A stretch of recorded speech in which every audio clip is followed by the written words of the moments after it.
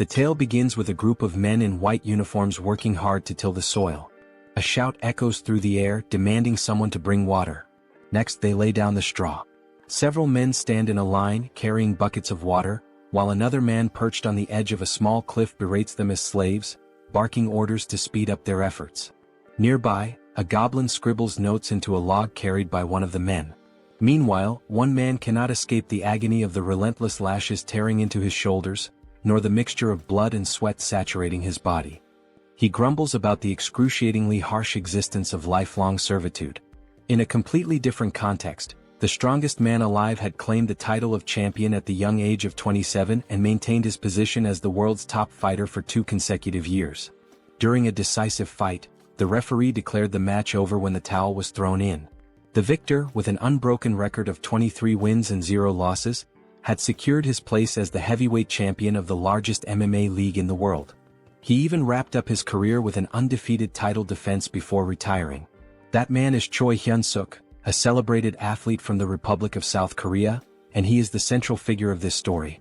Not long after his retirement, fate dealt him an unexpected hand in the form of the infamous truck Kun. As you might guess, the truck collided with him, cutting his life short. Hyunseok found himself bitterly lamenting the loss of all the money he had painstakingly saved for his retirement. After all, fighting was the only thing he had ever known in life. Adding to his woes, he was a single man with no romantic experiences to his name. Even half an hour after his death, Hyunseok remained melodramatic, though his perspective slowly began to shift. He started to see the silver lining. No more grueling training sessions, no more championship matches to defend. He even took solace in his lack of family or close friends, realizing there was no one to grieve his passing. While drifting in this ethereal space, an arm appeared out of nowhere. It belonged to a stunning angel who apologized for her tardiness. She referred to Hyunseok as an SSS-class hero and introduced herself as Rachel. Her role? She was a recruiter tasked with finding individuals whose earthly lives had ended. Hyunseok, overwhelmed and confused, blushed at her appearance, particularly at her chest. He flushed even deeper when Rachel grabbed his hand. Hyunseok requested an explanation, and Rachel presented him with 2 choices. The first option was to embrace death and await reincarnation, likely as an unlucky old bachelor. The second was to be resurrected immediately as a hero destined to save a world desperately in need of him. Rachel made the second choice especially alluring, surrounding Hyunseok with visions of beautiful women. Feeling unprepared and overwhelmed, Hyunseok responded that he needed time to think, as the situation was both sudden and lacking in detail. Rachel gently pressed him, asking if he truly intended to pass up such a once-in-a-lifetime opportunity.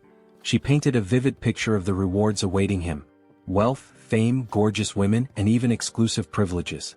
Yet, as Rachel continued her pitch, Hyunseok had already started tuning her out. He pondered his options. Choosing to become a hero meant fighting once more, a path he had just retired from. The alternative, peacefully awaiting reincarnation, seemed far more appealing. Rachel, noticing his lack of enthusiasm, decided to amplify her efforts. She described how, in the other world, the village chief would run to him barefoot, offering food and hospitality from the very start. Hyunseok would be warmly welcomed and would easily complete any quests given to him. Rachel went on to say that the chief might even offer his daughter, renowned as the most beautiful woman in the village, to Hyunseok. However, Hyunseok's stoic expression remained unchanged, much to Rachel's growing concern for her recruitment bonus. Switching tactics, Rachel feigned defeat, suggesting Hyunseok simply accept his fate as a lonely bachelor. This caught his attention. To seal the deal, Rachel introduced a chilling thought: there was no guarantee that his next life would even be as a human. This realization struck a chord in Hyunseok's mind. As Rachel began to leave, he grabbed her leg, announcing his decision to accept her offer. Feigning indifference, Rachel coyly asked him to repeat himself. Hyunseok tightened his grip, shouting that he would indeed take on the role of a hero. Satisfied, Rachel grinned and suggested they begin immediately. Bewildered, Hyunseok asked what she meant. A glowing magic circle appeared beneath him, signaling the start of his journey. Protesting his lack of preparation, Hyunseok realized there was no stopping what had already begun. Rachel insisted that the breathtaking world awaiting Hyunseok was already prepared for his arrival. She wished him an incredible adventure, though she couldn't help but complain about how difficult he made things, even though he ultimately agreed to go. Suddenly Rachel received a call. She picked up and reported that the prospective hero, Noam 137,421 Hyunseok, had just completed his transmigration. Meanwhile, Hyunseok drifted into unconsciousness, only to awaken to someone telling him to open his eyes. He wondered if this could be the village chief Rachel had mentioned, the one with the most beautiful daughter. The story seemed to be unfolding as expected, until an unexpected punch landed in his stomach, jolting him awake. Irritated, Hyunseok lashed out, asking if the person had a death wish, but he stopped mid-sentence. The figure before him didn't look human, it was wearing a wild boar skull adorned with horns. This strange creature was fuming, accusing Hyunseok of slacking off in the slave dormitory. Hyunseok, thoroughly confused, hesitated. Could this bizarre creature possibly be the village chief Rachel mentioned? The thought seemed absurd, it looked more like a monster he was supposed to fight. Timidly he introduced himself as a hero. The creature looked puzzled and approached him, mocking the idea of heroes being idiots nowadays. Hyunseok began to suspect something had gone terribly wrong but convinced himself that Rachel wouldn't deceive him. Was this monster his first quest? Trying to remain calm, he decided to take action in true Korean fashion. But before he could think further, the creature asked what he had just said. Without hesitation, Hyunseok kicked the creature, yelling for it to die. He briefly celebrated his successful kick, until the creature grabbed his foot. The creature smirked, asking if Hyunseok truly thought himself a hero. With a tired tone, it grumbled about how exhausting these self-proclaimed heroes were and wondered where they kept coming from. Hyunseok found himself immobilized as the creature clenched its fist and taunted him, saying he'd feel better after a good nap. The creature tossed Hyunseok into an underground prison. As Hyunseok adjusted to his dim surroundings, a loud banging sound echoed through the area. Someone outside the door screamed to open it, demanding another round with the cow-headed monster. The door creaked open to reveal an irate goblin wielding a sword. The goblin barked at the noisy prisoner, threatening to boil him into soup if he didn't shut up. Terrified, Hyunseok promised to stay quiet. After the goblin left, Hyunseok started complaining to himself about the so-called beautiful other world. He wondered where everything had gone wrong. His biggest concern? Dying a virgin in this life too. Suddenly, a voice called out to him from a small window in the cell. The person on the other side asked if he was a newcomer. Hyunseok, intrigued, asked who they were. The man introduced himself as a senior hero, about to embark on his own journey. He explained that they were currently trapped in the Demon King's army fortress, where humans were enslaved. Peeking through the window, Hyunseok was shocked to see a fellow Korean. He respectfully addressed the man as his sunbae and asked how they ended up in this dire situation. The man, amused by Hyunseok's politeness, teased him before yelling loudly to the other prisoners, asking if the self-proclaimed heroes were still alive. Voices erupted from every direction, claiming to be heroes. The room was packed with unfortunate souls who had met similarly grim fates in this world. Hyunseok, baffled, asked what was happening. The sunbae casually explained that there were at least 100 heroes who had fallen into the Demon King's fortress. He pointed out that the red cow-headed creature Hyunseok had encountered earlier was Reed Run, the head of the fortress. The goblin who had just threatened Hyunseok was Jark, a notoriously cruel prison guard. The man then revealed the truth behind their predicament. It was all because of Rachel, the so-called angel. Hyunseok's face twisted in confusion as the man cursed Rachel, referring to her as a wicked demon. The sunbae muttered bitterly, lamenting how things could have been different if not for her mistake. Hyunseok, growing hysterical, demanded clarification. Were they not supposed to start their journey in this nightmarish place? The man confirmed his suspicions. He explained that other heroes who had been captured in different locations told him about proper starting points. Heroes typically began their journeys in peaceful cities or rural villages, even without powers. Hyunseok's realization hit hard. The reason he was in this hellish situation was none other than the so-called angel Rachel. He remembered the angel's face clearly. A few days later, we find ourselves observing the 2nd Slave Squad of the 3rd Battalion within the Demon King's army. Humans were forced to work under harsh conditions, with goblins supervising them closely. The humans were even made to chant, "Let's crush the humans, let's devour the humans." Hyunseok's body shook with exhaustion as he carried an enormous log, a goblin perched lazily on top. Eventually, a bell rang, signaling the end of the day's labor. The goblin ordered them to return to their cells. Back in his prison cell, Hyunseok reflected on how the prison conditions almost seemed better in comparison. He recalled the angel's promise about special privileges for heroes. He decided to try a popular command often used in these scenarios: status window. To his surprise, it worked and his status appeared before him. As he examined his stats, he learned some basic information about his strength and abilities. Hyunseok muttered something about what he had discovered, catching the attention of the man in the neighboring cell. The man, overhearing him, was surprised to learn that Hyunseok already had stamina at level 1. Hyunseok confirmed it and mentioned his strength stat was at 28. The man, recalling Hyunseok's reputation as a former champion, was amazed. He hadn't expected Hyunseok to be so exceptional, especially with stats exceeding 30 at level 1. Hyunseok, however, dismissed the praise, pointing out that he was still just a slave. The man remained optimistic, assuring Hyunseok that someone with his potential could definitely escape and become a true hero. Hyunseok, unconvinced, feigned sleep.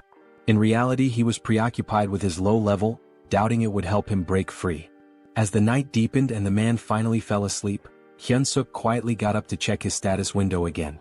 He noticed 2 intriguing options: mana that could grant superhuman strength and something called hero points. Hyunseok realized that the other so-called heroes didn't seem to know about hero points, as no one had ever earned any. Suddenly, a familiar light appeared, and the angel re-emerged, flaunting her appearance. With a teasing smile and a playful pout, she greeted him with a cheerful, "Long time no see." She provocatively asked whether she should reveal some important information about hero points. Before she could finish, Hyunseok grabbed the diminutive Rachel in his hands, his expression dark with frustration. He told her bluntly that he didn't care about hero points or anything else she had to say. At that moment, his priority was giving her a piece of his mind. Moments later, Rachel found herself tied up and dangling like bait on a fishing line. Apologetically, she explained that her magic circles had malfunctioned due to an unfortunate accident involving spilled coffee during a snack break. During her explanation, soundproofing magic was activated to ensure privacy. Hyunseok questioned whether she had been punished by being assigned as his manager. Rachel clarified that her role was to be his personal fairy, a guide to assist him until he defeated the Demon King. Hyunseok made it clear that he no longer cared about being a hero. Rachel, puzzled, asked him to elaborate. He explained that he had no intention of defeating the Demon King and would prefer to live a normal life. Rachel admitted that many prospective heroes chose that path, but she emphasized his extraordinary SSS-level potential. Hyunseok argued that his potential didn't obligate him to anything. He confessed that he never felt it was his destiny in the first place. Rachel tried to protest, but Hyunseok interrupted, saying he didn't want to live a life filled with endless battles as he had in his past. Rachel was startled by his words. She had always seen him as a foolish warrior driven only by fighting in women, but now she worried about her own fate. When she received her assignment as a personal fairy, Rachel had vehemently protested. She felt it was unfair for someone of her status to endure such a humiliating role. Nevertheless, she was ordered to stay by Hyunseok's side until he defeated the Demon King, and the decision was final. A personal fairy, she was told, must actively support and share both successes and failures with their assigned warrior. Despite her protest, she was teleported directly to the demon fortress. Back in the present, Hyunseok deduced that a personal fairy was obliged to obey their warrior's commands. Using this to his advantage, he instructed Rachel to contribute to his escape plan. Reluctantly, she agreed. A sudden noise from the door made Hyunseok act quickly, grabbing Rachel to conceal her presence. Goblins were waking the prisoners for the next day's labor. Rachel grumbled that she could use her stealth abilities without his interference. Even after roll call was complete, Hyunseok noticed that Jark, the cruel goblin guard, was still lingering by his door. The Jark informed Hyunseok that Raedran had summoned him to his office. Once there, Raedran brought up an unexpected topic. Apparently, Hyunseok had been working diligently these days. Hyunseok was utterly shocked while the Jark casually lounged on his shoulders. He couldn't believe that the foul-smelling goblin had actually complimented him. Raedran admitted that initially he had thought Hyunseok was just another lunatic human, but seeing his recent efforts had changed his perspective. That was why Raedran proposed a new role for him, head slave. Hyunseok was baffled and had no idea what Raedran was implying. Raedran elaborated, explaining that the workload had significantly slowed down recently, and someone needed to step up to manage the humans. Rachel anxiously hoped Hyunseok would refuse the offer outright. She whispered furiously, pestering him to decline, even yelling that a hero should never submit to officers in the Demon King's army. Both Raedran and the Jark heard the commotion and asked what the noise was. Hyunseok quickly shouted that he'd handle everything and ensure the humans worked harder. To distract them, he exaggeratedly bowed, slamming his head on the desk with a loud thud. Raedran was delighted. He confessed that, contrary to his first impression, he was beginning to like Hyunseok. He even promised to write him a special recommendation letter to join the Demon King's army, if he continued to perform well. Hyunseok was dismissed but felt despair deep down, watching his escape plans crumble. A few days later, the humans were chanting while working. Hyunseok strutted around, smugly scolding one worker for being too slow. He mocked, "Even my grandma could run faster than that." With such an attitude, he looked perfectly suited for the Demon King's army. The system window popped up, revealing that his hidden skill, charisma, had increased. Due to his leadership experience, Hyunseok exclaimed that being the head slave was the best. The other men exchanged worried glances, convinced he had lost his sanity. They whispered about him behind his back. Rachel, however, reprimanded him, warning that this behavior could land them in serious trouble. Hyunseok dismissed her concerns, telling her to trust his plan. He added arrogantly, "A sparrow like you can't understand the strategies of a phoenix like me?" When a man collapsed to his knees, Hyunseok scolded him harshly. The system window notified him that Reed-Run's favorability towards him had increased. Hyunseok saluted dramatically and thanked Reed-Run, declaring his loyalty. Rachel exploded in frustration, reminding Hyunseok of his desire for adventure and escape. Hyunseok scratched his head, explaining sheepishly that he was simply following the system's guidance. He reasoned that obeying the system was part of being a hero. Rachel argued furiously, insisting that boosting the Demon King's army officials' favorability was absurd and completely unlike any hero quest she had ever seen. Hyunseok stood firm, claiming it was the truth, even offering to read the quest description aloud. He read, "You who have found yourself trapped in the Demon King's fortress due to an idiot's mistake?" Rachel cut him off, arguing that the language was far too informal for a system message, which should always use neutral, precise wording. Hyunseok shrugged, insisting that perhaps an SSS-level hero system worked differently. The previous night, Rachel had made a scene, accusing Hyunseok of accepting the head slave position too willingly. Hyunseok retorted that she was the crazy one, not him. Out of nowhere, a system message had appeared, addressed to Hyunseok. It stated, "You who have found yourself trapped in the Demon King's fortress due to an idiot's mistake might feel as frustrated as someone discovering an empty toilet paper roll. However, this is an opportunity. To become a true hero, you must gain the favor of the Demon King's officer, Reed-Run, and earn 100 hero points." Hyunseok had been stunned at the time but realized this was his only viable option. Now back at work, Hyunseok led the slaves in singing the Demon King's Third Army Corps song. Rachel was puzzled, realizing only high-ranking figures could alter quest objectives. She wondered why they would do such a thing for Hyunseok. Suddenly, Jark approached Hyunseok again, instructing him to follow him to Reed-Run's office. Reed-Run praised Hyunseok for the significant increase in productivity among the slaves. Hyunseok, feigning humility, attributed the improvement to Reed-Run's wise decisions. Rachel scoffed, muttering that such shallow flattery wouldn't work. But to her shock, Reed-Run seemed genuinely pleased, visibly flinching with satisfaction. The system window reappeared, announcing that Hyunseok had achieved his favorability goal and successfully completed the hero quest. He earned 100 hero points, unlocking the beginner heroes store with his first points. Both Hyunseok and Rachel were astonished that the plan worked so effectively. With the favorability quest complete and everything progressing smoothly, Hyunseok decided it was time to move on to the next phase of his strategy. He approached Reed-Run, asking permission to begin training the slaves. Reed-Run raised an eyebrow and questioned the request. Hyunseok painted an idealistic picture, a group of slaves working in perfect harmony, trained to the point of discipline mastery, each performing the labor of three without slacking. He emphasized that with such efficiency, the fortress could be fully constructed within a week. Reed-Run, however, argued that humans were physically too weak to endure training while continuing their tasks. Unfazed, Hyunseok added that if this plan succeeded, even the commander would heap praises on Reed-Run. This was enough to convince Reed-Run, who approved the training without much further thought. Back in his cell, Rachel was dramatically despairing over the situation. She lamented that her hero had completely lost his mind, not only submitting to the Demon King's army but now training slaves on their behalf. She felt utterly hopeless and dejected. Hyunseok, irritated by her theatrics, snapped at her for being so noisy. He assured her he had a plan. Skeptical, Rachel asked if he was trying to make a fool of her again. Hyunseok, quick-witted as always, retorted by asking if she thought he was her He then revealed his true intentions, using the slaves to stage a rebellion. Hyunseok explained that the fortress housed around 3,000 human slaves, while the Demon King's army station there had only about 500 soldiers. Furthermore, a base for the Human Alliance was located nearby. In the chaos of an uprising, they could request reinforcements from the Human Alliance.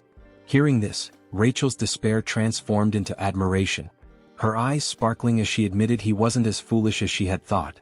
Hyunseok then decided to check the rewards from the quest. Rachel, still skeptical, asked if he truly received hero points or if the whole quest was fabricated. Hyunseok reassured her, explaining that everything he had been saying was true.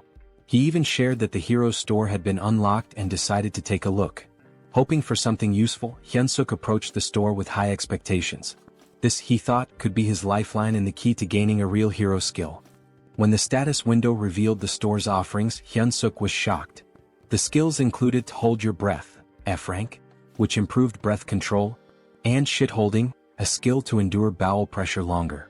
Hyunseok sarcastically mused that shit-holding should have been an SSS rank skill, especially useful in public emergencies. The other skills available were mundane, cooking, cleaning, and laundry. Confused and furious, Hyunseok questioned how these were hero-appropriate skills. Rachel, laughing at his frustration, explained that the store was still at level 1. She assured him that collecting more points and leveling it up would eventually unlock better options. Still fuming, Hyunseok lashed out, telling Rachel to shut up and calling her a swindling fairy. The next day, the slaves saluted the Demon King as Hyunseok commanded them to sing the Third Army Corps song. At his signal they began. We, the great Demon King army, defeat humans, eat humans. Forget all the suffering when you catch them. Nothing under the sky compares to the Demon King's affection. Reed Run observed the performance, feeling pleased with his decision to allow Hyunseok to train the slaves. Suddenly, the door to his quarters burst open as Jark entered with urgent news. The human army was advancing toward the fortress. The 8th Division, the largest unit in the area, had already fallen into a trap and retreated. If the 8th Division had been defeated, Jark warned, it was only a matter of time before the humans reached the fortress. Despite the dire situation, Reed Run remained calm. He acknowledged Jark's suggestion to evacuate but insisted they wait a moment. He declared that since ancient times, wars were won or lost based on supply lines. The first rule of war, he stated, was never to lose a competent supply officer. With that, he instructed Jark to leave while he took care of Hyunseok before following. Meanwhile, Hyunseok scolded the slaves, asking if they were prepared to follow his orders. Hearing a commotion, he sighed, suspecting that combat training might once again be interrupted by Reed Run's constant surveillance. Checking the status window, Hyunseok noted that while his abilities had improved slightly, it wasn't enough to launch a rebellion.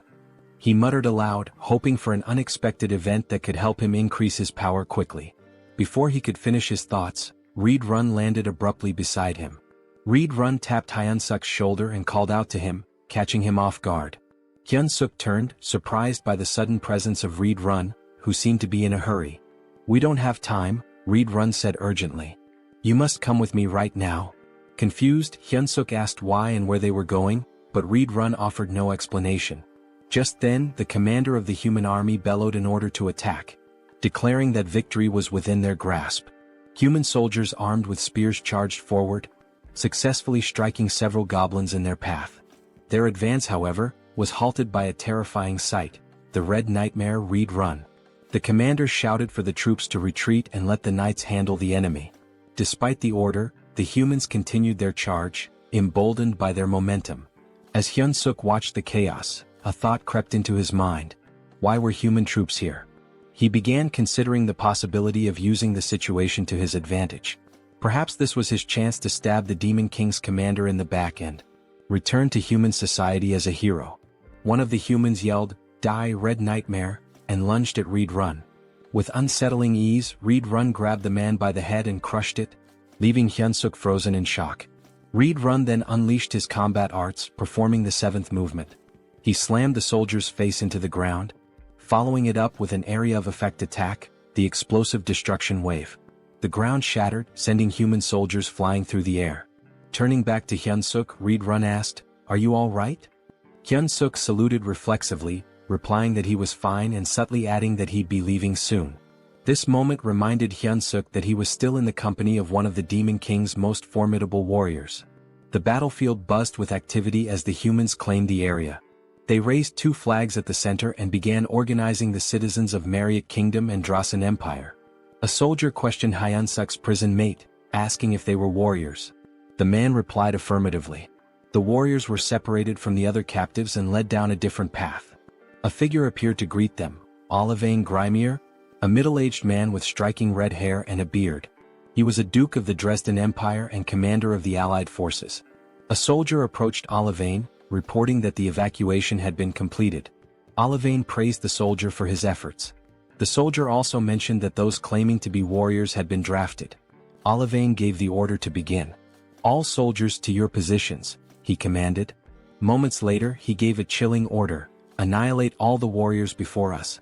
Meanwhile, a carriage traversed the forest. Inside, Hyunseok sat in sullen silence, bidding farewell to his dreams of adventure and his imagined second life. Across from him, Reed Run sat stoically. Hyunseok couldn't help but think about how Reed Run had effortlessly dispatched everyone chasing them. Their pursuers were no longer a concern. Rachel, attempting to cheer Hyunseok up, remarked that moments of crisis often present opportunities. She suggested they head to the headquarters and properly assess the Demon King army situation. Hyunseok, unimpressed, told her to shut up. Breaking the silence, Reed Run admitted, "I must have fallen asleep for a moment." He looked at Hyunseok and asked, "Did you say something?" Hyunseok quickly covered, claiming he was just mumbling about how honored he was to accompany someone like Reed Run. Reed Run, seemingly touched, expressed his appreciation. He informed Hyunseok that they were nearing the 3rd Corps headquarters and encouraged him to look forward to it. "Once we arrive," Reed Run added, "I'll officially enlist you in the Demon King's army." Hyunseok turned pale but managed to force out, "It's an honor."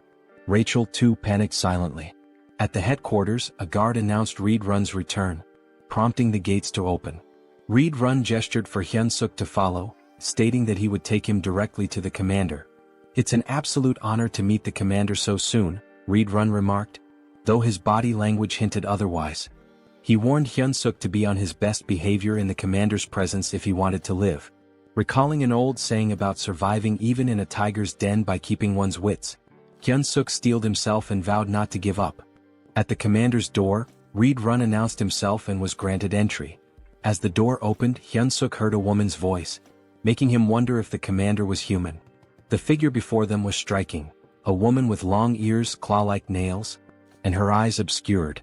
Her jaw and neck bore a different hue, adding to her otherworldly appearance. She lounged in her chair, wearing stilettos, exuding an aura of command. "Welcome back, Reed Run," she said with a smile. She observed that he had gained even more muscle since their last meeting. This woman was Hemis, the commander of the Demon King Army's 3rd Corps. Reed Run responded with a compliment, remarking on how her beauty had become even more radiant. Hyunseok felt his cheeks flush. He couldn't believe that such a stunning woman was a commander. Hemis smiled graciously and thanked Reed Run for his kind words. Meanwhile, Hyunseok was panicking internally, unsure of how to respond. Should he also compliment her beauty? He wrestled with the thought as Reed Run shifted the conversation. Reed Run admitted his shame for failing to defend the fortress. Hemis dismissed his guilt, explaining that the blame lay with the 8th Division commander, not him. She added with a sharp tone, "I should have already made a bag out of his hide." Hyunseok felt his breath hitch. Hemis continued, noting that the 8th Division commander had returned alive, but as a disgrace. The pressure Hyunseok felt in her presence was overwhelming, far surpassing anything he had experienced before. He clenched his fists, doing his best to conceal his trembling. Changing the subject, Hemis turned her attention to the human Reed Run had brought. Reed Run introduced him as Hyunseok, the individual he had reported about earlier. He announced that he had brought Hyunseok to officially enlist him in the Demon King army. Hemis stepped closer, inspecting him. "He's cute," she commented casually. She expressed her anticipation for his performance, especially since he had been chosen by Reed Run. Hyunseok, though flustered, managed to stammer out that he would do his best. Hemis, however, remarked skeptically, "With that body you won't last long in the demon army." She turned to Reed Run, asking if he agreed. Reed Run nodded, adding, "He'll be eaten alive by the others." Reed Run then noted how rare it was for a human to join the demon army and requested permission to train Hyunseok personally. Hemis's response was swift and firm. "Absolutely not," she said. She explained that Reed Run's time shouldn't be wasted on a human. Then something startling happened. Hemis began to transform. Her head morphed into something resembling a flower, but one with teeth and a long tongue. Hyunseok's jaw dropped in disbelief as he watched her shove her arm into her own mouth. Moments later, her face returned to normal, and in her arms she held a black dog-like creature. She informed Hyunseok that he would now be tasked with caring for her pet. The creature, though small, looked ferocious. "This is Bobo," Hemis introduced him warmly. "Isn't he adorable?" Hyunseok on the inside wondered what kind of pets this could possibly be. He couldn't help but think that it looked like it had come straight from the depths of hell. Also in his own language the name Bobo meant stupid, which added an ironic twist to the situation. Reed Run observed the creature and remarked, "I can sense immense power in it even as a baby." Hemis beamed at the acknowledgement, clearly pleased. Hyunseok, however, remained skeptical. Noticing his hesitation, Hemis asked pointedly about his reaction, intimidating him further. "Don't you like it?" she pressed. Hyunseok quickly backtracked, insisting, "It's an honor to care for Bobo." Satisfied with his answer, Hemis handed Bobo over to him. She advised him, "Bobo is growing, so don't forget to feed him. He gets unpleasant when hungry." She also warned that assigning new caretakers for Bobo had become a challenge, since he had been eating them all. Rachel's voice rang out loudly, surprising everyone. She had noticed a new hero quest in the system window and couldn't contain her shock. Hyunseok shushed her immediately, fearing she might wake Bobo. The quest details appeared before him. Survive by earning Bobo's affection and secure a better future. The reward was 200 hero points. Hyunseok was stunned. Was he really tasked with winning over a commander's pet? Just then the door opened and a goblin entered, knocking on the frame. Hyunseok greeted it politely, but internally he couldn't help but feel uneasy. Having a goblin as his companion made him feel like he was being treated as a snack. Curious, he asked about previous caretakers. The goblin informed him bluntly that there were none left. They were all dead. The goblin explained that from now on, it would be their job to prepare meals for Bobo. "Is that all?" Hyunseok asked. "Yes," the goblin replied, but just as it was about to bark another order, a shadow loomed over it. It was Bobo, licking the goblin's head ominously. Terrified, the goblin clung to Hyunseok's leg, pleading desperately. The goblin even offered Hyunseok his food to save itself. Hyunseok's patience snapped. "What are you doing?" he shouted. The goblin ignored him, knowing one of them wouldn't survive. Furious, Hyunseok grabbed the goblin and hurled it toward Bobo. "You're the one who's dying," he declared as Bobo prepared to make his move. Hyunseok handed the snack to Bobo, who seemed delighted. Without hesitation, Bobo devoured it. Hyunseok and Rachel watched as Bobo happily enjoyed his treat. Later, Rachel found herself in a panic, running for her life. Bobo was chasing her. Desperate for help, she shouted at Hyunseok, but he casually replied, "You better not run too long. He'll get hungry again." Hyunseok's eyes caught something. A new item was available, an extra-large bone. This particular bone could attract Kennedy-type monsters and charm them. It was priced at 30 hero points. Acting quickly, Hyunseok called Bobo and showed him the bone. He threw it and Bobo's eyes lit up with excitement before dashing to fetch it. Meanwhile, Rachel, exhausted from all her flying around, grumbled, "You should have found that sooner." Hyunseok, smug, replied, "That's why my brain doesn't miss the small stuff." He thought the quest would be smooth sailing from then on, but he was wrong. Bobo suddenly lunged at him, narrowly missing and tearing only the hem of his shirt. That's when it hit him. The bone wasn't enough. Bobo needed fresh meat. Rachel asked if he was seriously considering taking Bobo outside. Hyunseok mulled it over, feeling the pressure as Bobo began baring his fangs. Frantically, Hyunseok blurted out the first calming word that came to his mind. "Walk." Bobo froze and immediately changed his demeanor. The feral energy vanished, replaced by a happy, tail-wagging excitement. Bobo even hugged Hyunseok, who sighed in relief. Now outside, Hyunseok searched for the kitchen, but he was utterly lost. Bobo, full of energy, was pulling him in all directions, making things harder. Rachel, scanning the area, admitted she couldn't smell any food. She spotted a goblin and suggested asking it for directions. Hyunseok approached the goblin, who looked puzzled to see a human. As Bobo reverted to his wild nature, the goblin froze in terror. Hyunseok tried to reassure the goblin, explaining it was just Bobo's walk time. The goblin, still horrified, asked why a human was walking Bobo. Bobo licked the goblin's face and Hyunseok firmly told him, "You can't eat him." Hyunseok asked where the kitchen was and the goblin, trembling, pointed to the left before sprinting away. Rachel and Hyunseok stared after him, stunned, before bursting into laughter. The goblin's terror was so over the top, it made them question if he really belonged in the demon army. Once the laughter died down, Hyunseok refocused. He was ready to search for meat in the kitchen. Rachel, however, questioned his long-term plans, asking if he intended to care for a dog forever. Hyunseok scoffed, replying that, of course not, he still had dreams to chase. But when he turned back, Bobo was gone. Panic hit him instantly. He turned pale and shouted, "Where the hell is that dog?" Hyunseok felt despair creeping in.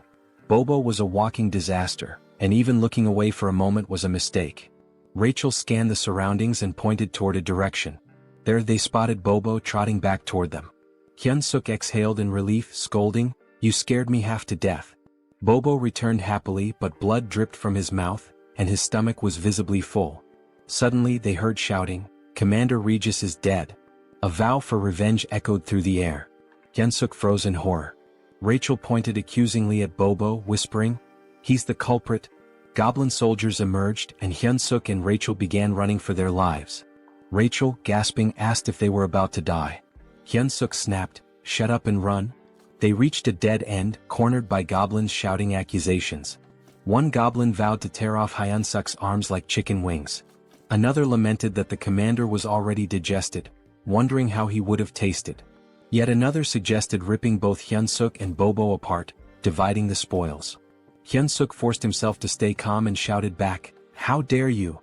Outnumbered, he needed a plan. Thinking quickly, he lifted Bobo and asked the goblins if they knew who the brave one was. Confused, the goblins stared at Bobo, who they had assumed was just a wild beast. When Hyunseok heard their words, his fury rose and he reprimanded the goblins. He declared that this adorable yet lethal creature was none other than Bobo. The goblins hesitated, recalling that Bobo was rumored to be Commander Hemis's pet, but they dismissed it. They assumed it was just another deceitful trick from a human. Still, some goblins began to worry that Hyunseok might actually be telling the truth. Hyunseok questioned how they could fail to recognize Bobo, calling it a disgrace. The goblins stared at him, baffled by his confidence. Hyunseok, maintaining his composure, commanded Bobo to unleash his beast mode. Without hesitation, Bobo obeyed, transforming into a ferocious predator, saliva dripping as if anticipating a meal. Hyunseok addressed the goblins again, reaffirming, "This is Bobo." He then ordered, "Bobo, bite him." Bobo let out a deafening roar and pounced on the nearest goblin. Blood splattered as Bobo's teeth tore into his target. Hyunseok watched the grisly scene unfold, casually remarking, "A dog without a muzzle sure gets messy." When Bobo finished, only the goblin's bones remained. Turning to the others, Hyunseok asked mockingly, "Anyone else doubt who Bobo is?" The goblins frantically apologized, claiming they had no idea it was really Bobo. At that moment, a system notification appeared before Hyunseok. It revealed that his extraordinary charisma had subdued numerous demons, increasing his hidden charisma stat. Hyunseok grinned, pleased with the recognition. Just then, a voice from behind interrupted him. A calm but commanding presence addressed the group, wondering aloud about the commotion. It was Commander Hemis. She surveyed the scene, amused, commenting that the cute newbie was causing quite the stir outside. Hyunseok felt his blood run cold. Standing in her office had been nerve-wracking enough, but now facing her here was even worse. Hemis chuckled, clearly entertained by Hyunseok's audacity in using her name and Bobo to survive. Hyunseok bowed deeply, admitting he had committed a severe offense. Hemis raised an eyebrow, confused, as she had actually intended to compliment him. She admired his resourcefulness and wit, contrasting him with the less clever demons she often dealt with. "You've got guts too," she added with a smirk. Hyunseok stammered out a hesitant thank you, unsure if her words were genuine praise or a veiled threat.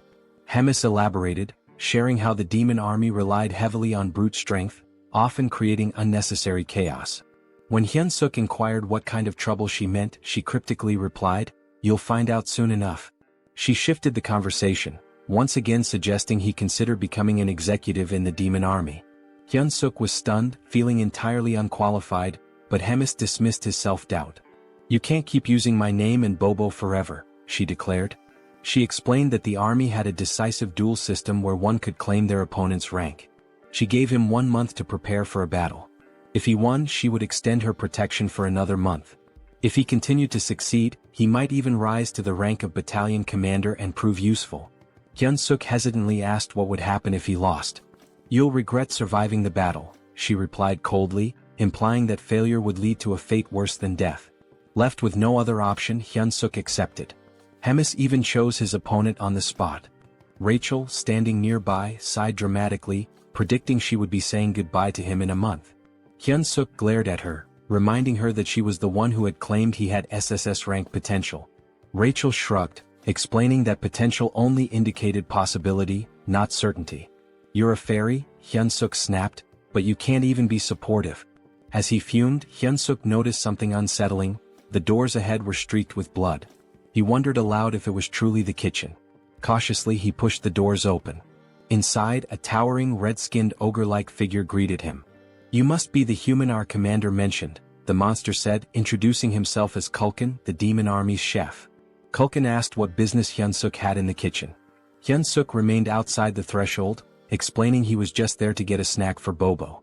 Kulkin's eyes narrowed as he realized that Bobo's caretaker had changed yet again. However, he refused Hyunseok's request outright, leaving him dumbfounded. Kulkin explained there was no reason for him to help a human. The only order from Commander Hemis was to spare Hyunseok's life. Desperate, Hyunseok asked if there was any way to negotiate, emphasizing that the food was for Bobo. After some thought, Kulkin proposed a solution. If Hyunseok truly wanted meat, he would have to hunt it himself like the goblins did. Hyunseok paled as he glanced at the goblins, who were busy chopping up what looked disturbingly like other goblins. He realized with a sinking feeling that Kulkin's idea of hunting was far more gruesome than he had anticipated. The next thing we knew, Hyunseok found himself standing before a colossal, ferocious wild boar. He had been informed that this creature would be his dinner tonight, if he managed to kill it. As he stood there, Hyunseok couldn't help but reflect on how he had ended up in such a precarious situation. This same boar had already claimed Morgan's life. Although they called it a hunt, the boar seemed to do nothing but charge relentlessly at its opponents. The cooks had sworn to avenge Morgan. Hyunseok, observing the chaos, quipped that it was unclear who would ultimately be having dinner. Rachel, ever the pragmatist, asked what their next move should be and even suggested they run.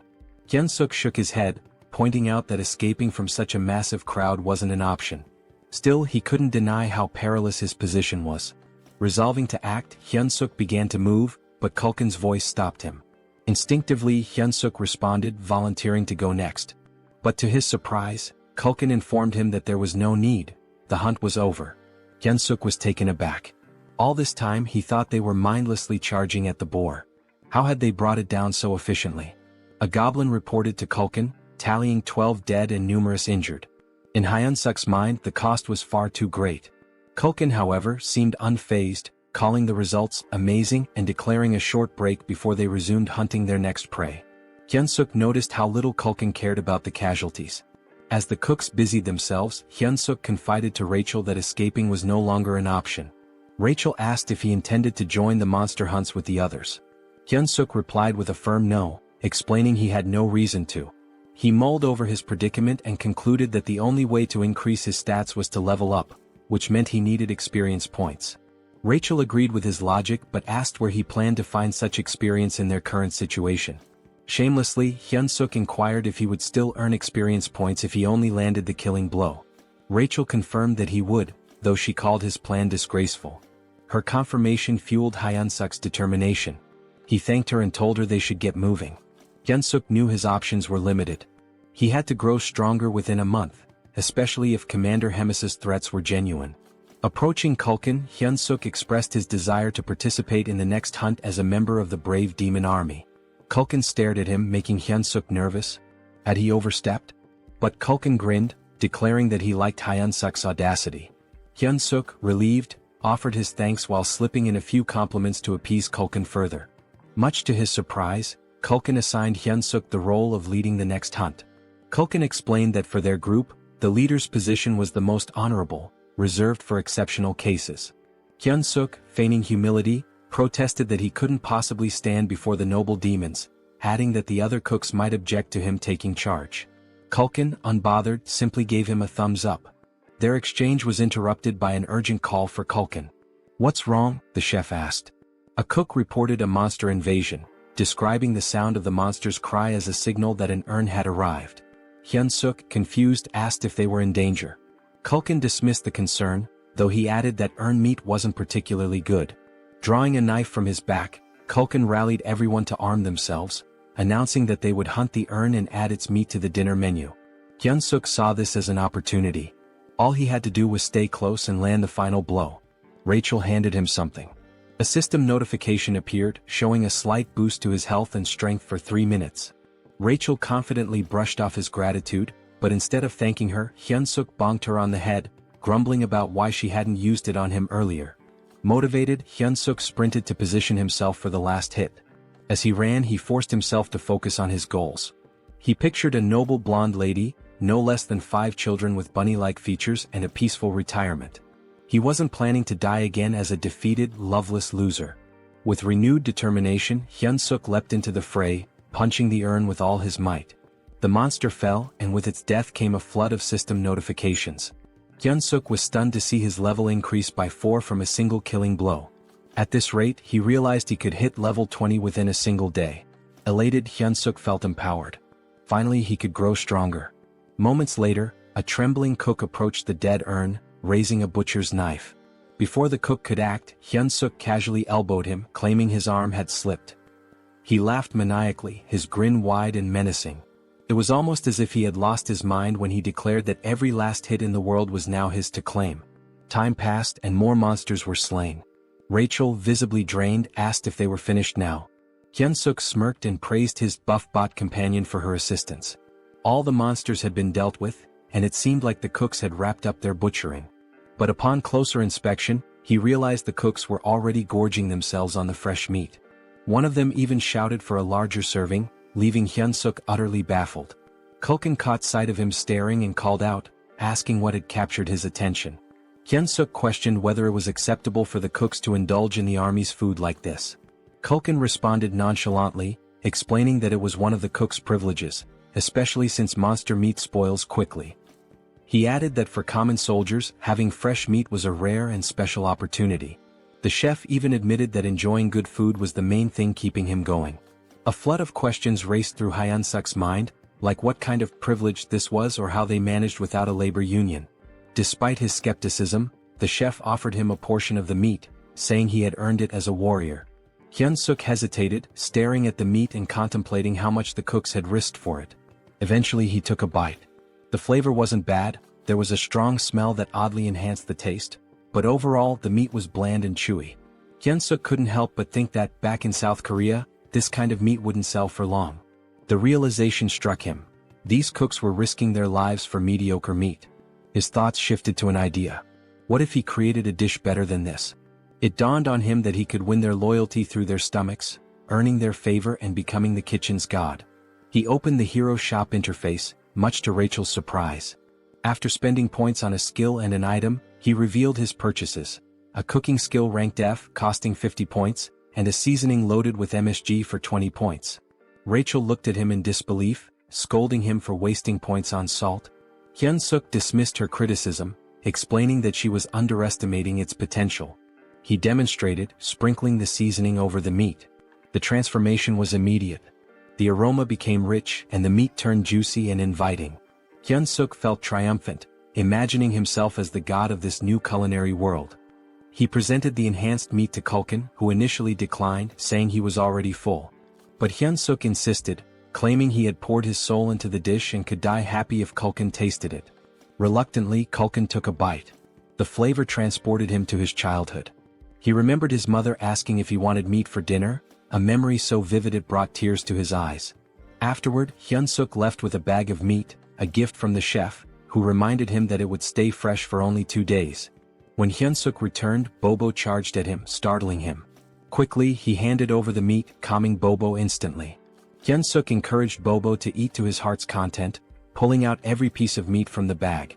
Bobo devoured it happily, and Hyunseok even promised to bring more tomorrow, earning a boost in Bobo's affinity. This also completed their hero quest, awarding them 200 hero points, exactly as Hyunseok had planned.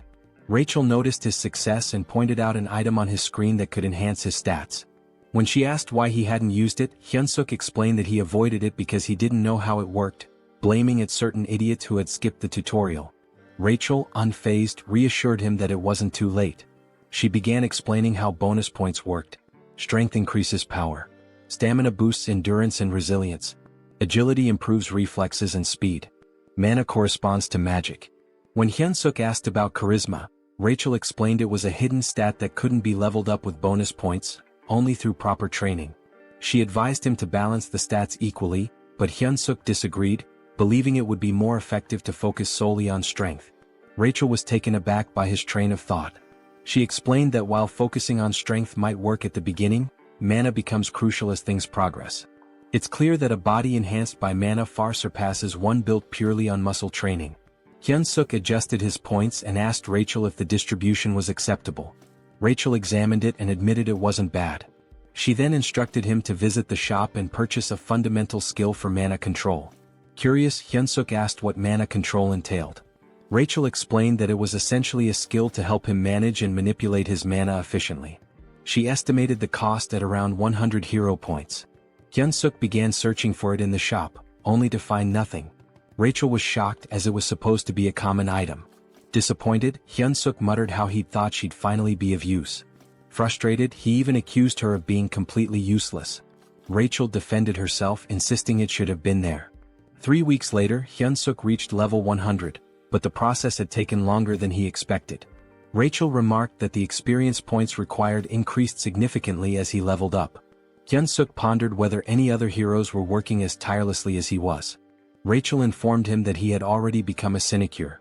Hyunseok found that hard to believe. He berated Rachel, reminding her of the countless times he had nearly died that day. Rachel explained that most people take about 6 months to reach level 100. She added with some sadness that she wanted to get along with him, but Hyunseok retorted that she had brought it upon herself. At that moment, the door opened and a goblin entered, informing Hyunseok that the commander wanted to see him. When Hyunseok arrived at Hemis's office, she greeted him warmly. She remarked that he looked healthier than before and had clearly grown stronger. She noticed that his mana had doubled. Hyunseok explained that he had been working hard to provide the best quality meat for Bobo every day. Hemis, however, commented on how rapidly his strength was increasing. She asked if it had something to do with the hero leveling system. Hyunseok froze, realizing that Hemis knew he was a hero. He wondered how long she had known. Hemis assured him that she had figured it out the first time they met. He asked her how she knew. She explained that she had a connection to someone who was deeply interested in heroes. Hemis then asked why he thought she had summoned him. Hyunseok tried to guess, mentioning his recent battles. She reminded him of their promise and asked if he remembered it. When Hyunseok affirmed that he did, she scolded him for his behavior. Suddenly, Hemis transformed into a monstrous flower-eating creature. She expressed her frustration with how quickly he was leveling and warned him to work harder if he wanted to survive. For her, it was all about entertainment. Hyunseok recalled how crowds are most thrilled not by flashy performances or easy victories but by dramatic, unexpected twists. He realized she had set him up against an opponent he could never hope to beat. Rachel, panicked, yelled, asking what his plan was. Hyunseok told her to stay calm and let him think. He reasoned that his best course of action was to gather as much information as possible about the opponent before the battle. Hyunseok intended to study their strength carefully. Rachel pointed out that they only had the opponent's name, questioning how he planned to identify them. Hyunseok revealed his plan to buy an item from the hero shop called the Combat Power Meter. The device, costing 50 hero points, would measure an individual's strength, stamina, agility, and mana. Hyunseok intended to use it to gauge his opponent's power level and then train against someone with a similar level. Rachel sighed, teasing him for only being clever in critical moments. Hyunseok fired back, saying it was better than always being useless. They tested the combat power meter on Rachel first. Her combat power was 375. She admitted she couldn't tell if that was high or low, so she suggested measuring Hyunseok's. Hyunseok handed her the device, waiting for the results. However, Rachel appeared confused. Hyunseok asked if she had seen anything. Rachel hesitated, then claimed the device must be broken, as she couldn't comprehend why his stats were higher than hers. Hyunseok's strength was revealed to be 1,560. He smugly asked Rachel if she was sure she wasn't the weaker one between the two of them. Rachel, feeling dejected, admitted she had a strength level of 10,000 just a month ago. Hyunseok asked if the combat power meter had worked properly despite her doubts. They checked Bobo's combat strength, and the damn dog had an insane 47,422 strength. Rachel felt utterly humiliated knowing that both she and Hyunseok were weaker than a dog. Hyunseok found the situation amusing, joking that maybe Bobo's breed had received a buff. Stepping outside, he decided to survey the strength levels of other orcs. He noticed that goblins, who looked the weakest, had considerably lower stats compared to the other orcs, most of whom had numbers comparable to his own. Suddenly, someone announced Captain Bulkman's arrival, prompting everyone to salute. As the captain passed by, Hyunseok used the combat power meter and discovered Bulkman's strength was an impressive 14,300. Hyunseok observed that individuals with combat strength over 10,000 typically held commander-level positions. He confirmed with Rachel whether his opponent was truly a platoon leader. Rachel affirmed this, adding that the opponent's name was Kirkin. Rumor had it that Kirkin was an orc with the intelligence of a pig. Hyunseok reasoned that a platoon leader should only have around 3,000 strength, meaning he might have a shot if he leveled up some more. Determined, he searched for Kirkin. When he found him, the combat power meter showed Kirkin's strength at 6,671. Rachel bluntly stated that the situation essentially meant Hyunseok was being sent to die. At that moment, Hyunseok received a hero quest. The system window displayed a notification, stating that his odds of defeating Kirkin were almost zero. However, because persevering through impossible situations was his defining trait, he was being given a chance. He needed to raise his combat strength to 3,000 within a week. The reward? 300 hero points. Hyunseok sarcastically commented on how perfectly timed the quest was, jokingly wondering if the system was spying on him. Despite the grim odds, he accepted the challenge, realizing it was a do-or-die situation. He resolved to outwit both his observer and Hemis to survive.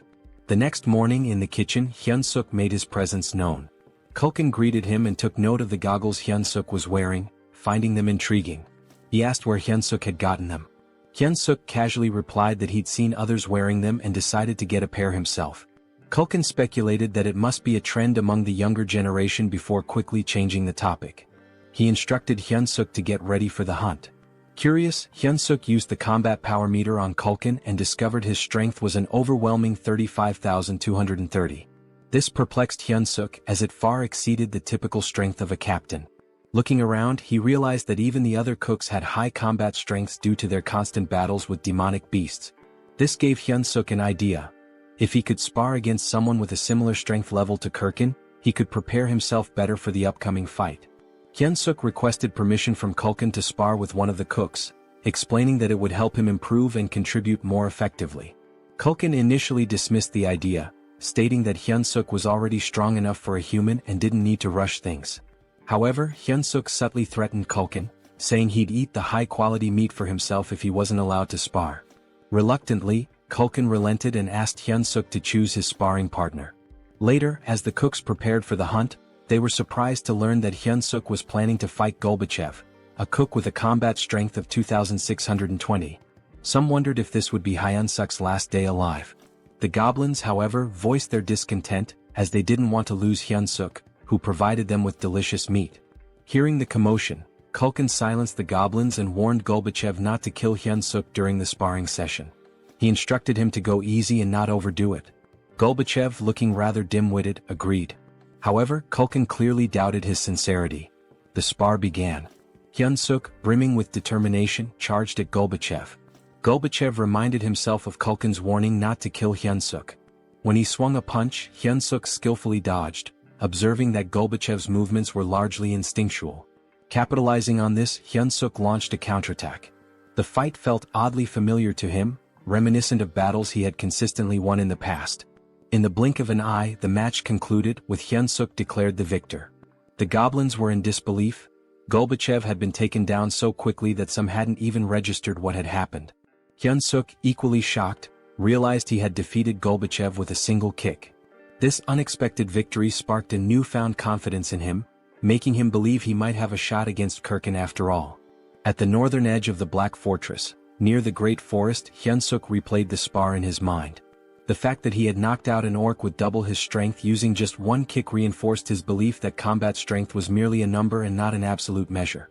He concluded that with a bit more improvement he could secure an easy win in his upcoming fight. Just then, a goblin approached Kulkin to report a large number of Talas appearing up ahead. Kulkin, visibly annoyed, asked if they were within Tala's territory. Hyunseok, curious, asked what the problem was. He questioned if it was because Tala's meat tasted bad. Culkin clarified that their meat wasn't too unpleasant. In fact, their bone marrow was considered a great delicacy. However, Talas lived in groups and had remarkably strong maternal instincts. If anyone harmed their young, it would lead to serious trouble. Hyunseok assumed the hunt would stop there, but Culkin, craving their flavorful meat, decided to proceed. He commanded everyone to attack, declaring that Tala's meat would be their snack for the day. He ordered them not to let any Talas escape and to slaughter them on the spot. The creatures resembled spiders with skull-like structures on their bodies. Hyunseok slyly shoved a goblin, feigning an accident, and seized the opportunity to land final blows to rack up XP. After some time, the group had amassed a collection of slain Talas. Hyunseok delivered the finishing blow to the last one, leveling up as a result. Rachel praised him for being a pro at stealing final hits. Accepting the compliment, Hyunseok explained that this was precisely why he enjoyed working in the kitchen. Suddenly, an overwhelming pressure enveloped the area, catching Hyunseok off guard. As he turned, someone screamed. The Talas queen had arrived. Her fury was palpable as she saw the pile of dead Talas. With a growl, she expressed her rage. Curious about her strength, Hyunseok used his goggles to assess her stats, only to find her power was immeasurable. The horrifying reality was clear. They had just mercilessly killed her children. Hyunseok spun around to ask the chef what to do, only to find him fleeing. The chef shouted for everyone to survive and meet again later. Hyunseok thought bitterly about the chef's irresponsibility when a loud noise drew his attention. Someone barked orders for everyone to scatter. Weak goblins were being torn apart as the enraged Talas queen screamed, her cry so deafening that Hyunseok had to cover his ears to endure it. Rachel alerted him to look behind, and when he turned, he saw hundreds of Talas charging toward him, led by the queen herself. Naturally, Hyunseok bolted as fast as he could, with goblins in the distance screaming for help. He knew that if he paused for even a moment he'd be dead. Eventually he stumbled upon a cave and hesitated, wondering if it was safe. Rachel reassured him it was empty, claiming she had scouted it earlier. Though Hyunseok didn't fully trust her, he figured the cave was safer than the forest, where he was vulnerable on all sides. The cave was surprisingly deep. He asked Rachel if it was a natural formation, but she didn't know. She did note how spacious it was, large enough for even the Talas queen to enter. An idea began to form in Hyunseok's mind as he spotted a gooey substance on the wall. Rachel dismissed the possibility of it being a Talas hideout, citing the chef's claim that no Talas groups were nearby. However, the sticky residue unsettled Hyunseok. Were these spider webs? Then he saw them eggs. Realizing the cave was a Talas nest, he knew it wasn't a safe place after all. Just as he decided to leave, glowing green eyes emerged from the shadows. A fully grown Talas charged at him. Hyunseok sprinted as fast as he could, with Rachel frantically asking if they were heading in the right direction. Hyunseok admitted he had no idea. This was his first time in the cave too. Suddenly he stepped on something, lost his footing and slipped. Panicked, he grabbed the first object he could find and hurled it at the Talas. The creature caught the object in midair, an egg. To Hyunseok's surprise, the Talas stopped attacking, seemingly distracted by the egg. He turned to Rachel for an explanation. Rachel theorized that the Talas might have found the egg appealing due to its round, smooth and moist texture, noting that it resembled a Talas egg. Inspired, Hyunseok grabbed another egg and taunted the Talas, declaring he wouldn't take any more of its nonsense. The Talas panicked, confirming that his strategy was working. Taking a firm stance, Hyunseok hurled the egg. The Talas scrambled to catch it, reacting almost desperately. Rachel observed the Talas's impressive agility and physique, likely enhanced by its monstrous nature. She questioned Hyunseok about his next move. Hyunseok, exasperated, asked what options he had left when there were still over 100 eggs scattered around. Despite the situation, Hyunseok even dared to taunt the Talas when one of the eggs cracked. He mockingly told the Talas that he could probably catch better than it could. Hyunseok ordered Rachel to fetch him another egg, but she informed him that they were down to the last one. Panic set in as Hyunseok turned pale, realizing he had seriously messed up. The Talas let out a furious growl and lunged at them. Hyunseok quickly ordered Rachel to cast a buff spell. The Talas queen was seething with rage, but Hyunseok noticed that she was already drained from chasing after the eggs. He steadied himself and focused, knowing he could seize victory. As the Talas queen charged at him, Hyunseok prepared his ultimate attack, Paradise Reincarnation shot. Instead of retreating, he confronted the monster head-on, delivering a powerful strike that defeated the Talas. Several system notifications popped up, confirming that Hyunseok had leveled up. Rachel rushed over to check on him, asking if he was alright. Hyunseok admitted he wasn't, joking that he felt like he was dying right then and there. He suggested they find a safer spot. To his surprise, Rachel revealed that she could also use healing magic. Hyunseok praised her, remarking that investing in mana points had really paid off. Rachel, however, modestly explained that her magic wasn't very potent and could mostly just stop bleeding. Hyunseok allocated his newly earned stat points and decided to head back. At level 108, his stats now stood at Strength 56 plus 2, Agility 53 plus 2, Stamina 55 plus 2, Mana 53 plus 2 and Charisma 27. He felt a sense of accomplishment with his now balanced stats, even though he wasn't sure how to utilize them all just yet. He considered it an investment for future endeavors. Suddenly a familiar voice echoed in the cave. It was Kulkin, delighted to see Hyunseok alive. Hyunseok asked why Kulkin was there. Kulkin explained that he'd found the cave while fleeing and thought they were lucky to have made it out alive. But Kulkin froze when he realized it was the Tala's nest. He spotted the scattered items on the ground. Hyunseok revealed that they were Tala's eggs, explaining that this was where the Talas laid them. Kulkin's eyes lit up upon hearing this. He excitedly mentioned that Tala's eggs were an extremely rare delicacy, reserved for high-ranking officials. Hyunseok, irritated, yelled at Kulkin to focus since they needed to escape. Kulkin remarked that the Tala's queen was likely already in the cave and admitted that defeating her would require someone of division commander rank or higher. He resigned himself to the idea that the egg would be his final meal. Suddenly voices echoed from the entrance. The surviving goblins had arrived, along with the head chef. Kulkin acknowledged those who barely made it and offered them a taste of the precious egg. Hyunseok silently vowed not to let this be his last meal, especially since he hadn't yet enjoyed his wife's 5-dish spread. Determined, he refused to die in such a pitiful place. Meanwhile, in Hemis's office, someone greeted the commander, commenting on his usual stiff demeanor. She inquired if he had completed his assigned mission. Readrun reported that he had successfully captured the Holy Empire's next saintess as instructed. Impressed, Hemis praised Readrun for infiltrating a fanatical cult in just 3 weeks.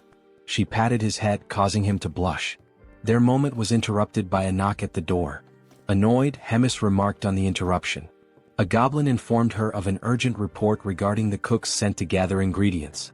Hemis dismissed it at first, assuming it was a routine issue, but the goblin clarified that the incident was severe. The Tala's queen had appeared, leaving most of the cooks, including Kulkin, dead or missing. Hemis asked about Hyunseok, to which the goblin reported that he was also missing. Hearing this, Readrun's expression darkened. Back in the cave, the goblins were toasting with Tala's eggs, resigned to their fate. Kulkin bid them farewell, but Hyunseok smacked him on the head, yelling at him to snap out of it. Kulkin gave him a bewildered look as if asking, "What the hell?" Hyunseok replied that Kulkin seemed to be under some wicked spell and claimed he used a secret weapon to wake him.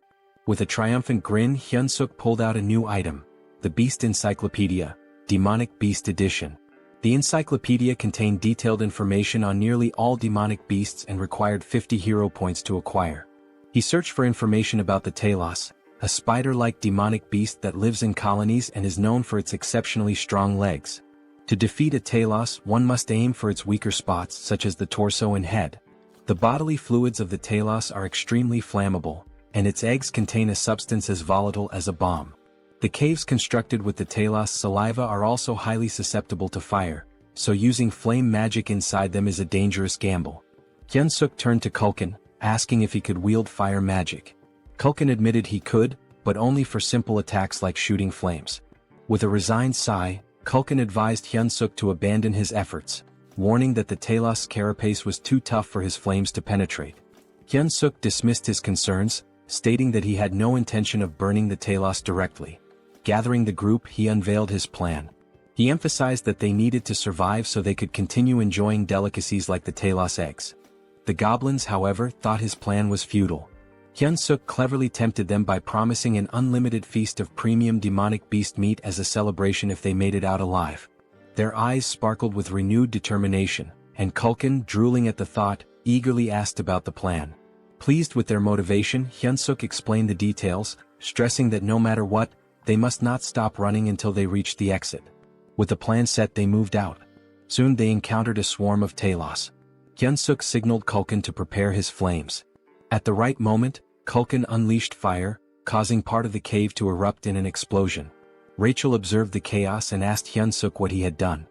He explained that by allowing the fire to spread, the remaining eggs deeper in the cave would act as a distraction. This would keep the Talos occupied long enough for them to escape. Hyunsuk instructed the goblins to stay focused on surviving and to throw an egg as a diversion if needed. With only one egg left in his possession, they had to locate the exit before using it. As they pressed on, Rachel spotted light ahead. Hyunsuk guided the group toward it, urging them to keep running. Relief washed over them as they reached the light, but it was short-lived. Standing in their path was the Talos Queen. Hyunsuk's expression darkened as the massive creature blocked their way. Culkin, equally dismayed, whispered that the Queen had returned, believing their doom was imminent. But Hyunsuk refused to give up. He noticed the Queen wasn't attacking them outright. Sensing an opportunity, he addressed her directly. He instructed Culkin to ignite something, then held up the last egg, threatening to detonate it. If this explodes, Hyunsuk warned, we all die, your offspring included. The Queen hesitated, her gaze fixed on the egg. Hyunsuk intensified his demand, urging her to step aside.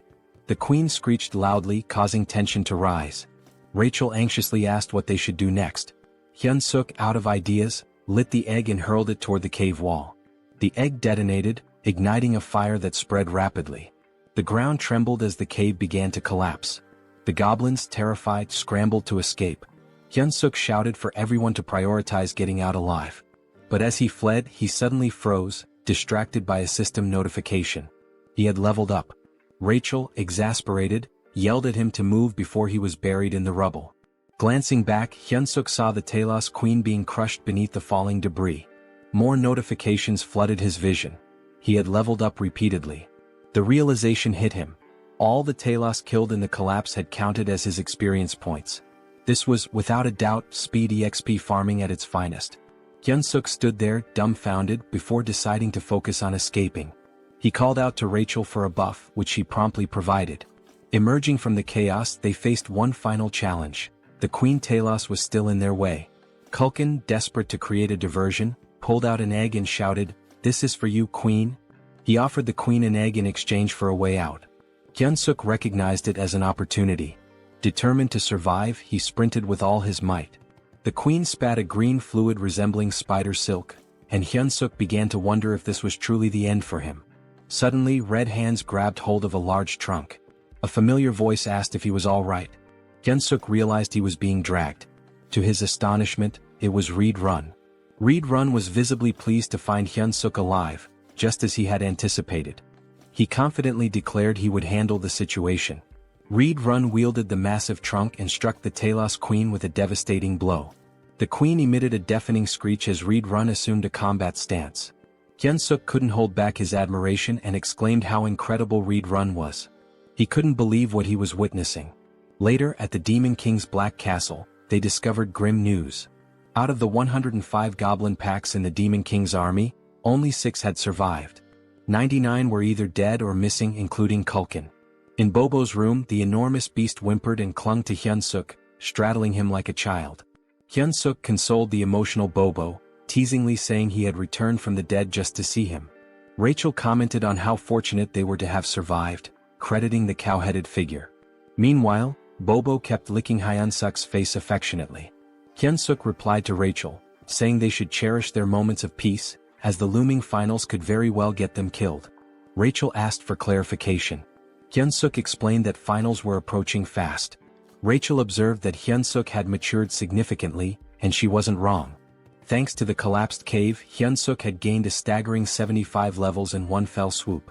His current level stood at 200, but Rachel remarked that it still felt inadequate. Hyunsuk shared her sentiment, especially when faced with an opponent boasting over 6,000 battle power. Rachel tested him with a question. Would attaining 6,000 battle power make him as strong as an orc? Hyunsuk replied that it wasn't solely about power level. Rachel confirmed his answer, explaining that such strength also relies on magic. She urged him to master magic if he hoped to confront such adversaries. Hyunsuk admitted it wasn't as simple as it sounded. Rachel reminded him of a moment when he had inadvertently used magic in the past. Hyunsuk, puzzled, was unaware of having done so. Rachel confessed that it was far too basic to be called magic. Hyunseok finally understood. The surge of power he had felt back then was indeed magic. Their conversation was abruptly interrupted when the door swung open. Both were caught off guard as Reed Run entered. Hyunseok asked why someone like Reed Run would visit such a modest room. Reed Run informed him that he was there to summon him to meet the great commander at Hemis's office. When Hemis saw Reed Run, she inquired about his unusual presence. Reed Run explained that he had a personal matter to discuss. He requested permission to teach Hyunseok the art of battle. Hyunseok was shocked. Hemis asked for the reasoning behind this. Reed Run explained that Ork Harkin, a platoon leader, had been exhibiting extraordinary potential and seemed suited for the position of deputy battalion commander. If things continued this way, Hyunseok was certain to lose. Reed Run expressed his belief in Hyunseok's immense potential and his desire to witness what Hyunseok could achieve in the future. Hyunseok was dumbfounded, certain the commander would reject the proposal. To his surprise, Hemis approved. Reed Run expressed his gratitude and Hemis dismissed them, stating she had work to attend to. Before they left, she noted how much stronger Hyunseok had grown since their last meeting. While she admired his rapid development, it also irritated her as it posed a threat to Kirkin. She resolved to grant Kirkin something to even the odds. Reed Run led Hyunseok to his personal training ground, a vast space that amazed Hyunseok. He reflected on how much respect Hemis had for Reed Run. Reed Run, observing in silence, noticed Hyunseok's body was brimming with mana, yet he couldn't utilize any of it. He realized Hyunseok's rapid growth left little time for mastering the basics. With the battle only 4 days away, there wasn't enough time. Reed Run concluded there was only one solution. He clenched his fist and declared that pain was an integral part of growth. Advising Hyunseok to stay alert, he delivered a punch directly to his face. While crashing onto the ground, Hyunseok couldn't help but question if this guy was completely out of his mind. Here he was supposedly training him, yet he was beating him to a pulp. Hyunseok shouted at Reed Run to focus. Otherwise he'd die if he didn't learn to block with mana. Determined, Hyunseok tried to shield himself from Reed Run's incoming kick by raising his forearm. He quickly leapt backward to create some distance. Gathering his strength, Hyunseok launched a counterkick. Reed Run found it peculiar. Although Hyunseok's physical strength was nothing remarkable, his reaction speed and perceptiveness rivaled those of a seasoned knight. Reed Run recognized that Hyunseok's fighting spirit was extraordinary. It became clear to Reed Run that it wasn't by sheer luck that he couldn't dodge Hyunseok's kick. Hyunseok's combat instincts were refined to an astonishing degree. Deciding to trust Hyunseok's innate sense of battle, Reed Run planned his next move. He reminded Hyunseok of the wager with the commander, emphasizing that without mastering mana, he had no chance of defeating Kirkin. With a cold resolve, he added that it was better to die here than suffer defeat in front of everyone. Then with a powerful punch, Reed Run hurled Hyunseok into the air. Hyunseok realized in that moment that Reed Run wasn't bluffing. Another hit like that might actually kill him. His mind wandered to his unfulfilled dream of getting married and having adorable children. But Reed Run wasn't giving him time to reminisce. He was already pursuing Hyunseok mid-air, leaving Hyunseok with only two choices: die or block the attack. Praying to God, Hyunseok clenched his fist and prepared to retaliate.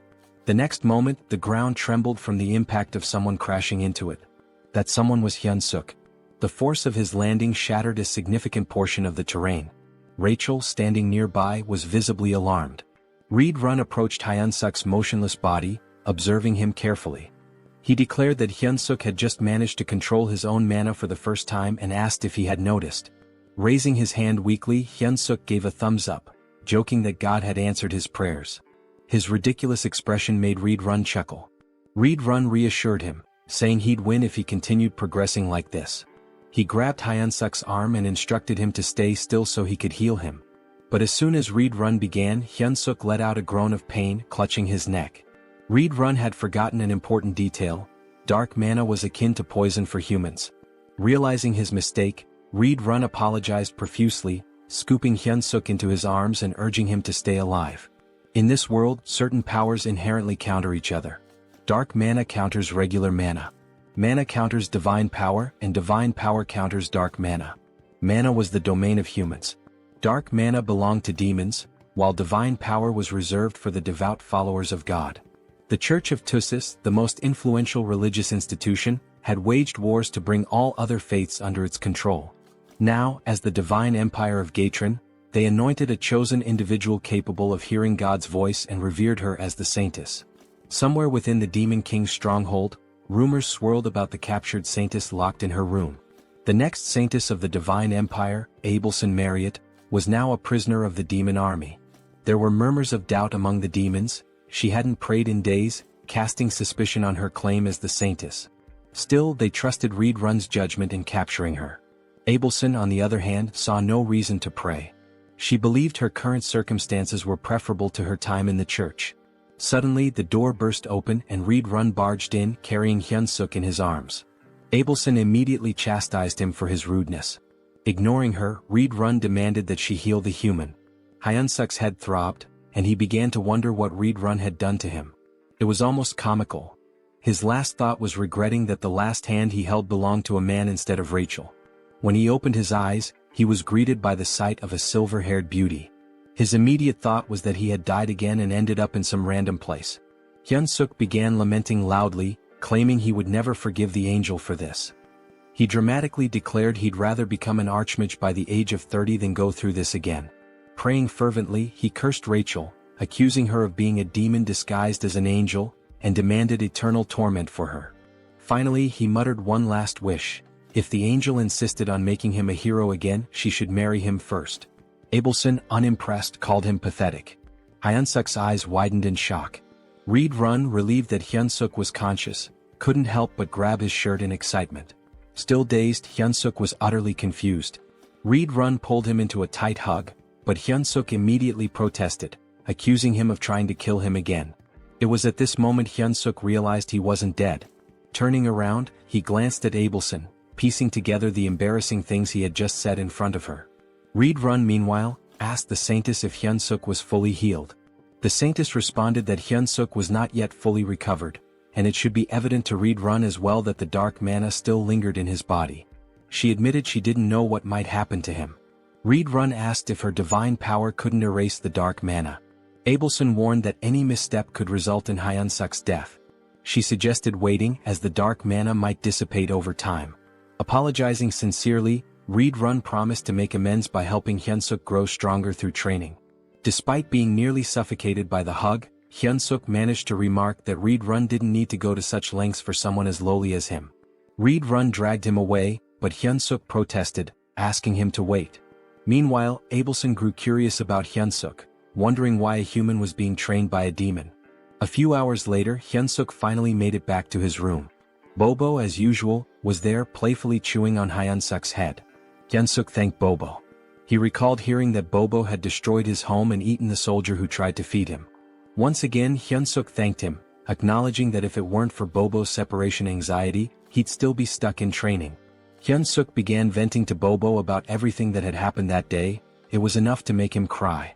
And to top it all off, the dark mana was still coursing through him. Looking up, he asked Rachel if he was going to die. Bobo simply kept licking Hyunseok. Hyunseok called for Rachel again, but she didn't respond. Rachel was crying, devastated that her hero had been ruined and corrupted. She told him that he wasn't the same hero anymore. Hyunseok was taken aback. Shouldn't he be the one crying after everything he had just been through? Eventually, Rachel calmed down and confessed that all of the misfortunes were her fault. The dark mana in Hyunseok's body, his near-death experience, it was all on her. With biting sarcasm, she added that it was because she was a demon wearing an angel's face, a deranged maniac destined to suffer eternal torment in hell. Hyunseok froze, recognizing those were the very words he'd said to the saintess upon waking up. Realizing his mistake, he scrambled to console Rachel, even going as far as to claim there was no buff item in the world as amazing as her. Rachel, however, was unmoved and told him to shut up, saying he didn't mean any of it. Now all Hyunseok could do was wait, racking his brain for a way to make amends. 3 days later, Hyunseok felt like he was going crazy. Collapsed on the ground, he cried from the grueling training Reed Run had put him through. Abelson, who was present to heal him, tended to his injuries as usual. Hyunseok praised her beauty as he always did. Abelson, disgusted by his behavior, couldn't believe this so-called hero. Yet she healed him anyway. Hyunseok shyly scratched his head and asked Abelson for a favor before his battle the next day. He wanted her to pray for his survival and if possible to come watch him fight. The request caught Abelson off guard. The day of the battle finally arrived. a match that would decide Hyunseok's fate. The crowd buzzed with speculation. Why would anyone challenge the commander, let alone a mere human? Of course, Hemis and Reed Run were in attendance. Hemis, enjoying the atmosphere, asked Reed Run who he thought would win. Reed Run confidently replied that Hyunseok would emerge victorious. He had worked tirelessly and his talent was extraordinary. Intrigued, Hemis leaned closer and proposed a bet. If Hyunseok won, Reed Run could continue training him. Reed Run found the wager unusual and asked what would happen if Hyunseok lost. With a sly grin, Hemis revealed the catch. Reed Run would have to kill Hyunseok with his own hands. It was the responsibility he would bear for his bold words. An uneasy feeling settled over Reed Run, but he had no choice but to agree. As she looked at Hyunseok, Hemis remarked how exhilarating it had been since she felt this much excitement. The announcer began introducing the fighters. Hyunseok stood ready, his mind clear and his body in peak condition. He wasn't nervous. When his name was announced, he stepped forward with confidence. Hyunseok reflected on how much he'd grown. His stats had improved significantly, he'd gained a new skill and trait. The intense training had paid off. Reed Run's unique combat style, composed of 10 distinct forms, was now a part of Hyunseok's arsenal. Though his proficiency with it was only at 8%, he believed it would suffice.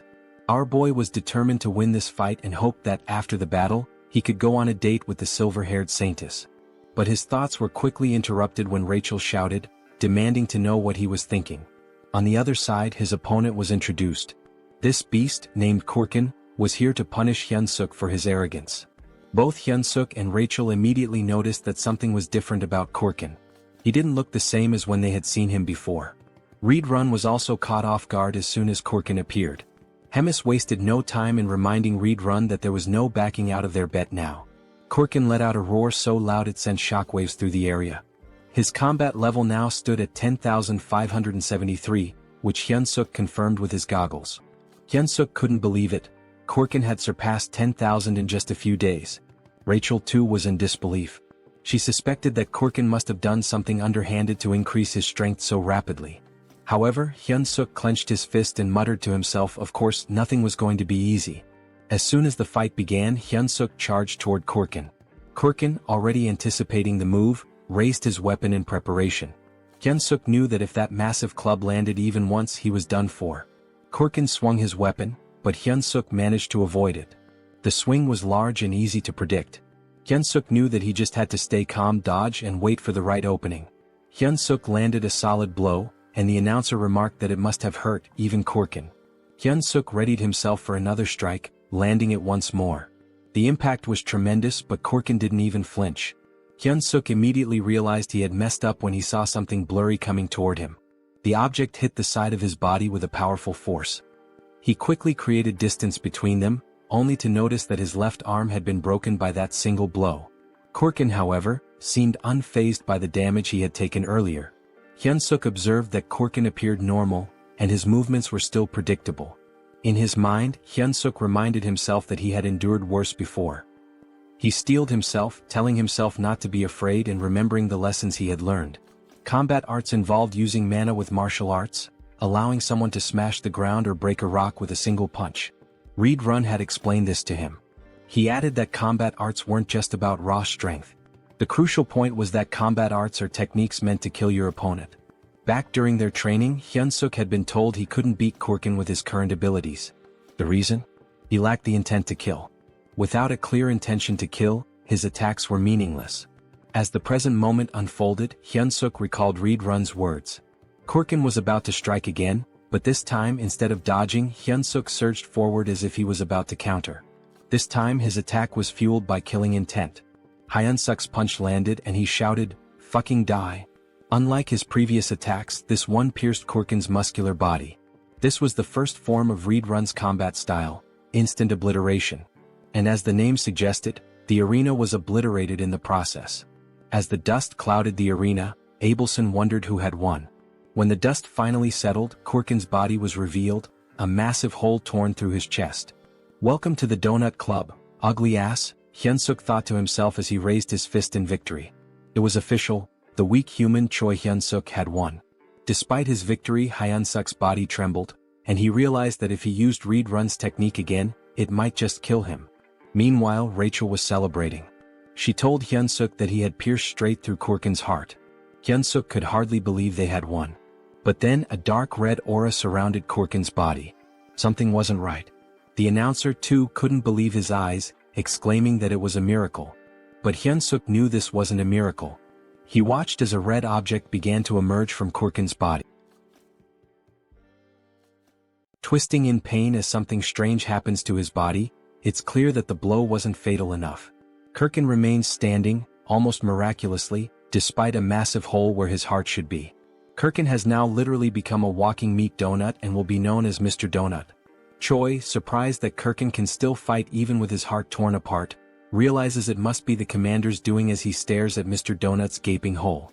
Meanwhile, the commander watches the fight with a smile, enjoying how events are unfolding. Beside her, Reedrun wonders what she was thinking by sharing her dark mana with Mr. Donut. She also cast a curse that turned him into an undead when he reached a fatal state.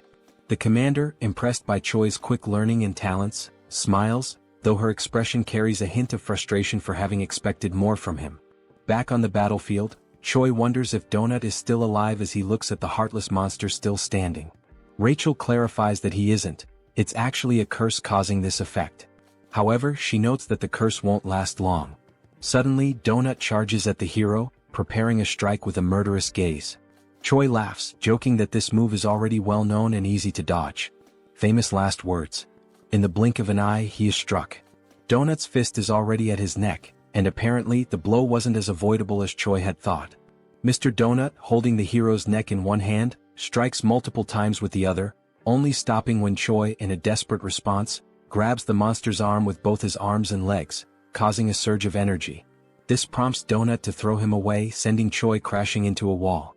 As Choi reflects on the gentle meeting between his body and the wall, he recalls the near-death sensation he experienced, comparing then to now. It seems like all the bones in his body are broken. With no time to dwell on his misery, he notices someone willing him to stand and continue. Choi then realizes Abelson's presence, gesturing encouragement, telling him he can win. The hero hesitates to believe her, but the doubt doesn't last long. He rises, realizing the fight isn't over until it's truly over. His newfound courage stems from one thing: the fear of embarrassing himself in front of a girl. That's how we do to overcome death. Even with all his bones seemingly broken, he channels mana that acts as an armor for his body. A blue aura covers him. Choi then decides to counterattack. As he moves toward Mr. Donut, the system updates displaying 2 consecutive changes. His mana control advances from F to E and then from E to D. Charging a powerful energy-infused attack, the hero shouts an invitation to Abelson for a date. Screaming while smashing a goblin's thinking box seems like the perfect time to ask a girl for a hangout. The attack drives Donut's head into the ground, but it isn't enough to neutralize him, but it was almost. Realizing his attack was highly effective, Choi continues his assault, repeatedly striking Donut's meat coconut. The audience watches in stunned silence, unable to process what's happening in the arena. Meanwhile, in the room where Reedrun and the commander are watching, she asks Reedrun if was he the one who taught the hero all those moves. Reedrun denies it. He also added, emphasizing that he's never seen anything like this in his life. Turning the attention back on the battlefield, now nearing its conclusion, Choi's thoughts are focused on his possible date. Things like 1 night, 2 days, dinner and hotel, clearly more important things to think in a situation like this. However, he knows he must remain cautious while collapses in exhaustion. As a result, the commander tells Reedrun to be careful. Choi is a monster. She reflects that having a hero serve the demon army will be fun, even though Choi's face reminds her of someone she isn't fond of. Sometime later, the hero wakes up startled in his cabin, bandaged, and in the company of Dog and Rachel standing nearby. Before he can ask where he is, Rachel informs him he's obviously in his cabin. Choi, concerned about the outcome of the fight and his experience, is quickly reassured that he won and that Abelson tended to his injuries. Eager to check the system, he looks at his stats.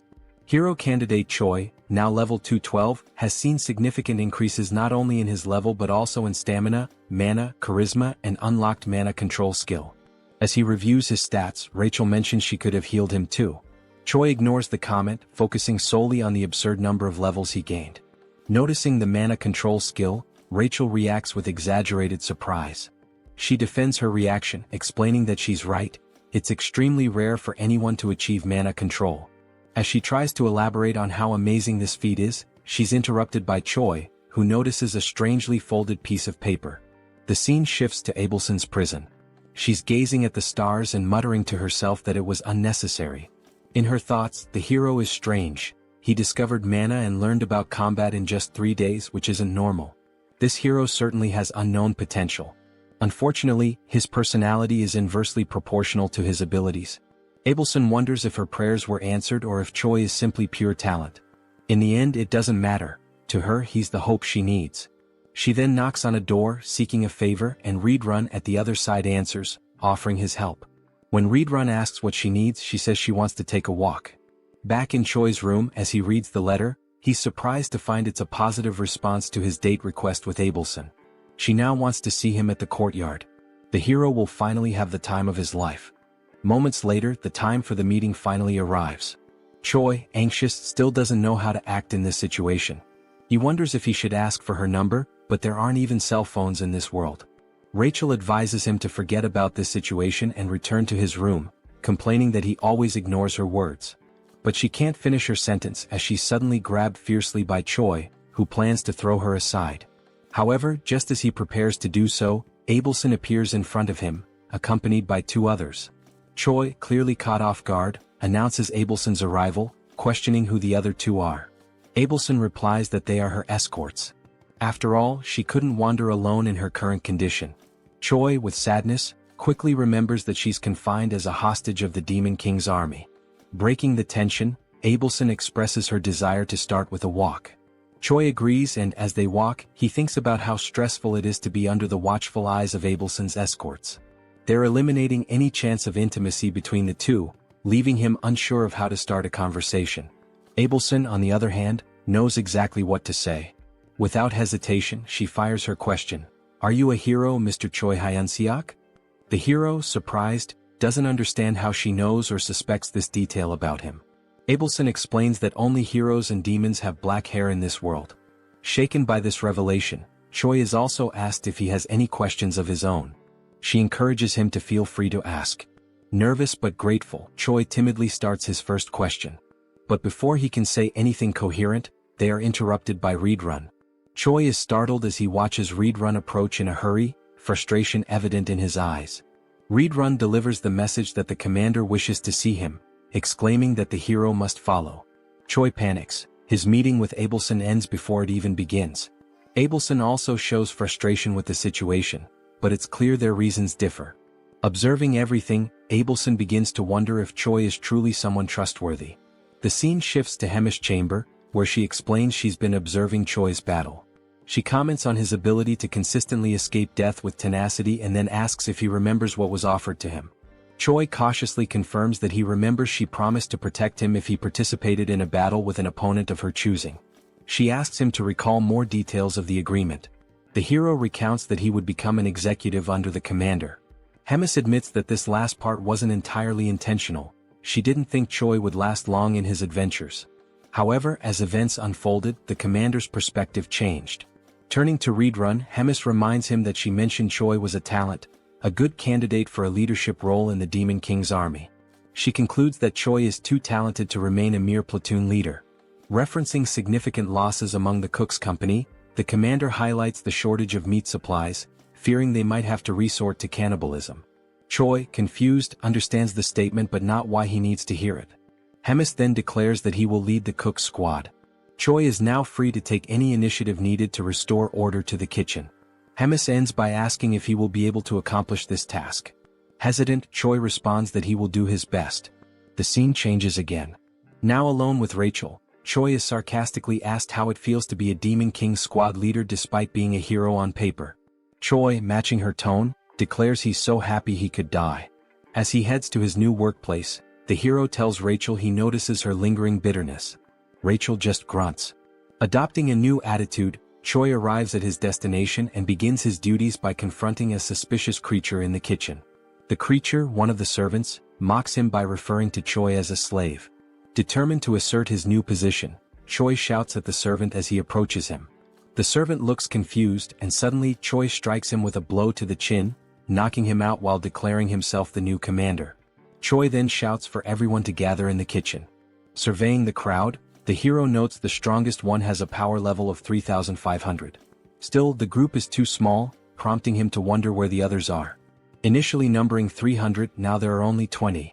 Choi realizes the gravity of the situation, knowing the difficulty of his task and the consequences of failure. Addressing his squad, he asks who knows him. Gradually, some start naming him, the barbecue master, while another dares to call him a delicious human. In a flash, that individual is kicked, becoming a wall decoration. Choi then solemnly reinforces that he is the commander. Next, he orders everyone to address him as the rightful commander of the cook squad. Choi asks why the number of cooks has dwindled. One responds that the others went hunting without permission and were killed by demon beasts. Understanding the situation, Choi asks who the best cook currently is. Someone names Galtram, who is immediately promoted to vice commander without objections. With everyone dismissed, the hero wonders how he'll gather 200 people for the squad. However, he quickly comes up with an idea. The next day, the fairy, the dog, and the hero set out to recruit cooks with a plan in mind. Searching high and low, Choi reflects on how some are easily replaceable while others are irreplaceable. Then he finds someone. With a kick as his greeting, Choi invites the individual to become a chef. The individual, irritated by the treatment, attempts a counterattack but is swiftly knocked down again by the hero, who begins persuading him with arguments. Informing him that he'll be the first of the day, Choi promises him a high-ranking position if he accepts. As a senior, he won't be bothered by many, on the contrary, he'll do the bothering. The future senior begins to waver, especially after learning that his first mission will be to recruit 5 juniors. Thus, it becomes clear what Plan A is, a pyramid scheme. Meanwhile, somewhere else, someone is feasting on a large and succulent steak. His name is Doris, and he is a commander of the 3rd Battalion in the Demon King's army. As he eats, he mentions that the place is more peaceful than usual and that this elegant meal is proof of that peace. Suddenly, a goblin bursts through the door to alert Doris that they have a problem. Doris, wiping his mouth calmly, asks what it is and whether the goblin could be more elegant next time. The goblin, still catching his breath, reports that most of the battalion members have left. Doris questions whether they abandoned their posts since they have no other duty but to serve him. Terrified, the goblin clarifies that this is not the case. They have been summoned to join the army's cooking division. Still chewing on his steak, Doris mentions that the new head of the kitchen is a human whom Commander Hemis loves. He then advises them to be more careful next time. The goblin shouts, saying that this is not a situation he should let slide so easily. He adds that they have already taken 200 of his soldiers to serve as cooks. This leaves Doris stunned, as he cannot believe that his entire battalion abandoned him so quickly. Now outside, the soldiers summoned by Choi Hyunseok are gathering. Rachel tells Choi that more than 200 people have already assembled. Choi, resting his hand on his chin, smugly declares that this is thanks to his intelligence. He then adds that they have enough culinary soldiers and that he will finish recruiting soon, but a sudden noise catches his attention, prompting him to look. The noise was caused by the goblin, who was perched on Doris's shoulder, pointing at the soldiers who had left the battalion. Choi's first thought is that this is not a good omen. Adjusting his glasses, he comments that he has no idea what's going on or who these people are, but they seem to be angry about something. After putting on his glasses, the device itself issues a warning, stating that it cannot measure power levels exceeding 50,000. This surprises Choi. The glasses also warn that if used beyond their designated limit, they might malfunction. Choi mutters that he should end this quickly and run away before getting into more trouble. Doris shouts, asking whether Choi Hyunseok, the human who takes care of Bobo, is present. As Choi turns to flee without leaving a trace, Bobo suddenly appears and barks affectionately at Doris, leaving Choi with no escape. Choi halts his retreat, gathers his courage and introduces himself to the commander, asking what brings him there. Doris introduces himself as the commander of the separated 3rd Battalion. Then, slightly irritated, Doris demands to know who the hell Choi thinks he is to question what a commander is doing there. He points at the former battalion members and asks Choi whether he truly believes there is no reason for him to be there. This catches Choi off guard and makes him nervous, as even he had not realized that those scoundrels had brought along all their fellow unit members. Doris then invites Choi to have a conversation in his office. With no other options, Choi agrees. He has a sinking feeling that things have been going too smoothly to be true.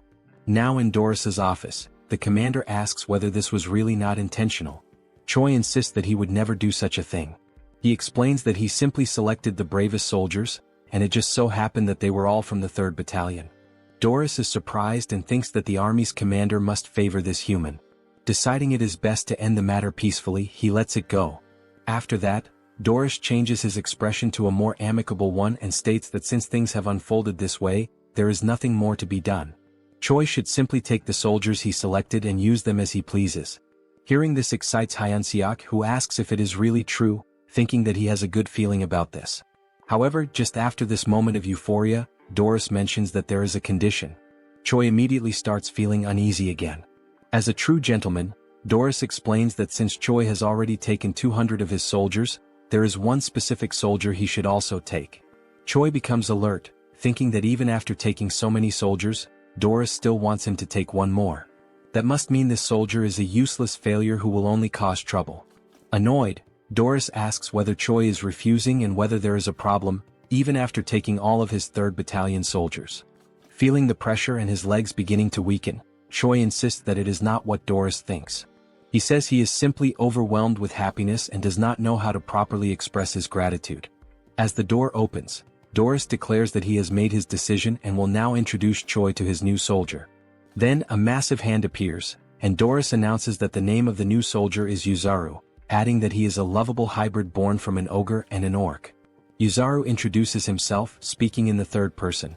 Yuzaru has arrived, Commander. Since Choi was still using his glasses, he realizes that Yuzaru's combat power also cannot be measured. While Choi remains paralyzed at the thought of having someone so strong as a soldier, Doris comments that Yuzaru's flaw is that he is incredibly stupid, but he is strong. He then tells Choi to make good use of him. As Yuzaru tries to enter the room, he bumps his head on the doorframe and loudly states it, making Choi wonder just how stupid he really is. Back at the recruitment site, Choi announces that he will reintroduce himself to all members. He states that his name is Choi Hyunseok, the tamer of Bobo and the new head chef of the army. One of the soldiers comments that this is the first time he has seen Bobo. Choi, holding a bone, remarks that Bobo is a good boy. Bobo's eyes light up, and he even drools at the sight of the bone. Then, turning to the members, Choi declares that from now on, he will be organizing the unit. He puts up a list for everyone to see and explains that it is a new list, prepared by him, in which everyone must check their names and organize themselves accordingly. Rachel, surprised that he actually prepared a list, asks what criteria he used. Choi tells her that he believes everyone has the same level of intelligence, so he organized them based on combat power. He further explains that he assigned the weaker soldiers with more kitchen experience to kitchen duties. Then he asks Rachel if that was not a genius idea. After a while, one of the soldiers calls for him, stating that everything is ready and everyone has been organized. Delighted, Choi says he will check. With everyone divided into 2 large groups, Choi announces that the squad on the right is the culinary unit, while the one on the left is the combat unit. Using his experience, he acknowledges that some people might be unhappy with their assigned roles and invites anyone dissatisfied to step forward. A soldier raises his green hand, confirming that there is a problem. The goblin with a parted hairstyle, one of the weakest in the battalion, is the one who raised his hand. He states that he also wants to hunt and eat fresh meat right away. Choi gives a strained smile, admitting that this is a headache. He then calls for the goblin to come closer. The goblin cautiously approaches, contemplating what might happen. Once he is close enough, Choi suddenly kicks the poor goblin in the balls, making him scream in pain, his eyes bulging. Then Choi announces that this was his entrance exam. The poor goblin, now realizing that he will never be able to have children again, is left in agony.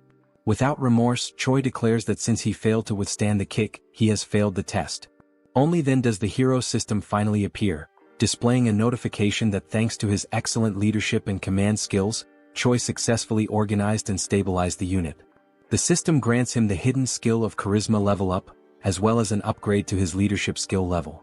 Looking at the squad members, Choi asks if there are any other candidates with complaints.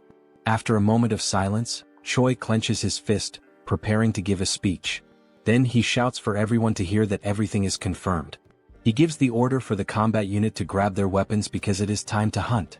Now, in the great forest north of the Black Fortress, Choi gathers with all the members of the combat unit. Choi remarks to Rachel that, especially today, the forest seems calmer, with no sign of a single beast around. She replies that it might be due to the presence of Bobo and Yuzaru. Since they are so strong, they could be scaring the monsters away. Agreeing with her, Choi acknowledges that it is a plausible theory. Then we see Bobo and Yuzaru looking cuter than ever before.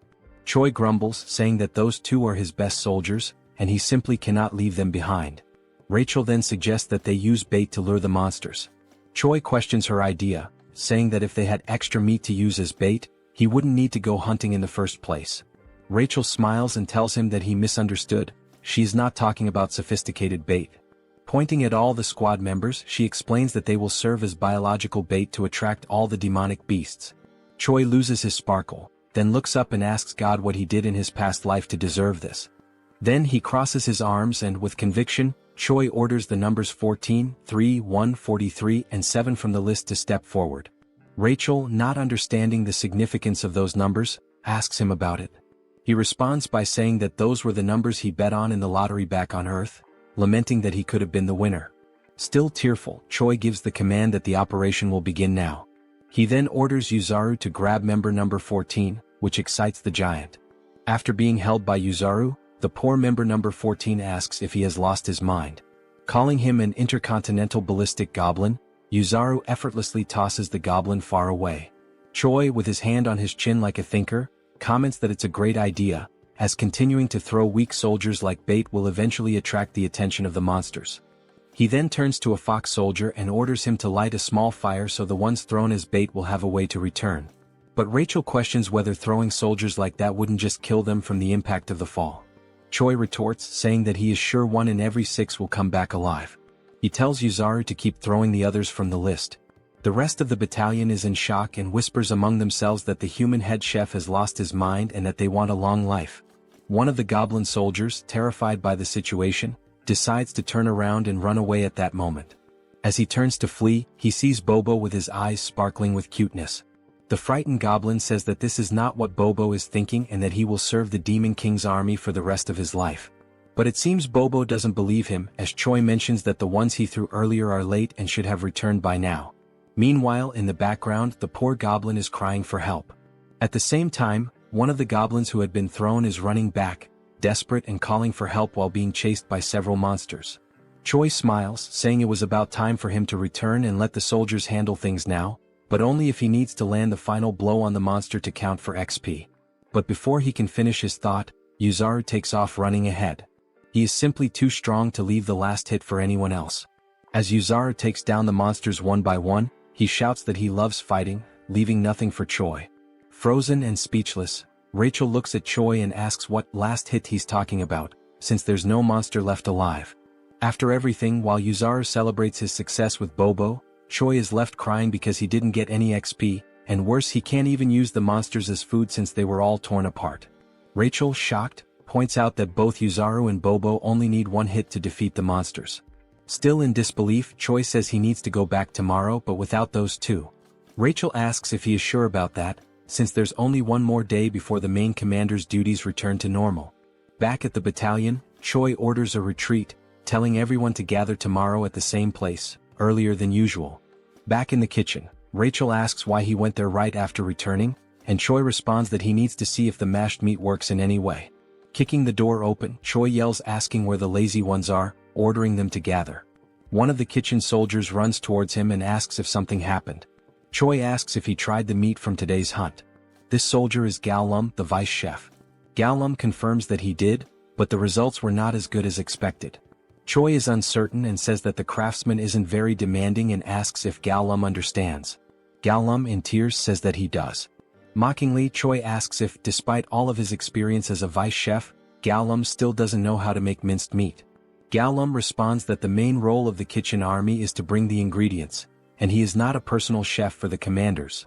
He explains that the commanders care about taste, while the others just want to eat and don't care about flavor. Choi tells him that the members are also struggling and orders Galum to be quicker.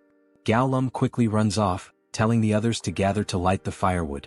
Reflecting on what Galum had just said, Choi realizes that everyone with a rank below that of commander survives on tasteless meals, so he has a good idea and smiles as things may be easier than he thought.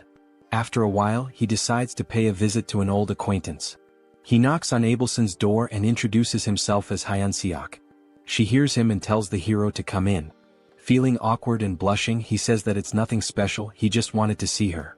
Rachel then says that now she understands the real reason he went to the kitchen. It was to see this woman. He then pulls out the beautiful and delicious dish and asks if she has already had dinner. Choi continues speaking, saying that he only won the duel because of her support and that the meal is a symbol of his gratitude. Abelson thanks him and mentions that she will only want a little bit. The woman then cuts a small cube of the meat and brings the fork to her mouth, thinking that the smell is very good. She takes a bite and after chewing for a moment she's left without reaction. Then, like in Shokyuji no Soma, she says that it's delicious, much better than what she had eaten at the castle. An incredibly tasty flavor. After a few minutes, Choi, pleased, says that it looks like she liked the food since she finished the entire plate. Still shy, he takes the plate and says that now that she's eaten he can leave. Just as he's about to leave, she calls him by his name. Then Abelson asks what Choi's plans are when he leaves this place in the future. Choi, like a good man moved by emotion, quickly responds that it's marriage with her. Hearing this, Abelson's eyes widen. Realizing his intentions and that he didn't understand the meaning of the question, she says that now he can leave. But before he goes, he tells her that there's something else he wants to do besides marry her. This catches her attention. However, before finishing, he asks her what her plans are and what she wants to do when she leaves there. With a lifeless look, she says that she doesn't know yet because if she ever leaves there, she doesn't want to do anything. Now, in Gartran, the divine empire of the capital of Gratium, where the theocracy is governed by the Pope of the Church of Ducis. A man kneels and refers to another as Your Holiness, then he provides the information that they have discovered the location of Abelson Marriott, the next saint. He then adds that, supposedly, Abelson is imprisoned in the Black Fortress where the glutton resides. The man sitting on the throne asks how the next saint ended up in such a place. Tapping his fingers anxiously on the throne, he asks if there has been no word from the Demon King about this. The man replies that there hasn't been, as no one knows what they want since they're not demanding anything. Rising from the throne, the Pope says that in the history of wars between humans and demons, there have been only a few times when humans managed to breach the Black Fortress. Even so, on those occasions when they succeeded, the glutton Hemis was absent. So, attacking directly now would be very reckless. Opening the curtain to the window, he says that he will send a secret rescue team. Then, Pope Orvan IV gives the order for the man to summon their hero. Back in the hunting grounds, Choi organizes the kitchen battalion soldiers into 2 blocks, literally. However, something keeps nagging at him. He can't stop thinking about what the hell Abelson meant when she said that she didn't want to do anything else. Walking to a suitable spot, he stops and says that this should be enough. While rummaging through his backpack, he calls the platoon commander forward and tells him to step up. He takes something from his backpack and tells the platoon commander to eat. What he pulled out were 2 steaks of meat, and while the soldiers look on in disbelief, they think it's some new type of bribe or some kind of leftovers. Choi asks if they're not going to eat, and the soldiers apologize and quickly begin eating. After tasting the meal, the soldiers who ate it shine their eyes and enter a state of ecstasy due to the delicious flavor of the meat. The 3 platoon leaders kneel and say that from now on they will be loyal to Choi, begging for another piece of the meat. However, he pulls out more pieces of meat and says that the chance to taste it is over, meaning that from now on, Choi shouts at them to run, because only the platoon that captures the most living demon beasts will be allowed to eat with him. The 3 platoon leaders run desperately, urging their soldiers to do the same. Seeing this, Choi says that the plan was a success since they're all slaves to their appetite. The plan to bring the monsters alive was precisely so he could land the last hit and level up. Looking at the system screen and seeing his level, status and charisma increasing, Choi says that while he was cutting the monsters, he quickly leveled up 10 times. One of the platoon leaders then asks who the winner was among the 3. Choi turns to them and announces that the winner was the Wolfken platoon and that the Wolfken platoon will have an amazing meal with him. The members of the other platoons ask what they will receive, and Choi answers with boredom that they will have the leftovers. Choi also shouts at them, giving the order to gather all the slaughtered meat and take it to the kitchen. Meanwhile, beyond the Black Forest, we see several lifeless bodies of soldiers and a man in a black cloak holding a sword. Back at the headquarters, someone stands in front of a door and says that they've finally arrived. Inside, Abelson says that she shouldn't have said that to Choi. After all, she can't keep hiding this forever. The door opens and it's the man in the black hood calling Abelson by her full name. He then removes his hood and we see that it's not Choi but a blonde man with green eyes. He says that he's there to rescue her. Recognizing him, Abelson calls him Sir Guffin and asks if the Pope sent him. He replies that he thinks so but isn't sure. Leaning against a table, she apologizes and says that she can't go back now, politely asking him to leave. Surprising her, he says that he'd love to retreat as well, but a mission is a mission and must be completed. With a serious expression, she says that as he should know, the glutton Hemis lives in that fortress, and if he tries to take her, he knows what the worst outcome could be. He approaches her, smiling, and asks how she plans to do that, and Abelson says that she will use her holy power to summon Hemis there. The man then grabs Abelson by the neck and says that he's not there for games, because he's not a prince but a soldier. With a cold expression, he orders her to close her eyes, and when she wakes up, she'll already be in the capital. With his grip tightening around her neck and her almost fainting, Abelson realizes that he may use holy power and wonders how that's possible. As her eyes slowly close, she thinks that she can't go back there again. Then a sleep spell is launched toward the blonde man. It's Choi telling him to take his hands off Abelson. The punch hits his face, but it seems to have little effect. With a small trickle of blood on his face, the blonde man says that it was a punch infused with magical energy and asks what Choi is. He adds that Choi's movements are very impressive for the magic he possesses. Irritated, Choi throws another punch and asks what the hell the blonde is talking about, ordering him to get away from Abelson immediately. The man retaliated with a kick and said it wasn't part of the mission, but it's always good to have something useful, so Choi would go with him as well. The kick was so strong to Choi's stomach that he couldn't stay on his feet. While Choi and Abelson were on the ground, the blonde man said that trivial worms always irritated him. Watching all of this from afar, Rachel saw that the man had defeated the other man with a single blow, so she was unsure whether she should call Bobo for help. Then Rachel felt a frightening presence approaching the area. Inside the room, the man looked at a teleportation scroll and said that there was nothing he could do, but to bring another person with him, he needed to alter a few terms. Then someone arrived behind this man. The person asked the blonde if something wasn't going well. Was Hemis? Smiling, she asked if the man needed help. The man quickly turned around and was shocked to see Hemis in front of him. He wondered how this was possible since he had blocked the saint's powers. Hemis asked if the man could start calling her gourmet from now on. The blonde, trembling with fear, thought that he couldn't feel any magical energy coming from Hemis, and maybe this was due to the difference in their levels. Placing the contract in his mouth, the man thought that maybe the story about Hemis, the glutton devouring thousands of soldiers in a single day, could be true. Hemis emanated her power with a pink aura and said that now she would see how skilled her blonde guest was.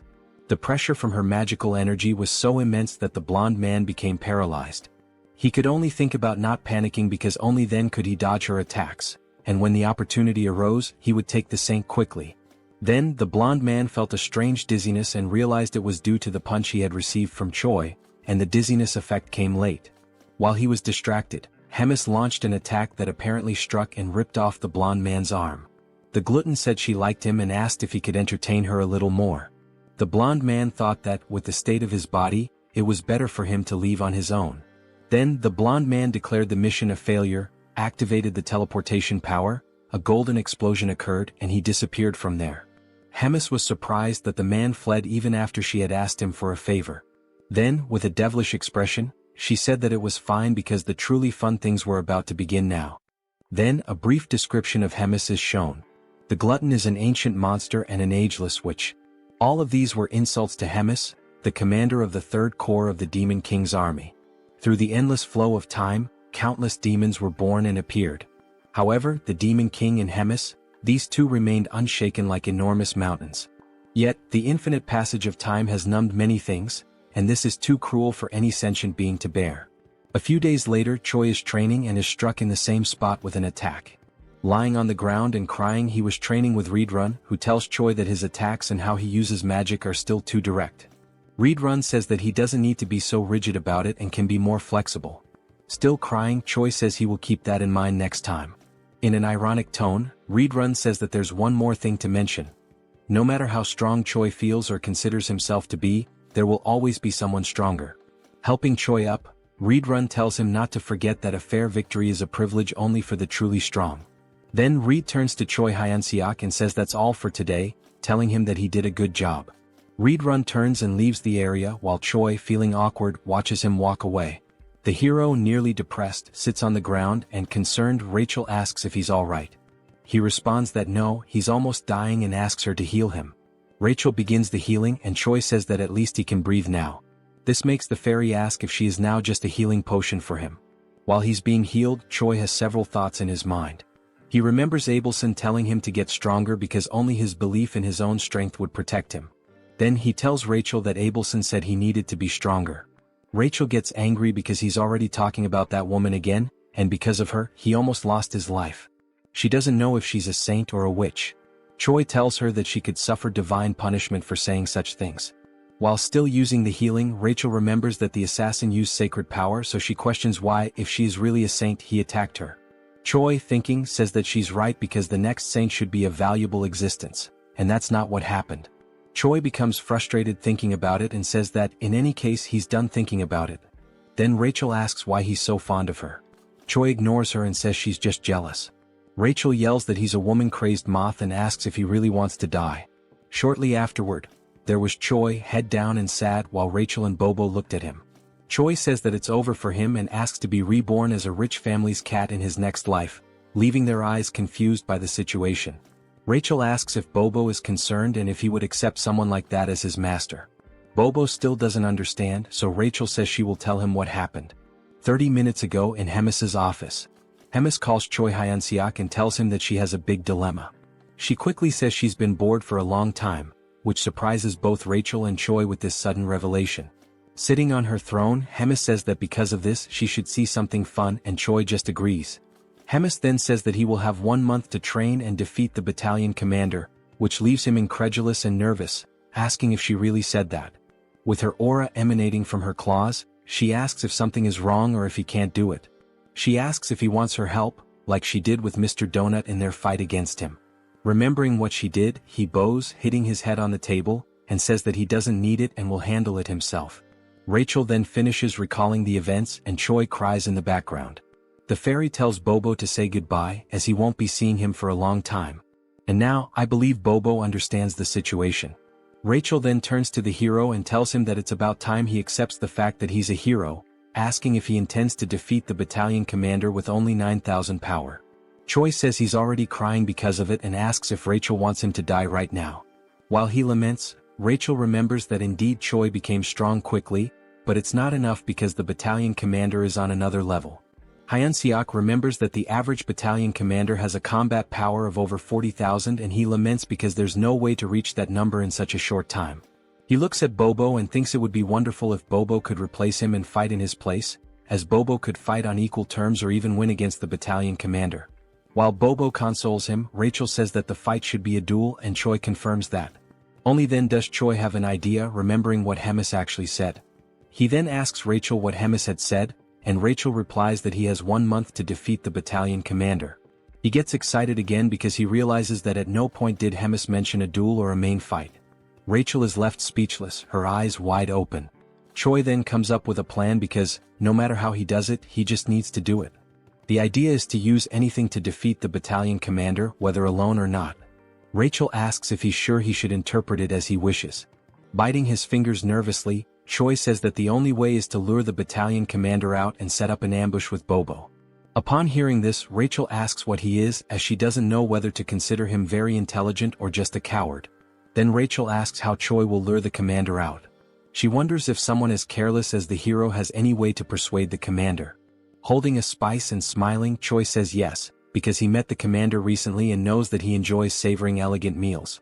So Choi begins preparing the best recipe for grilled ribs. He selects the best ribs and goes through the entire process to make them incredible, soaking them in water with honey to remove the blood. Once the blood is removed, they should be left in a pot to cook quickly. While it's boiling, Choi chops the mushrooms and green onions, adds gushing fish, and stirs to combine the flavors. Then he adds everything into the pot with the meat and lets it boil. After at least half an hour of boiling, we see Bobo dragging Choi through the fortress corridors so fast that his body seems to separate from his soul. Upon arriving at the location, Choi can't bear it and collapses, questioning how it's possible for him to lose in terms of endurance if he's just a human. Quickly, Rachel stops the hero and tells him that it's burning, which leaves Choi terrified. Then we see the plate of ribs and stew complete and it looks delicious. Carefully, Choi places it on a plate, and with a smile he sprinkles finely chopped green onions on top, saying that the best stew, the key to unlocking the heart of Commander Doris, is ready. The table was full of delicious food, and Doris leaned back in satisfaction, a rare moment of peace washing over him. He took a deep breath, savoring the ambience, and reflected on how infrequent such refined, tranquil moments were in his position. The decision to pass Yuzaru on to Choi had been a stroke of genius, easing a burden he hadn't realized was so taxing. As he pondered this, a subordinate entered, bowing with measured respect. The air in the room shifted slightly as the servant cleared his throat before delivering a message. The cooking squadron had arrived to see him. Doris, though already sated, felt curiosity stir within him and gestured for the servant to continue. Without hesitation, Doris dismissed any possibility of returning Yuzaru, assuming that was the purpose of their visit. The subordinate hesitated before clarifying that Choi had come for a different reason. He wished to present a dish as a token of appreciation. Hearing this, Doris's eyes lit up. Whispers of Choi's extraordinary culinary skills had reached him, rumors painting him as a near-mythical figure in the kitchen. Now he would experience it firsthand. Straightening his posture, he gave his approval. A knock echoed through the room, and the doors swung open to reveal Choi making an exaggerated entrance, tray in hand, a mischievous glint in his eye, and a rose held between his teeth. Doris blinked, momentarily caught off guard before swiftly composing himself. Choi set the tray before him with a theatrical bow, expressing his gratitude for the opportunity that had led to his new title in the kitchen. Doris, unimpressed by words, expected the food to speak for itself. With a humble nod, Choi lifted the cover from the dish, revealing a steaming serving of urine ribs. A rich, tantalizing aroma filled the room, causing Doris to salivate despite himself. The presentation was impeccable, almost divine. Drawing in the fragrance, Doris found himself overwhelmed. Across from him, Choi watched knowingly, confident that one bite would send him into a world of indulgence. The moment Doris tasted it, disbelief overtook him. His widened eyes and forward-leaning posture betrayed his astonishment. The dish transcended human capability, reaching a level of perfection he had never imagined. Encouraged by the reaction, Choi suggested introducing more dishes in the future. Doris, without hesitation, accepted, willing to eat anything he prepared. As Choi exited, Rachel, standing by the door, struggled to contain her reaction. Doris, still enraptured by his meal, casually remarked on Choi's favored status. Barely making it outside, Choi gripped the doorknob, trembling. He and Rachel exchanged a glance before both succumbed to violent nausea. Rachel wiped her mouth, staring at Choi in disbelief. He acknowledged his actions, fully aware of the consequences. When pressed on his intentions, he made it clear. He would continue feeding Doris until the day came when he was nothing more than a pig fattened for slaughter.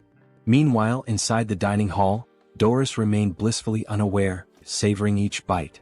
A week passed. Doris sat before another grand meal, yet his appetite had noticeably waned. With a sigh, he idly prodded his food, burdened by looming concerns. An upcoming duel for the battalion commander position weighed on his mind. His growing influence had drawn unwanted attention, and failure meant forfeiting his title. Yet he accepted the stakes with a sense of dignity. Choi, realizing that a week of careful planning had failed to consider external threats, forced a smile and assured Doris of his impending victory after he invited him to watch the duel. The next day at the Grand Training Grounds, Rachel attempted to lift Choi's spirits with sarcasm. Choi, unimpressed, remained convinced that Doris stood no chance after everything he had been fed. Roiger, the Demon King's 3rd Army Corps Regiment commander, initiated the duel. The challenger, a humanoid figure with a horned skull, stepped forward. Opposite him, Doris ascended the stairs, panting from the effort. Yet, upon spotting Choi, a smirk surfaced on his lips. Roiger signaled the start. Doris barely reacted at first, his enthusiasm lacking, until the moment arrived. In a single motion, he seized his opponent's weapon. A shockwave erupted, forcing the audience to recoil from the impact. As the dust settled, the challenger lay motionless. Roiger, stunned, acknowledged Doris's overwhelming dominance and ended the match. Spectators dispersed, leaving Choi to contemplate his next move. That night, at Bobo's house, Choi analyzed the monster distribution map he had drawn. Rachel, peering over his shoulder, questioned his intentions.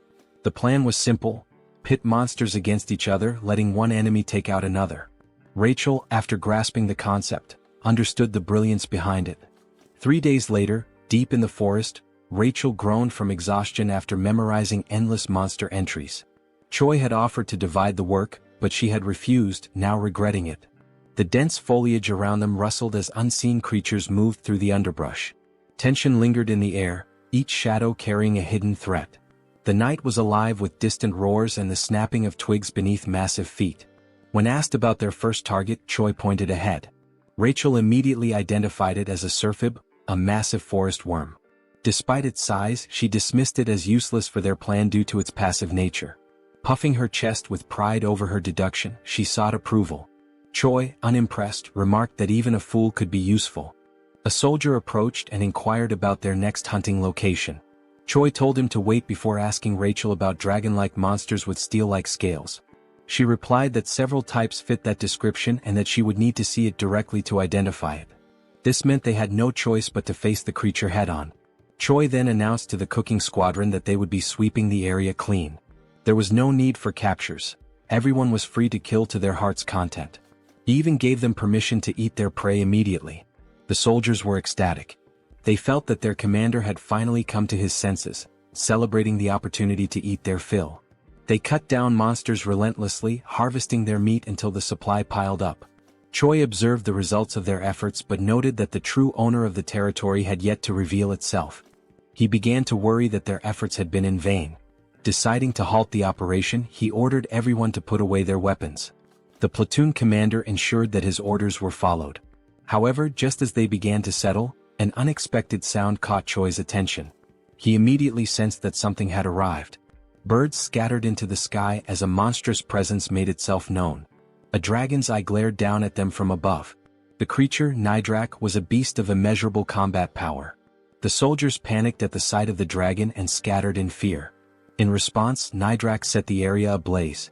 Choi, however, was pleased. With a monster of this caliber, he now had a weapon strong enough to defeat Doris. At Hemis's office, she spoke to Reed Run about her growing concerns. 3 weeks had passed without any news from Choi. She speculated that Reed Run might have been training him for something extraordinary.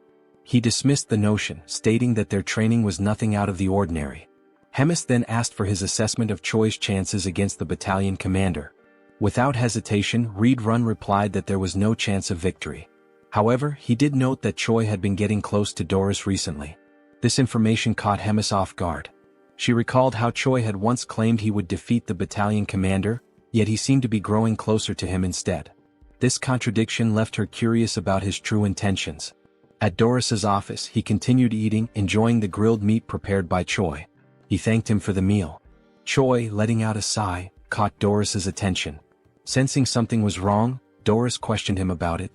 Choi, putting on a pitiful act, claimed that there was a serious problem within the squadron. He hinted that this could be the last time he would be able to treat Doris to a meal. Alarmed by this statement, Doris pressed him for details. Choi then explained that the corps commander had requested a special type of monster meat, but the creature was far too powerful to handle. Choi continued his deception, reinforcing the illusion that their squadron was struggling to subdue a formidable monster. He named the creature Marbling, a name unfamiliar to Doris, who had only heard rumors of numerous injuries among the cooks. Choi reassured him of the monster's existence, emphasizing the danger it posed and the futility of sending more ordinary soldiers. Instead, he suggested that someone of Doris's strength could handle it effortlessly, promising that such a feat would not go unnoticed by the corps commander. The thought of recognition from Hemis stirred something in Doris. He imagined her regarding him fondly, her words lifting him from the status of a mere glutton to something more. The fantasy left him flustered. Choi, capitalizing on this reaction, assured him that he would relay his accomplishments personally, strengthening the illusion of camaraderie. Though Doris feigned reluctance, he ultimately agreed to help, seeing Choi as a friend. Choi expressed gratitude, but beneath his polite demeanor, his expression twisted into a sinister grin. The following day, the operation was set in motion. At the designated location, Choi gathered his forces, ensuring every step was carefully planned. Rachel confirmed whether he had memorized the terrain, to which he responded with absolute confidence, likening himself to a living navigation system. He then whispered to Bobo, subtly affirming that their true target was Doris. Yuzaru, lacking complexity in thought, simply prepared to execute his given task without question. With everything in place, the mission commenced. Deep within the great forest, the soldiers were oblivious to their true purpose. Their only knowledge was that they were being sent to hunt a dangerous monster. Doris, irritated by the harshness of the wilderness, questioned the distance to their target. Choi assured him they were approaching Marbling's territory, all the while maintaining extreme caution.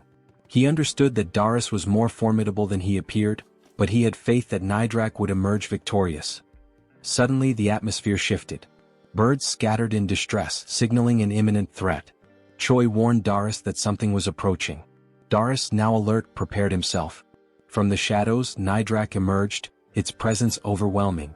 Confused, Darius questioned whether this was the marbling he had been told about, finding its appearance somewhat familiar. Choi dismissed his doubts, remarking that many monsters looked alike. Accepting this, Darius viewed it as nothing more than another beast to slay. With unwavering confidence, Darius commanded his battalion to attack, trusting that Choi would ensure his victory reached the corps commander's ears. His soldiers surged forward, engaging the dragon with reckless abandon. Darius himself lunged into battle, unleashing his formidable techniques. Despite Nidrak's immense power, Darius's sheer brutality kept him pressing forward. Choi observed with growing concern, realizing that Darius was more resourceful than anticipated. Instead of facing Nidrak directly, he used his soldiers as fodder, sacrificing them to create openings for his own attacks. Choi had intended for the battle to overwhelm Darius, but the demon's methodical approach threatened to undo his plan. Before Darius could land a decisive blow, a panicked soldier interrupted, reporting the arrival of another creature. Choi's expression darkened. He had miscalculated, this territory belonged to Nidrak alone. The presence of an additional monster disrupted his scheme. Retreat was immediately ordered, but before they could escape, a massive worm-like creature emerged. It was a Surfib, an entity Choi had initially dismissed due to its supposed non-aggressive nature. However, perceiving the ongoing battle as a territorial dispute, the Surfib prepared to fight. Darius quickly called for a full withdrawal, but Rachel realized that allowing him to escape would jeopardize everything. Choi knew he had no other choice. With a swift, decisive motion, he launched an attack. Using the read-run combat style's first form, he struck Darius, ensuring he had no time to process what had happened. His voice rang out, demanding that the retreat be cancelled. He called upon the demons to stand their ground, invoking their pride and courage. The chaos intensified as the battlefield descended into further disarray.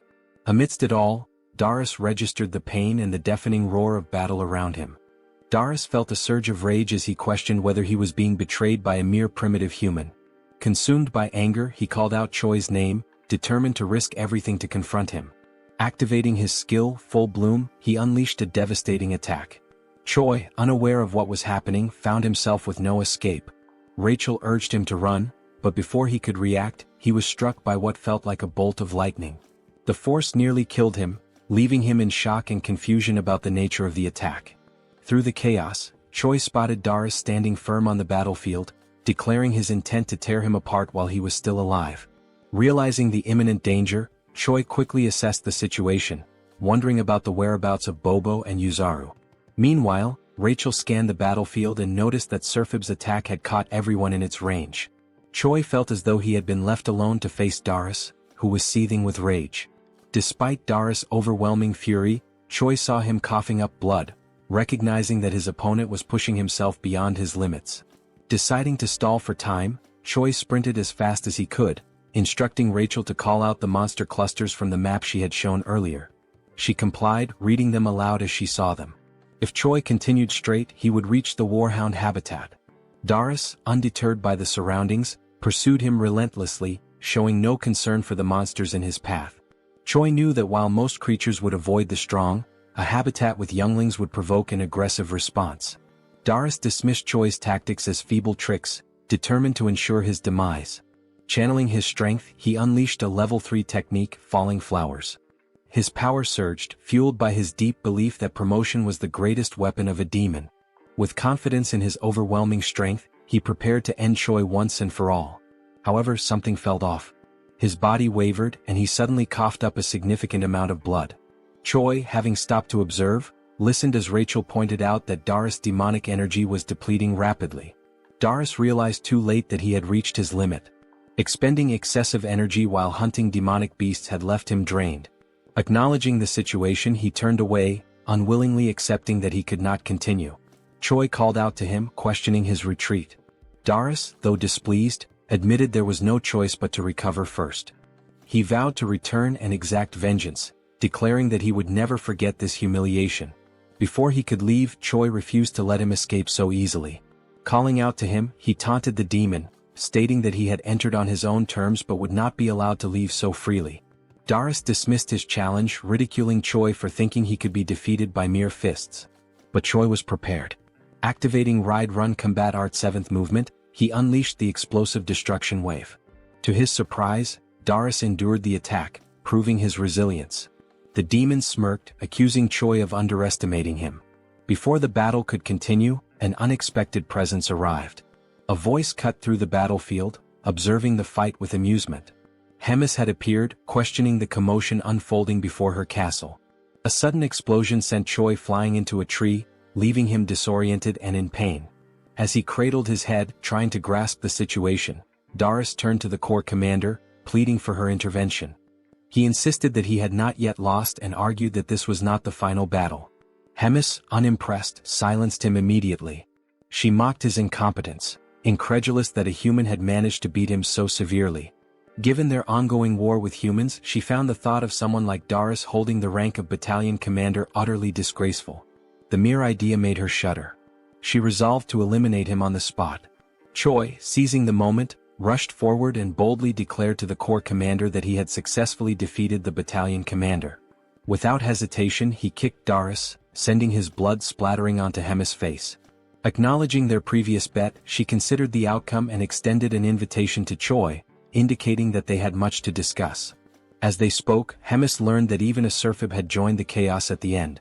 Choi admitted he had not anticipated that development either. Curious about his thought process, Hemis casually suggested that perhaps cutting open his head would provide some answers. Hemis acknowledged that Choi had manipulated the situation against her, finding his methods cunning and distasteful. Despite her disapproval, she admitted his success but warned him that such an opportunity would not come again. If he ever resorted to deceit or caused trouble in the future, the consequences would be severe. At Bobo's house, Choi lay sprawled on the floor, drained from the recent events but relieved to have survived. Still recovering, he inquired about Doris' polymorph and the concept of promotion. Rachel speculated that it might be a martial art exclusive to demons and suggested consulting the cow-headed one for answers. As Bobo barked, Choi acknowledged the hardships the creature endured amidst the chaos, recognizing that the corps commander had resolved the situation swiftly. Reflecting on the battle, Choi admitted feeling a shred of pity for Doris, believing he was not entirely a bad opponent. However, Rachel pointed out that he had delivered the final blow intentionally to secure all the experience points. In response, Choi offered a hollow apology, but beneath the hand covering his face, a wicked grin revealed his true thoughts. Curious about his progress, Choi checked his level and discovered that he had advanced significantly. However, his status window displayed question marks, which puzzled him. Assuming it was an error, he voiced his concerns, but Rachel dismissed the idea, insisting that the hero system could not possibly malfunction. She believed he was joking, but Choi remained serious before deciding to drop the subject. To mark his achievement of reaching level 48, Rachel suggested measuring his combat power. After glancing at the readings, she revealed that his combat strength had now reached 13,936. Choi took pride in the drastic increase, recalling how not long ago, he had struggled even against a simple goblin. As a surprise, Rachel produced a beer, offering a moment of celebration. They drank, cheered, and basked in the victory. Yet, amidst the light-hearted moment, despite the calm, I could sense the impending danger and chaos. Sometime later, Choi returns to his inevitable routine, divided between sleeping, preparing, hunting, eating, cooking, training, and resting. He lives this loop of tasks daily and endlessly, regardless of how strong he becomes. While preparing for a training session, wrapping bandages around his hands, Choi wonders if he should find Abelson after training to clear up remaining doubts. Riedrun arrives, surprised that Choi showed up early for training, and they greet each other. Riedrun smiles while speaking with a tone of pride about Choi having defeated Doris and congratulates him. Choi thanks him shyly. Choi then takes advantage of the topic and decides to question Riedrun about something particular that happened during the fight against Doris. When asked if he knows anything about the technique called promote, Riedrun reflects with his hand on his chin, remembering it to be an informal style of ancient combat. The word informal makes Choi curious. Riedrun then explains that there are two forms of combat: formal, which involves movement, and informal, which is detached from formal structures. He also explains that, compared to formal combat, informal combat has significantly fewer variations. Since formal combat itself is already rare, informal is passed on more secretly. Choi then deduces that the difference is in summary something like attack damage versus skill damage. Riadrun continues, saying that despite everything, Promote is a style that has been passed down for quite a long time. Any demon who uses demonic chi can learn it. However, it is an extremely dangerous ability that few dare to use. It has many side effects. Choi then asks if there is a possibility for him to learn how to use Promote, since he possesses some demonic chi. Riadrun jokes about the amount of chi that Choi claims to have, emphasizing that besides being little, it is not natural to him, nor is it real demonic chi. Choi, in fact, seems to have ignored the warning that it is extremely dangerous. Choi uses the given argument that his chi is little to claim that the consequences may be mild and, in the worst case, Abelson could help. Riadrun, facing Choi's insistence, resists the idea of training such an ability. Choi, in contrast, is frustrated with the delay in giving a final answer. Desperate for approval, Choi throws himself to his knees, grabbing Riadrun by the leg. In an attempt to gain acceptance, Choi argues fiercely that without Promote, he will die. He argues that all the fights are meaningless, where his life is reduced to being a tiny ant with an expiration date for the commander. Finally, he swears not to insist if a single attempt goes wrong. Riadrun, convinced, understands all the points that Choi made and agrees to the training. Riadrun confesses to being uncertain, but he made a promise, from which he cannot back out, to Choi's relief. Riadrun then announces the beginning of training and demands that Choi pay close attention. The scene changes not to the underground prison of the Empire of Gartran. There, a shackled prisoner receives a visit from a man in white robes. The man in white greets the prisoner, whose name is Geffen. Geffen replies that he was wondering who was coming, surprised that it is the Pope. Geffen then asks what the Pope wants, since he had said he had no more business with him. The Pope responds that he brings an opportunity to make peace. Geffen then asks what he needs to do. The Pope, with a malicious look, responds that the mission is to eliminate Abelson. Geffen is surprised by the mission, asking why not a rescue and why the orders suddenly changed. He also asks what the church will gain if the goddess dies. The Pope responds with irony that it is not something Geffen needs to know. Geffen shows concern as there is a glutton there. The Pope reassures Geffen. He replies that he will place 4 warriors with him and that the glutton will be out for a while. The Pope then finishes with a threat, telling Geffen to succeed, stating that failures will not be tolerated. Back at the training field, Choi agonizes as a red energy emanates from his body and foam comes out of his mouth. Abelson is beside him, worried, asking Choi to try to control himself. Riadrun just watches without reacting. Meanwhile, Abelson scolds them for practicing demonic combat techniques, saying it's a madness considering that Choi is human. Riadrun argues that at every moment Choi claimed to be fine, and after so much time training there shouldn't be much demonic QI left. Abelson, enraged, disregards Riadrun's words and retorts, asking if they are healers. There's no way they could determine that Choi was fine since they're not specialists in that. Abelson explains that she had controlled and sealed Choi's demonic QI, but during the training it was undone as they thought they could handle it. Riadrun then asks what's going to happen to Choi, and Abelson replies that she won't be able to hold the situation as it is. She says it's too late to try to seal the demonic QI. Instead of sealing it, she decides to try to make Choi's body adapt to the energy flow. Abelson tries to compress the demonic QI and suppress it with divine energy to spread it out so that it stops being concentrated, and that way Choi's body can endure it. Riadrun is surprised by the idea and questions if it's really possible. Abelson shows that she's not completely sure because she's never done anything like it before, nor has she ever heard of another deity doing it. There's even a chance that the demonic QI will rebel against the divine power and get even more out of control. Nevertheless, she decides to insist on the idea even if it results in the worst. In the end, time is passing and there's no other choice but to try. Sometime later, Choi wakes up in his room startled. He tries to get up, wondering what must have happened, as if a lot of time had suddenly passed. Suddenly he is hit by Rachel and Bobo, who throw themselves on Choi, happy that he finally woke up. Rachel doesn't hide her joy as she fervently repeats that Choi finally woke up after 3 days. Choi is shocked by how long he slept, which leads Rachel to ask if he doesn't remember anything. Choi replies that he remembers trying to learn Promote and tries to check if anything changed in his system window. Upon checking, Choi notices that something has changed. He finds a new status called Demonic QI accompanied by question marks in the system window. While calmly checking it, he is interrupted by someone's arrival. Riadrun and the commander enter the room, and the commander jokes, saying she knew Choi would wake up. Choi tries to get up to greet the commander, staggering. However, the commander says he doesn't need to strain himself in his current state as he can barely get on his knees. The commander then points out that she heard from Riadrun that Choi was practicing the use of demonic QI. Choi gets nervous when questioned why he didn't tell them about it. The commander approaches Choi, evaluating his condition, knowing that the goddess was the one who healed him, stating that it was worth having been revered as a saint. After all, she did a good job. Choi gets confused by the mention of the saint. The commander turns to Choi, conjuring dark energy from her mouth, saying that the demonic QI training isn't over yet. This time, she herself will give a special help. After all, as Choi himself said, he is a little ant that belongs to her. The commander strikes Choi on the neck with her magic like a snake, biting him and instantly putting him into shock. Riadrun tries to ask what's happening. The commander responds that it's nothing to worry about Choi, he will just need to rest a bit more. Choi watches them leaving for a meeting with the Demon King in his last conscious seconds. Days later, at Bobo's house, the saint finishes another day of healing Choi's body. Abelson has been treating Choi since the day of the incident during training. After she finishes, Choi thanks her for always helping, and internally, he's grateful for the chance to see her every day. Abelson mentions there's no need for thanks, since it was Choi's willpower that helped stabilize the crisis. She also murmurs that thanks aren't necessary because he is her hope. Choi doesn't understand Abelson's murmur and asks her to repeat it.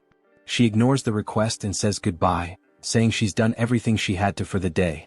Choi is left confused, thinking about other times the saint said things he couldn't understand, and how many strange things are happening in this world, leaving many questions. The only thing left for Choi is to wait for things to unfold. Later that night, Choi and Riadrun are together, with the hero receiving lessons on the theory of demonic chi manipulation. Riadrun, however, warns Choi not to overdo it. Choi says he's fine, as it's already been 3 days since he woke up and he'll be okay as long as he doesn't use that type of magic again. Riadrun then recalls that it's been exactly 3 days since the commander left. As Choi continues talking, Riadrun gets lost in his thoughts. He reflects that even though the meeting is an annual and recurring event, this particular year feels like there's something strange involved. Choi notices Riadrun is distracted and calls his attention, prompting an apology from him. Choi mentions that Riadrun has been very busy in recent days. He offers to help if necessary, as Riadrun has been handling command duties alone. Riadrun replies that everything is fine and the commander will return soon. Even if she was summoned earlier this time, it won't change much of the routine.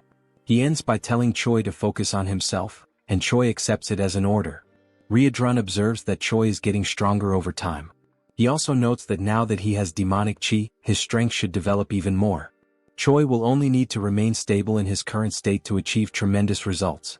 As he watches Choi, Riadrun senses an unusual movement. He quickly realizes its divine power and becomes alert. Standing up, he surprises Choi with his sudden change in behavior. He then explains that he sensed the presence of someone with divine power in the castle who isn't the saint. Before Choi can process it, Riadrun confirms it's an intruder. Riadrun then orders Choi to stay quiet while he goes to investigate the situation.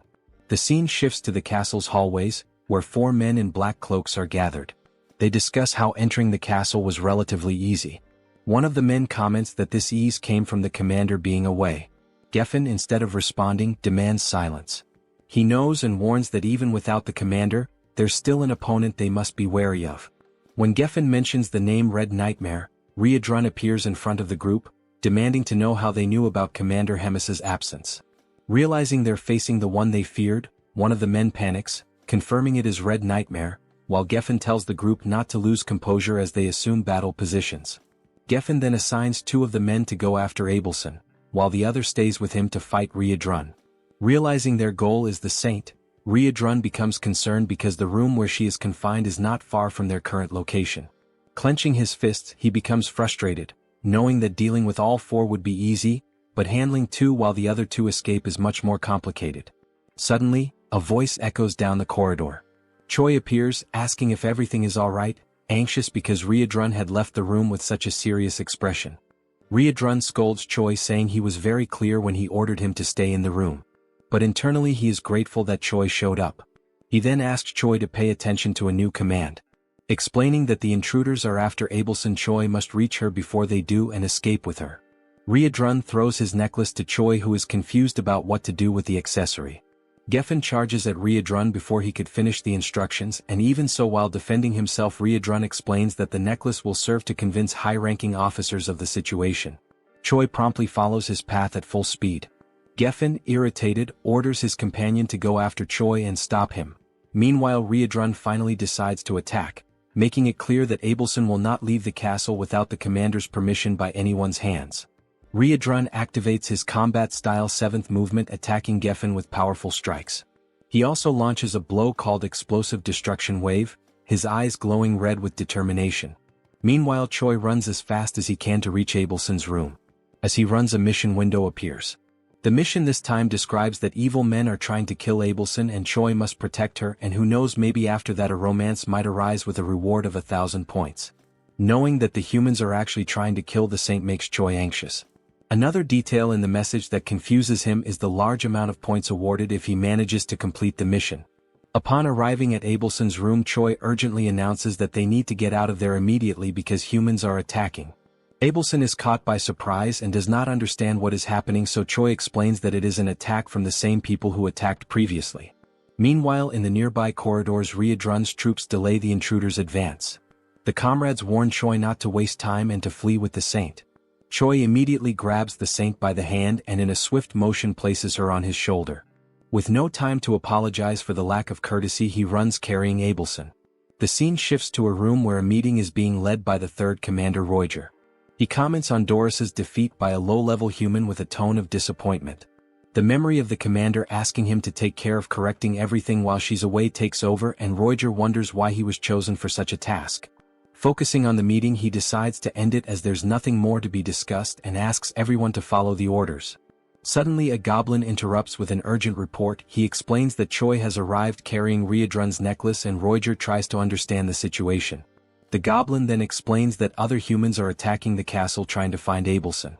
Roiger receives the message and becomes irritated with such inconvenience. Moments later, Roiger encounters Choi accompanied by Abelson in a corridor, who intends to explain the situation in more detail. Choi then begins to tell that Riedrun detected divine power within the castle, and promptly went after the intruders who turned out to be humans seeking to put an end to Abelson. Roiger does not believe that humans would attempt on the saint's life, and asks Choi to calm down, thinking it must be some mistake.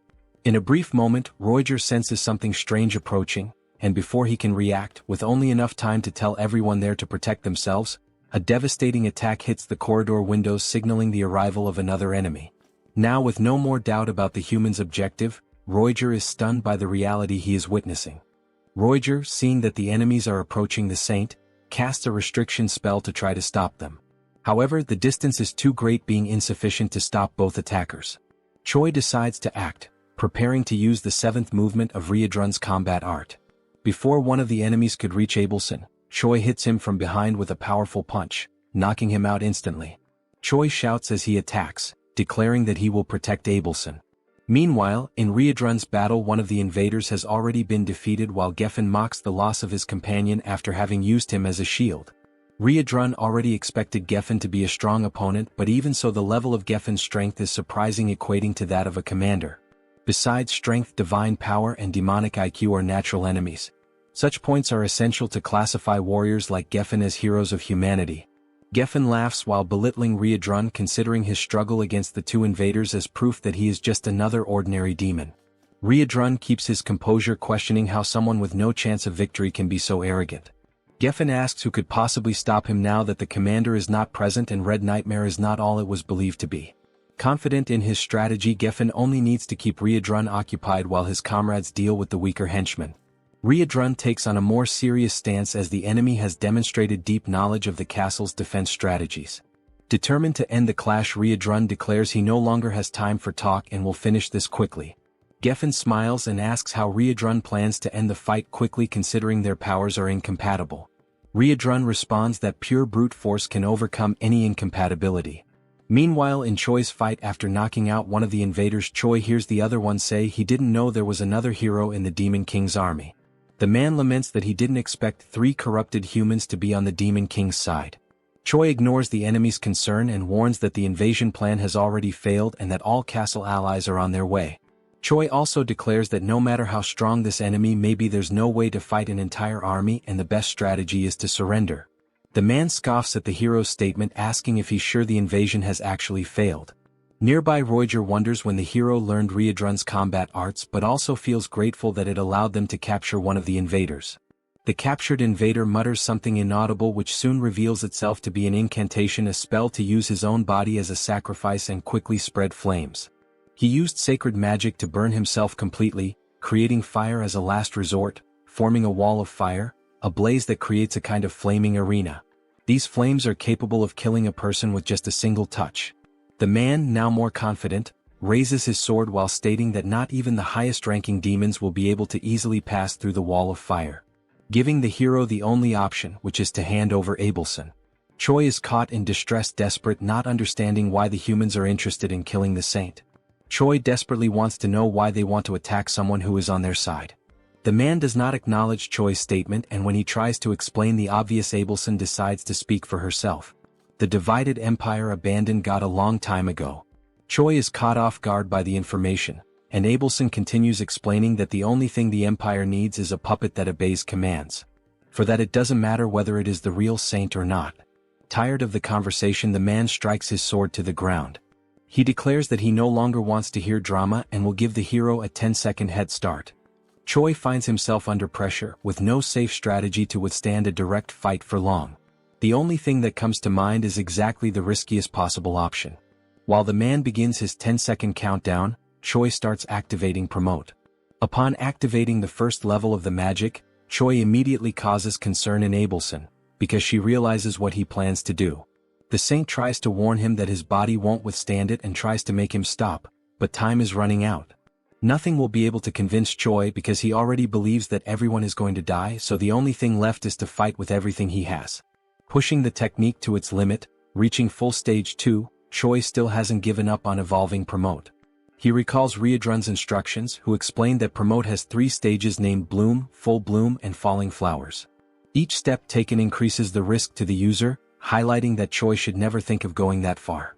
Although he must master the previous level before moving on to the next, reaching the 3rd level is too risky. But Choi saw no choice in the face of certain death. So he decides that if he manages to do it, this will be the only time. After 7 seconds, Choi finally reaches the peak. His heart feels like it's about to explode while his body screams for him to stop this madness. Rachel, desperate, cannot believe that even with the situation so dire, using Promote is the only solution. Choi, however, is completely focused, ignoring any contradiction. He has only one step left to take, which is to act. Because Promote has already reached level 3. With his body completely transformed, crimson eyes and dark aura, Choi asks Rachel to use her buff abilities. Time is up. The man is surprised to see a human using Promote, recognizing that Choi is not just anyone. Choi ignores the dialogue and announces the start of his offensive. He then dashes forward at high speed toward the man, who decides to defend against Choi's blows. He recognizes the level 3 of the ability, opting to defend because, being human, Choi will soon run out of stamina to keep attacking. Choi once again ignores the man's words, throwing even more punches against the sword. The enemy is confident that his victory will come simply by waiting, but Choi suddenly repels the sword with his fists, leaving the enemy disarmed and open to attacks. Before the invader could even react, Choi lands a precise, powerful punch right in the enemy's chest. The blow was enough to destabilize the man, who complains about the tricks Choi used. He watches as Choi prepares, astonished at a human who allowed himself to be corrupted by demon arts. Choi knows he's reaching the limit of what his body can endure from the technique, but he cannot fall, because he is the only barrier between the assassin and Abelson. Remembering that Promote, if pushed to the limit, can bring irreversible consequences, Choi finds a reason to go even further. There's a beautiful woman crying in front of him, and that is unacceptable. Dying for her to stop crying is undoubtedly a good deal. Now, with his body doomed to perish, Choi's only option is to move forward, surpassing all limits. There is no turning back. Choi decides to give his all to protect Abelson. The saint, witnessing Choi's unshakable will in his pursuit to neutralize the threat, reflects on the danger of using holy power on Choi, who is taken over by demonic chi. That would cause Choi's body to explode immediately. All that remains is for Abelson to pray for him. Choi, determined, advances toward the enemy, activating his combat arts. The man realizes that Choi is stacking attack types and laughs, considering it self-mutilation.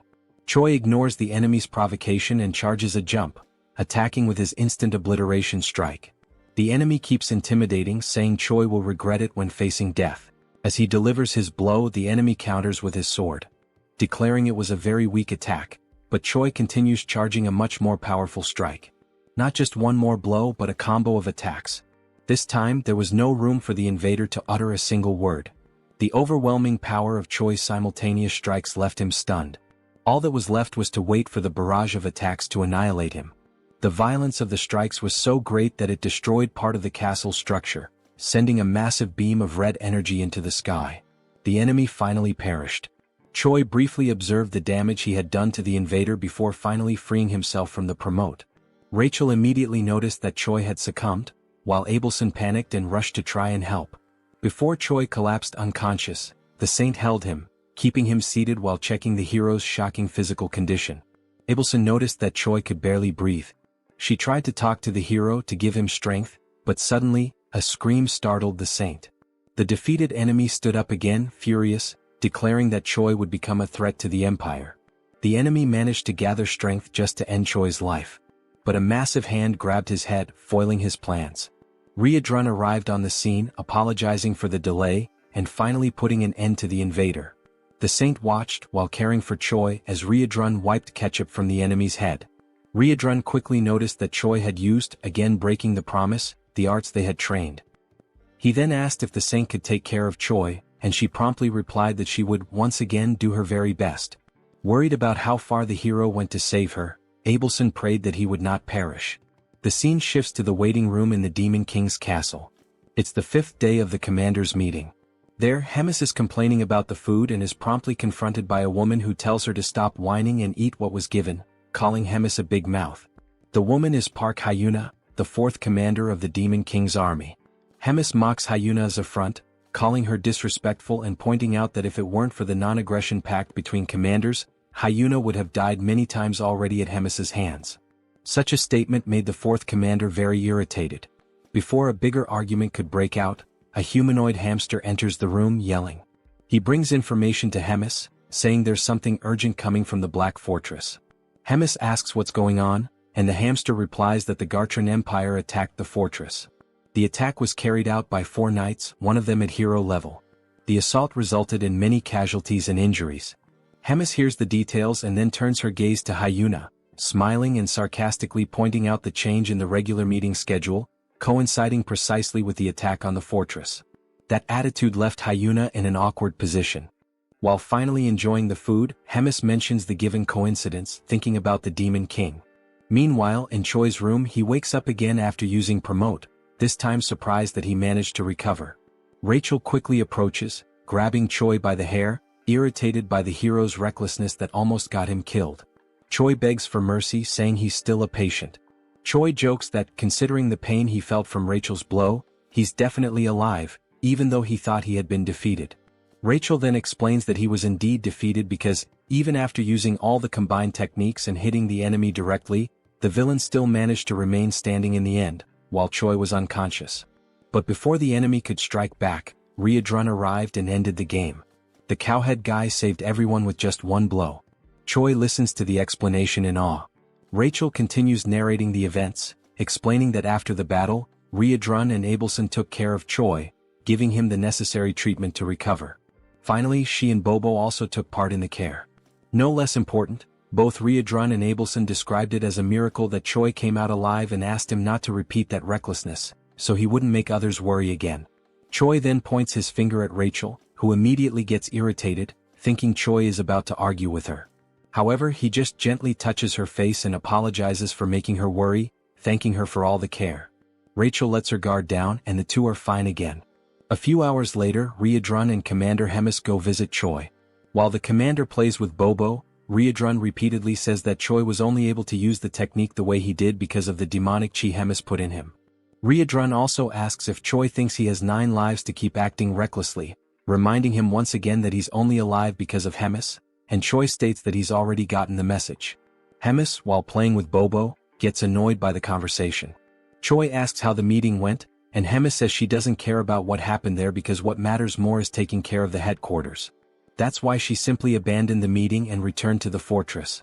Choi is shocked by Hemis's attitude, since it was a meeting with the Demon King. Hemis smiles as she notes that the Demon King might have gotten a little upset. Meanwhile, Choi and Riadrun get chills thinking about what that could lead to. Hemis has more interesting matters at the fortress. Choi's performance after she put her own demonic chi in him behaved as if it were his own. While Riedrun and Choi fear the wrath of the Demon King, Hemis is delighted by how interesting Choi is. The scene then focuses on the moment when Hemis meets the Demon King. In the memory, she emphasizes that even during all the battles from the first to the last fought by the Demon King, she remained by his side, following his purpose. Hemis believed that all of the king's actions were with the intention of protecting. The Demon King Tigrad tries to move things along, asking what she means after all. Hemis then gets straight to the point and explains that if the Demon King's plans go against her, they will have a problem. Tigrad responds that Hemis's attitude is insolent and that what she's saying basically means she will no longer obey him. Additionally, Tigrad asks if the fact that Hemis has lived for a long time made her bored, as he sees it as a way for her to kill time. Hemis replies that she already knew that would be Tigrad's reaction and that she doesn't plan to fight him, which is why she will leave. But before going, Hemis looks at Tigrad once more and asks who is really getting bored as time goes by, and tells him to think carefully as this is her final warning as a longtime companion.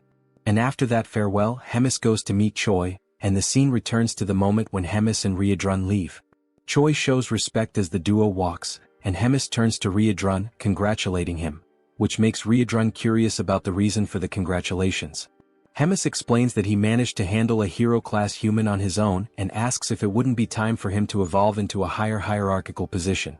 Riedrun thanks her for the compliments but replies that he doesn't think it's the right time for that. Hemis asks why not, and Riedrun promptly responds that he's still interested in training and following Choi's growth, and with that he also wants to learn more from Hemis's own teachings. That will be good for his personal growth. Hemis briefly smiles, and after a moment she decides to go straight to the point, confirming whether the castle turned into 3 chunks due to the human invasion. Riedrun confirms that yes, and he has no excuse for it. Hemis then says she thinks everyone has gotten lazy, as she didn't even arrive at the front lines. So she gets the idea to start a tournament to select a commander for the Third Army. The scene then cuts back to Choi, who is viewing his shop through the system. He notes that even after upgrading the hero shop to the intermediate level, he still has 950 points left, and it would be a waste to let them sit unused. He wonders if there's anything interesting he could buy. Rachel questions if, since he finished another quest and gained another 1,000 points, that was to be expected.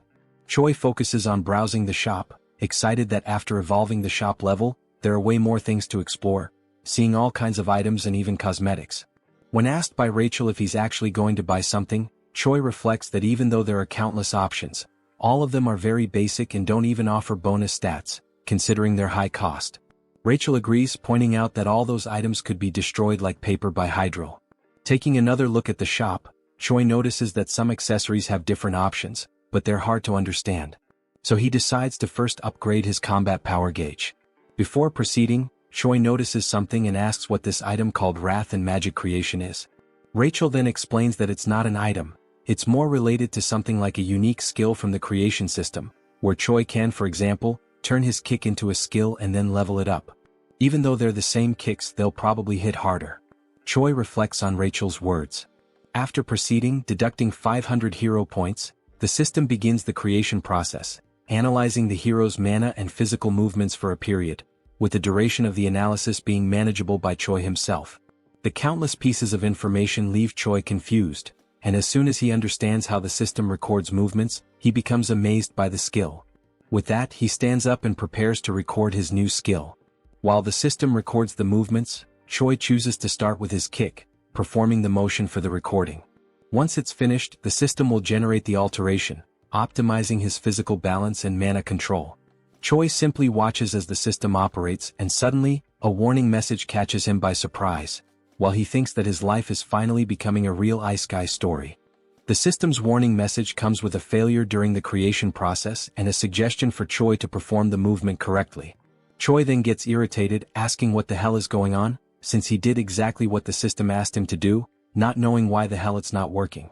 Rachel speculates that the system might not be recognizing Choi because he's a bug user, since he possesses demonic chi, clarifying that the hero's security system is the most secure in that world. Therefore, it's not Choi's fault that he wasn't able to use the skill the way he did. Choi, even more annoyed, grabs Rachel with his hands and shakes her violently up and down, leaving her desperate. While he explains that he's already pissed and her explanation made it worse, something catches his attention. A new hero quest has appeared, and even before reading it, Choi gets even more irritated by a new mission, having spent a bunch of points for nothing, demanding that the system return his points. In the mission, it informs that it's too early for him to despair over the points spent, stating that he can always earn more points and now it's time to forget the past and move on. The mission is precisely to create a new skill using his strength. Sometime later at Riedrun's training field, Choi begs his master once again on his knees to help him. Riedrun confirms Choi's request, saying that he needs help to develop his personalized wrath, and Choi confirms it. Riedrun takes a moment to analyze, then responds to Choi saying he'll help him. Choi, with teary eyes, is left speechless by the answer, and Riedrun adds that he was already planning on giving Choi some training anyway. Riedrun turns and informs that the training has just begun, and Choi promptly follows him. Moments later, the two are sitting in a moment of concentration, marking the beginning of that training. The session continues with more strikes and some physical exercises, which may be the ones that leave Choi quite exhausted. At the end, Riedrun and the saint observe Choi resting in his room again, with some bandages and his feet positioned in a bizarre way. Marking day 1, Choi smiles, grateful for having completed the day, and after getting up to pull himself together, he checks the system window informing that he completed a mission. Choi's combat power increases, and he then reflects on having managed to create his personalized wrath. It's a modified version of Riedrun's martial arts style, and the name Choi gives to this new style will be Nobilis. On the day of the tournament, the host greets everyone, introducing himself as Jark, explaining that this time's event will be to select 1 company commander and 13 battalion commanders. The host also states that the number of expected tournament participants exceeds 1,000. Focusing on the image of Remus and Hyuna, who are together in a room, the host explains that the tournament will consist of 3 matches in total and that all of them will follow a battle style different from the usual in previous tournaments. All participants will have 1 hour to prepare for the beginning of the first match, and during that we already see some participants gathered, including one with a goat head and a weird smile. Right after that, we see Choi smiling as the host explains that a knife has been accidentally dropped, making a metaphor with the name of the first match, which is the Killer Run and will take place on the Outlaw of the Highway. The scene shifts to Choi, who is warming up as the 4th commander arrives and approaches him. She states that she has been observing him for some time, asking if he is human in a rhetorical tone.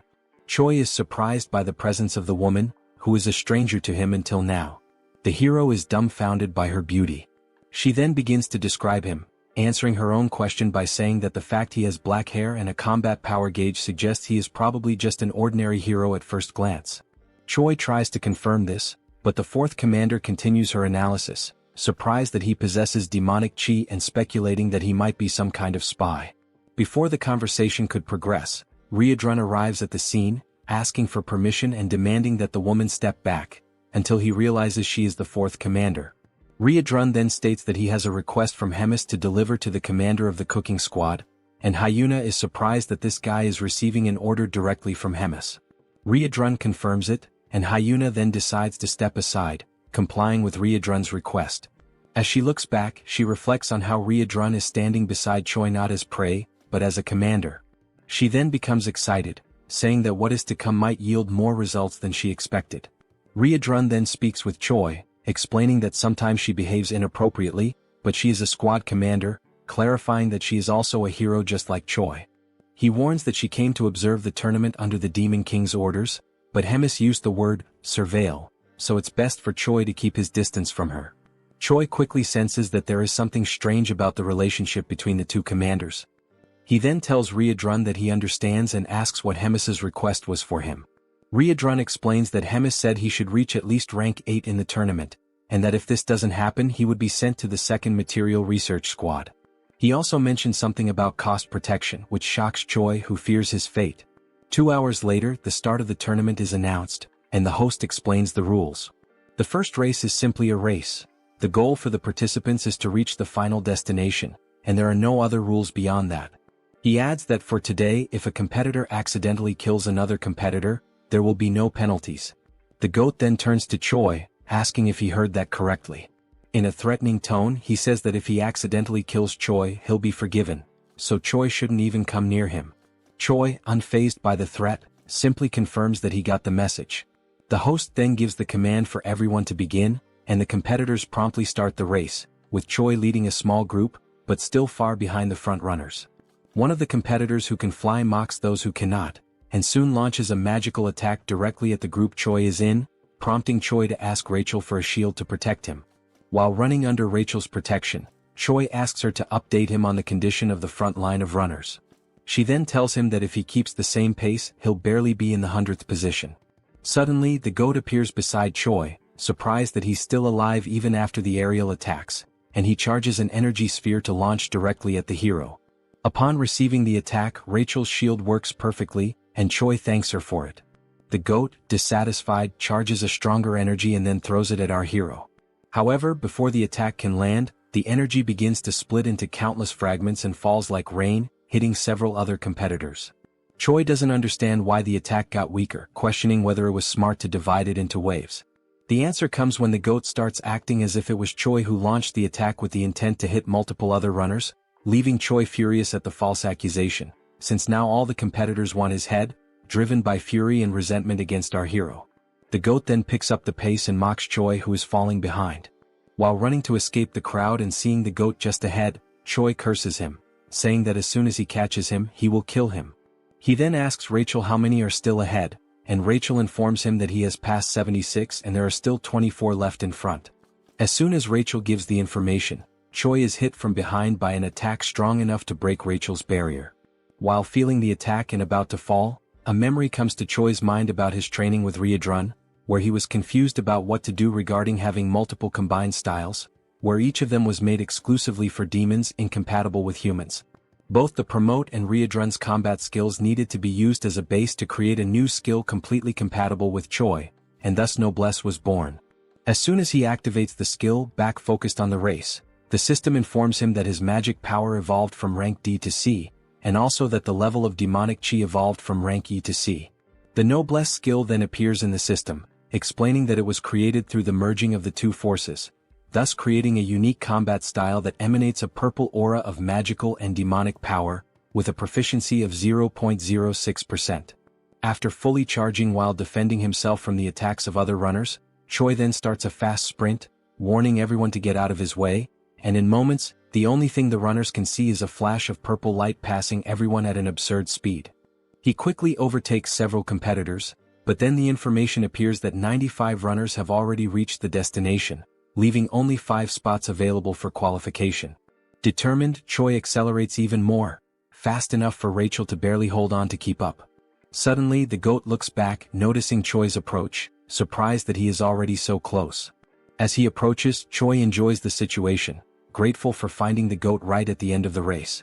He then activates Rachel's third combat form, charging an attack, getting even closer to the goat, and as soon as he reaches him, he hits him from behind, saying for the goat to accidentally die. The goat then flies at an absurd speed toward the wall, completely destroying the structure. Meanwhile, observing both amidst the confusion, the host explains that the 99th and 100th positions were filled by Choi and Whole Goat. Choi then sits, relieved for having qualified, while the goat is unconscious behind him. Choi gives thanks and the goat quickly gets up, enraged, cursing Choi and threatening him with death. But before anything could happen, the host intervenes, saying that the race is over. He then explains that the 100 people who passed the first round will have the second stage in 3 days, and everyone else is dismissed. Meanwhile, that night, in a forest near the Dark Fortress, Hemis and Park Hyuna are in a forest location, and the fourth commander asks Hemis if she is really going to release a certain thing inside the tournament. Without answering, Hemis only focuses on what is ahead, greeting Modem, saying how long it has been since they last saw each other. The creature, emanating a red aura, explains that indeed it has been a long time, exactly 97 years, 3 months and 11 days, and asks what can be done for Hemis. The creature is Modem, Hemis's familiar, with a strength of 198,532. Hemis then explains that what Modem needs to do is capture all the participants' flags. Modem confirms he understands, and then Hemis asks him not to be reckless with the task, because if there is a decent participant, Modem needs to go easy on him. Hyuna, hearing this, says that the big mouth is getting too soft. Hemis questions why she is being seen as soft by the fourth commander, and then asks if she knows why demons are losing to humans. Before receiving any kind of answer, Hemis justifies the question by answering it herself, saying that demons are fighting too fairly. They try to solve everything through brute force, and if they lose in strength they do not retreat, and in the end they end up dying. And this is accepted very simply. But unlike demons, if humans are at a disadvantage, They avoid the fight and manage to return later with schemes to unbalance the battlefield. And that is why the Demon King's army keeps losing to weak humans, ending the explanation with a finger pointed at Hyuna's face, who is perplexed by the situation. To break the tension of the moment, Hemis adds that the fourth commander needs to study a bit more, leaving Hyuna irritated by the provocation. Next, the rules for the next phase of the tournament are explained, detailing that groups of 4 people will be formed randomly and each group starts with 2 flags.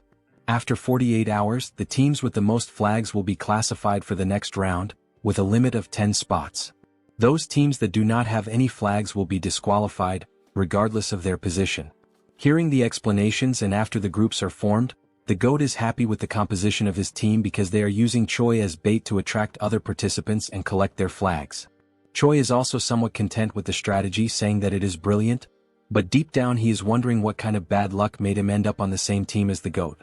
But in the background, with no expressions, are the other team members, one being a hawk and the other looking like Arbok. The 4 of them make up Team 9. The GOAT, still excited with the results, declares that they just need to wait because with the number of flags they currently have, they are practically already classified. But Choi watches him, reflecting on how annoying the GOAT is. It is then shown that Choi's team is in 4th position with 4 flags, but that was not the current position just moments ago. The ranking rose abruptly, and once again the team's position rises to 3rd place without them having done anything. Seeing this, everyone is surprised, wondering what is happening. Suddenly, a steel foot approaches the group, and Choi hears the sound of metal, making him look back and notice the presence of Moten with his extreme strength and intimidating presence. The GOAT notices upon seeing several flags on Moten's back, that he is probably the cause of the mess in the ranking. The GOAT then smiles, wondering if he is a golden goblin, and then recklessly rushes toward the stranger, causing Choi to try to stop him, saying he shouldn't try to fight him. The GOAT continues the charge, calling Choi a coward. Concentrating an attack, the GOAT arrogantly declares that he is going to kill the tin monster and take his flags. With a simple movement, Moten knocks down the GOAT, and in the attack he is thrown against the hawk and against Arbok, losing the flag. While storing the newly collected flags, Moten is being watched by those who sent him. Hyuna questions if that was really necessary. Judging Moten's presence, they're useless since there is no way to win against him with only the skills of Choi's team. Hemis remains silent, just watching while the time for the end of the test runs out, and it is shown that Choi's team is now in position number 25. Later, with only 1 minute left until the end of the test, Choi already has a plan declared and asks everyone to move according to the signal, especially the GOAT head. They have just encountered Moten again, who, after the previous attack, had moved to collect other flags. And as soon as he notices their approach, Moten realizes they are going to try some kind of new primitive attack. Choi then orders the GOAT to attack, and he promptly begins channeling his magical energy, irritated by being commanded by a human. As soon as the energy hits the area where Moten is, he remains standing intact, surrounded by flames and lots of dust. Choi then gives the turn to the hawk, who is already at high altitude and ready. He begins his charge, descending toward Moten at very high speed. Moten notices the hawk's charge and realizes it is a joint attack, also noticing that this is the first team using tricks like this, as he prepares to defend against the attack. As the falcon approaches Moten, he is met with the defense of the tin monster and has his neck restrained, causing the attack to halt, leaving only the strong wind that accompanied him, which brings a certain comfort to Moten, who declares that the wind is refreshing. But he quickly notices that Choi is advancing and states that all members of the team attack in a very simple and slow way, mocking how pathetically weak the demonic chi in Choi is. From afar, Arbok approaches underground while Choi is already practically at Moten's defense. He then orders the centipede to attack and tries to dodge Moten's defense. To finish the attack with extreme determination, Choi then activates his unique skill. Surrounded by the noblesse, he advances toward Moten, and when he is just a few centimeters away from grabbing the flag, Moten stops him and compliments the team's group attack, saying it wasn't bad for an improvised plan. However, that is all they managed to do, which is not enough as Moten has already immobilized Arbok and also Choi. With only 15 seconds left before the end of the test, the 3 team members are already completely immobilized by Moten, and the tin monster then decides to ask Choi what that purple energy he just used was. Choi is not concerned with the question and only focuses on the time left to finish the test. Desperate, he then declares to Moten that he will find out what the energy is the worst way possible. Grabbing the enemy's hand, Choi then activates his new skill, Chi Explosion. The purple energy then moves toward the enemy and in an instant Choi is already out of combat, but the strength of the attack was enough to destabilize Moten. As he falls to the ground and time runs out, with both participants drifting apart, in the final second Moten stabilizes and the match ends. Moten realizes how the ability worked, wondering if it was in fact a self-explosion, although it wasn't strong enough. Choi, hearing this, gets Moten's attention by calling him Tin Can and asks him to look back. On Moten's back is the goat holding a flag, causing confusion in his mind. Choi then mocks the situation, questioning if Moten really thought he would blow himself up without a plan, explaining that everything was orchestrated so that at the moment of the explosion, the goat would be ready to capture one of the flags. Choi then ends by saying it was a great displeasure to meet him, and the ranking is presented as Choi declares that he will never see the Tin Can again, flipping the middle finger at his enemy. The system then presents Choi's new ability, Chi Explosion, with a proficiency of 0.11%. Sometime after the end of the tournament's second round, the scene shifts to a quiet but significant conversation between Hemis and Moten. Hemis asks Moten for his thoughts on Choi. Calm and composed, Moten describes Choi as a rare human possessing a hybrid of demonic ki and mana, an unusual and unprecedented combination. He states that he has never witnessed anything quite like it before in all his years. Hemis, unfazed, replies that she was already aware of this unusual trait. She presses further, asking if Moten has anything else to offer. Moten adds that Choi is not only talented but exceptionally quick on his feet. He highlights Choi's sharp, instinctive decision-making, admitting that the young human surpasses many demons Moten has known, even those considered elite. Hearing this, Hemis quietly reflects on the implications. She begins to consider that the direction of the demon army may need to evolve. She muses that, should she choose to pursue her own path, the future could unfold in unexpected, and possibly thrilling ways. The narrative then transitions to the divine empire of Gartrum, where the atmosphere is somber. The Pope mourns the loss of Geffen, a hero-level figure who perished during a mission, a warrior of great promise taken out in a vile and humiliating manner. The mood in the room is tense, laced with both grief and strategy. In the same chamber, a man seated nearby asks what will be done about Abelson. The Pope pauses in silence before coldly announcing that, despite her popularity, Abelson is merely the princess of a small, insignificant kingdom. With finality, he declares her removal as a candidate for sainthood and orders that she be publicly branded a heretic, an ally of the Demon King's forces. Next, the Pope shifts his focus. He asks if Hemis is causing trouble again. The man replies that she has begun restructuring the military command, planning to select new officers through a skill-based tournament.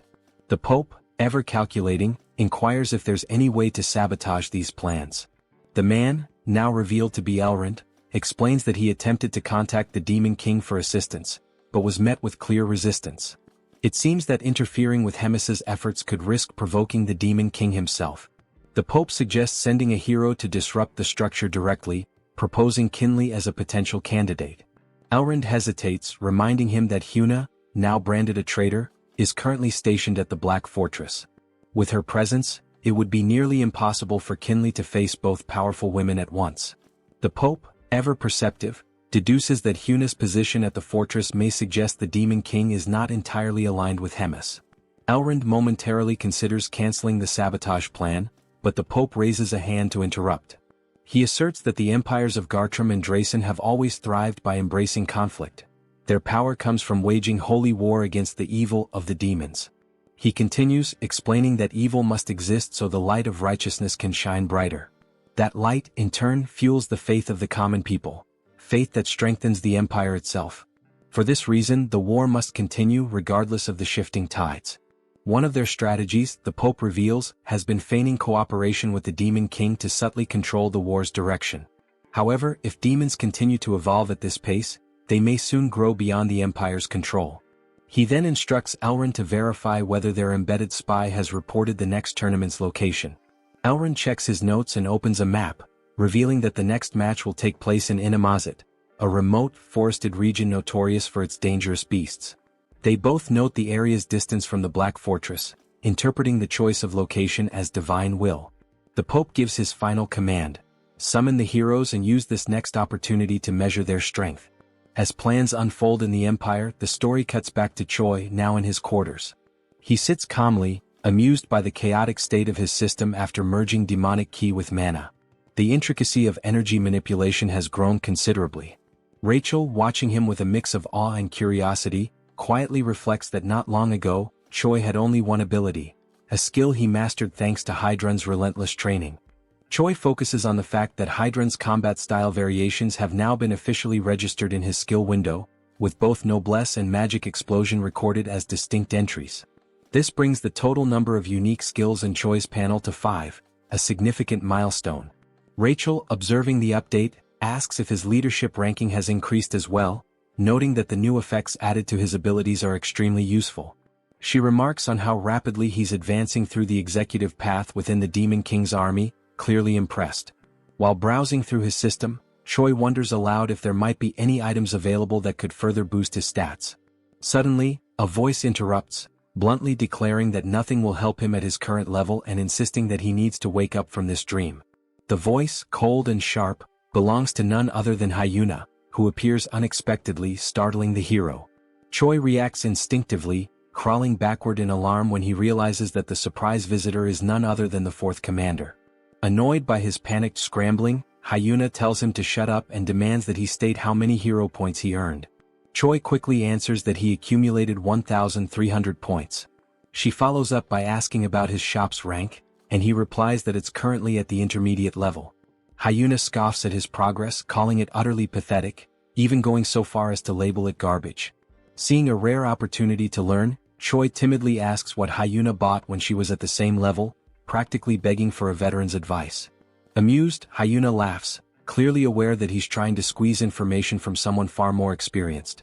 She agrees to give him a tip, but only under the condition that he answer every single question she asks. Choi eagerly accepts the deal without hesitation. Hyuna then advises him that, since he already has an aura, the next step is to upgrade his shop level and purchase a dimensional pocket, a valuable inventory-like item that offers excellent utility for its cost.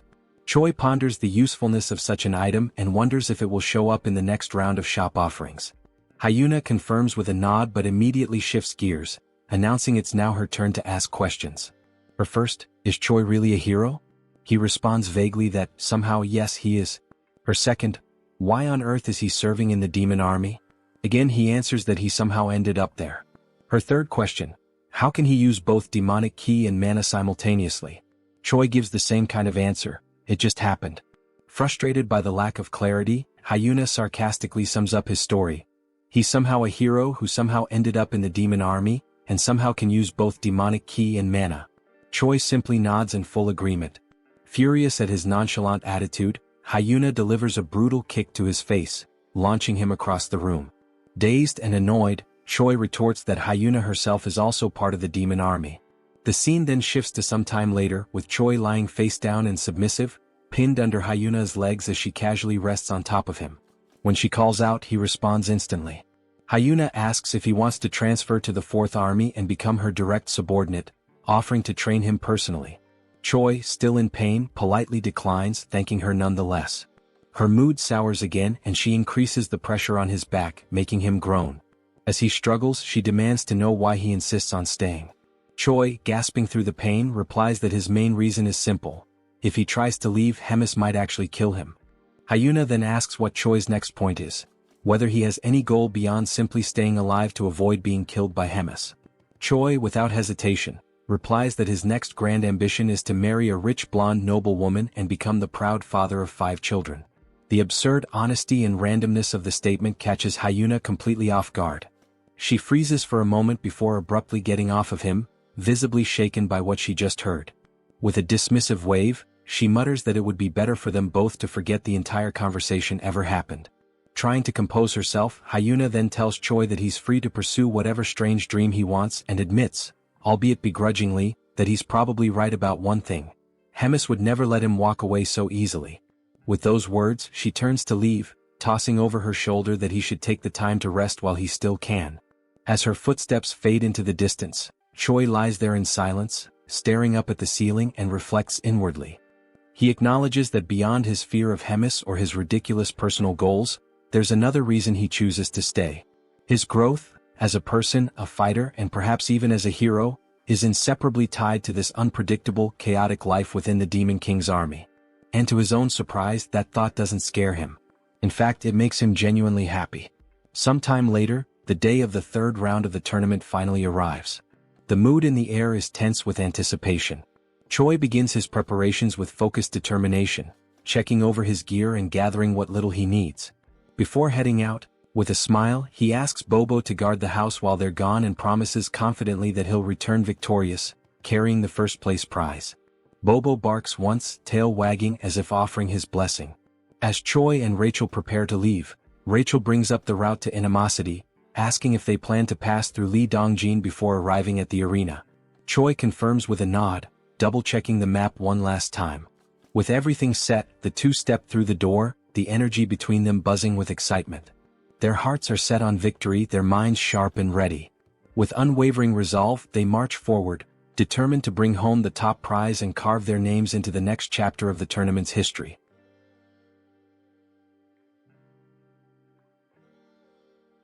The scene moves forward to the beginning of the third day of the tournament, where Choi is hunting monsters. He notices that he is gaining 1 level for each monster he defeats. At this point he has already leveled up 4 times and wonders if it is actually real. The monsters he is defeating are dryads, generally female individual creatures, classified as plant-type demonic beasts. These monsters typically serve to assist in the reproduction of other monsters by exchanging pollen. While holding the body of one of the defeated dryads, Choi questions why he is gaining so much experience. During this moment, a purple sphere floats above him as part of the current training round. On this third day, the challenge is for participants to survive in the demonic beast forest, and the event will continue until 10 out of the 24 participants are eliminated. Each participant has been given a magical item for the day. This item is the same purple sphere that Choi is suspicious of. The sphere is used for military tracking, made by Hemis and composed of demonic energy capable of locating individuals. Its main function is to inform the organizers of the position of everyone in the tournament, essentially acting as a GPS. Rachel approaches the sphere, astonished by the magical skills of the Demon King's army, impressed by their ability to create such complex spells. Choi decides to move on quickly before someone comes and steals the monsters he has defeated. Suddenly, he is struck on the head by an object thrown by someone, causing him to fall to the ground and lose possession of the monsters he was carrying. The attacker expresses joy at finding him and Choi tries to recover from the hit. The attacker is revealed to be the goat, who is now furious and determined to defeat Choi once and for all. Meanwhile, elsewhere, the tournament host seems bored, finding the task of overseeing the event annoying. He questions why he is always assigned to jobs he compares to guarding a doghouse door, while other guards assist in watching the portal to Inamazet. One of the guards tries to motivate the host, saying he shouldn't talk like that because guarding the portal is important. It is the only one connected to the main gate, and if it breaks, something bad could happen. The host agrees but insists that it is unlikely anyone would show up in such a remote location. Far away, a presence appears, and the portal guardian quickly senses strange creatures. He channels his energy to scan them and identifies a group of humans, guessing they might be monster hunters. However, he chooses to ignore the potential threat since he doesn't sense any special magic from them. The Guardian considers that it would be troublesome if he took the initiative to attack and they ended up finding the portal. He decides to wait, reasoning that Inamazet is very large and they probably won't encounter the tournament group. Despite sensing something odd, he continues with his farewell and chooses to leave the strangers alone for now. Back at the confrontation between Choi and the goat, the new enemy tries to intimidate the hero, claiming to have immense power and that Choi should beg for mercy. Noticing Choi's indifference, the goat tells him that if he won't plead, then he should run as there is no shame in fleeing. Scars on the back are not dishonorable for those who fight with their fists. Choi, annoyed, asks Rachel if it wouldn't be better to just kill the goat already. Sensing the shift in Choi's demeanor, the goat immediately changes his own behavior to one of submission, begging Choi not to kill him, warning that he would regret it. This confuses Choi, who doesn't understand the reason behind the threat of regret. The goat then reveals that he possesses very valuable information, prompting Choi to ask what it is. The goat explains that all demons currently have Choi at the top of their target list. Choi is skeptical and asks why, if that's true, they aren't all after him already, since he is supposedly the common enemy of them all. The goat suddenly begins a countdown, leaving Choi confused. As the countdown ends, all the other tournament participants approach a dominating chair, and Choi is startled, while the goat laughs at his situation. Meanwhile, at the Black Fortress, the scene is being magically transmitted to Hemis and Hyuna, who are observing the events of the tournament's third day. Hemis admits she didn't expect everyone to target Choi and laughs, calling it shameful. Hyuna reprimands her, saying this is not a moment to laugh. The transmission is abruptly interrupted by the Guardian, who reports that humans are attacking and attempting to destroy the gate. He explains that the enemy group is composed of highly equipped humans using stealth devices, and somehow they know the exact location of the gate. The transmission ends, and Hemis immediately assigns Riadrun to take action. Riadrun quickly understands the gravity of the situation and offers to act at once. Hemis notes how well prepared the attackers are and declares that information must be leaking from somewhere. As she speaks, Hyuna watches in shock. Hemis then raises her voice, demanding to know where the leak is coming from, while Hyuna reacts again, visibly shaken. Back in the forest, having escaped the other participants, Choi is distressed, questioning why the contestants are breaking tournament rules and why those monitoring the stage are doing nothing to stop it. Rachel urges him to remain silent so as not to compromise his hiding spot. 2 participants are seen nearby, searching for Choi. They briefly scout the area but soon decide the hero isn't there and leave, planning to wait for the next tracking update. Choi stays hidden a bit longer to be sure, then collapses to the ground, overwhelmed and fearful of dying. He wonders how he will survive the ordeal. Rachel tries to comfort him, reminding him that his level progression has been going well and suggesting they could defeat more monsters nearby. She asks if Choi has anything in his shop that could help. He agrees it's a good idea and starts to search, though unsure if anything there could truly help him survive. Just as he finds something possibly useful, a dark cloaked figure approaches, interrupting his search. The stranger asks if he is the rumored hero, surprising Choi. The figure then removes his hood, revealing himself as a red-haired human, and Choi is taken aback. The rest of the group reveals their faces too, all fixing their strange gazes on the hero. Though they are all human, something about them feels unusual. The leader apologizes for not introducing himself earlier and tells Choi his name is Andrew Taylor, and that he is also a hero. At that moment, Choi's system interface appears, presenting him with a mission: survive at all costs and eliminate all the villains with a reward of 1,000 hero points. Choi quickly attempts to deceive the enemy group's leader by pretending to be a rookie hero. He energetically introduces himself as Choi, the new hero, and casually asks what brings them to such a lowly place. Andrew, the leader, replies that they are hunting demons. Choi agrees, saying it's a noble mission and that eliminating demons brings justice. Choi then stands up and prepares to leave, claiming he will go crush some demons too and wishes them luck. Suddenly, Andrew draws his sword and slashes at Choi, narrowly missing. Choi is startled by the sudden attack. Andrew then declares that they are also there to eliminate the traitor human. As Andrew readies another strike, the tournament participants arrive at the scene, also searching for Choi. The goat mocks Choi, claiming there's no way he can escape. Some of the participants behind the goat notice another human nearby and speculate that Choi may have the ability to duplicate himself. Andrew becomes confused by the statement, while Choi quickly analyzes the situation and begins to unfold an emergency plan. He boldly calls on everyone to recite the chant of the Demon King's army's third command. Everyone is surprised and doesn't quite understand what Choi is doing. Andrew is also confused by his actions. Choi then loudly begins a speech, declaring they are the mighty army of the Demon King. As he speaks, a blue aura begins to radiate from him. As he continues, the goat and the other competitors are unsure of the next step and ask if they should devour the humans ahead. Choi confirms and urges everyone to eliminate the enemies of their father, the Demon King, as true warriors. At that moment, the system announces the activation of a hidden status called Charisma and Leadership, and notes that morale among allies has increased. Choi raises his voice and commands the group to charge. The participants begin discussing among themselves, and the goat comments that Choi isn't wrong. Another participant agrees, saying they are an army either way. The goat then reinforces Choi's words, proclaiming that they should all advance and destroy the humans. Empowered by Choi's blue aura, the group charges into battle. In the midst of the crowd, Choi is thrilled that his plan is working and vows to remember their bravery. As they rush forward, Choi runs in the opposite direction, joyfully declaring that they will all meet again in Valhalla. As he flees, Choi reflects that they probably won't last long and that fleeing is his only option. Suddenly, someone grabs his scarf. It's the commander who was guarding the gate. Choi recognizes him and asks what's going on. The commander explains that the gate linked to the castle was destroyed during the humans' ambush. Choi asks about the fate of the gate's guards, and the commander says they were likely wiped out, adding that he barely escaped alive himself. Choi questions how that could happen, recalling there were only about 40 enemies, The commander explains that all of them were at least battalion commander level, with 3 at regimental commander level, and 1 nearly at division commander strength. Choi then asks what they should do to survive. The commander replies that survival may not be possible.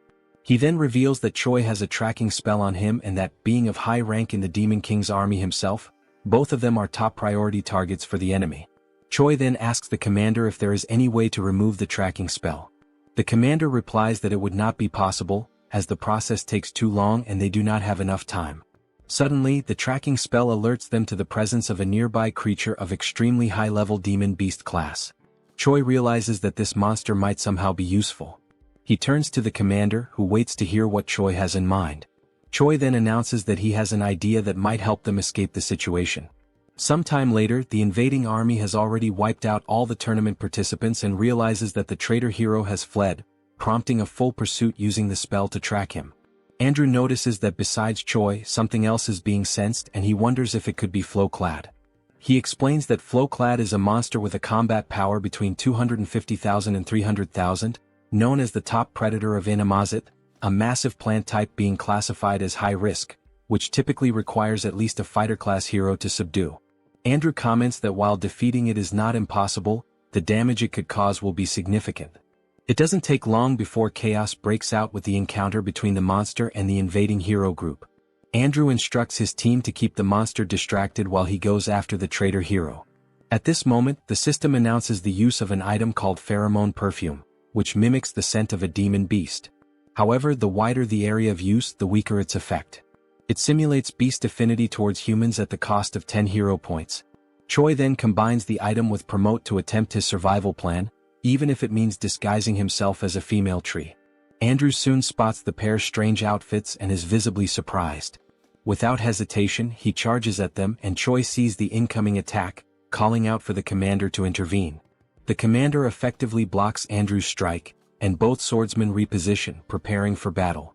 Andrew activates his sword's advanced form and attacks again, triggering an epic duel between 2 highly skilled fighters. As the commander is assaulted from different angles, Choi steps in and neutralizes each peripheral attacker one by one. He reassures the commander, saying he will handle the smaller threats and urges him to stick to the plan so they can hold out as long as possible. Andrew then realizes and questions whether the duo's actual plan is simply to stall for time. His question is met with complete silence. The scene then flashes back to when Choi explains the plan to the commander. The central idea is to use the demon beast as their main force against the enemies. The commander's role is to evade Andrew as much as possible, tiring him out while using the beast as a shield against his attacks. Meanwhile, Choi is to deal with the rest of the group by leveraging the presence of the demon beast. The crucial point of the strategy is to never engage in a direct fight. Choi names the operation "You Come at Me." Returning to the present battle, Andrew grows frustrated with the commander's evasive tactics, asking how long he plans to keep dodging blows. The commander remains silent, internally reflecting on the fighting style of the humans, calling it cowardly. Still, he admits that it's exactly this method that allows them to buy precious time. The focus then shifts to Choi, who now faces a cloaked enemy. Weakened but determined, the opponent rises with one goal: kill the traitor. As the man charges, Choi easily dodges each attack. However, he notes the precision and strength behind the enemy's strikes, each one powerful enough to cut him in half. Despite that, the movements are highly predictable. Without embellishment, the enemy swings his sword like a machine. Choi counters, first striking the man's leg to unbalance him.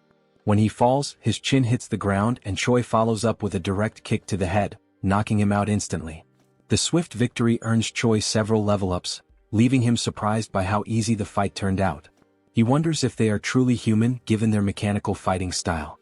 Suddenly, while reflecting on the extended use of Promote, and the risk of exhausting his stamina, Choi is caught off guard by a potential side effect. His forehead begins to undergo a strange mutation. The system alerts him that his demonic chi has increased from rank C to rank B. As a result, a horn begins to grow from his head. Confused by the transformation, Choi now possesses a demonic appearance.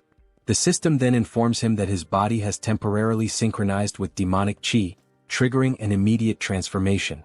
The commander, covered in armor made of intertwined plants and vines, watched his opponent from a safe distance. His eyes were fixed on the hero Andrew, who held his sword with unwavering determination. The commander could feel his energy waning. He was already near his limit, and he looked at his opponent with growing concern. The demon beast he was using as a shield, a towering creature with alabaster skin and razor-sharp claws, bore several deep wounds across its body. Its breathing was labored, its legs trembling. Neither the beast nor the commander could hold on much longer. Andrew, steady with his sword in hand, broke the silence that had settled over the forest like a heavy fog. His voice was calm but laced with contempt. He said the commander had nothing special aside from his ability to run away, and even that would end right there and then. A dark smile curled on Andrew's lips as he boasted of his imminent victory, claiming that heroes like him grew stronger every time they killed a beast or demon. He concluded with a smug tone, pointing out that his current level was 983. Once he killed the beast shielding the commander, he would easily ascend to level 1000, a milestone few had ever reached. Without further warning, Andrew lunged forward, striking at the commander with deadly precision. The commander barely managed to defend himself, using the long whip coiled at his side to parry the attack. Concern was now etched into his face. He was clearly at a great disadvantage against this overwhelming force. He knew that unless he came up with a solid plan he would be defeated right then and there. Without hesitation, the commander began touching strategic points along the massive white beast's body. His fingers moved swiftly with practiced accuracy, and from his hand, small red sparks erupted with each contact. These sparks flickered like embers, tracing cryptic markings along the beast's skin. He continued the sequence even as Andrew relentlessly pressed forward with fierce, calculated blows. The battle intensified, yet the commander stayed focused, gambling everything on the seal he was about to complete. Andrew, thirsty for victory, advanced on the commander, who kept blocking the transferred blows while clinging desperately to another part of the beast's massive body.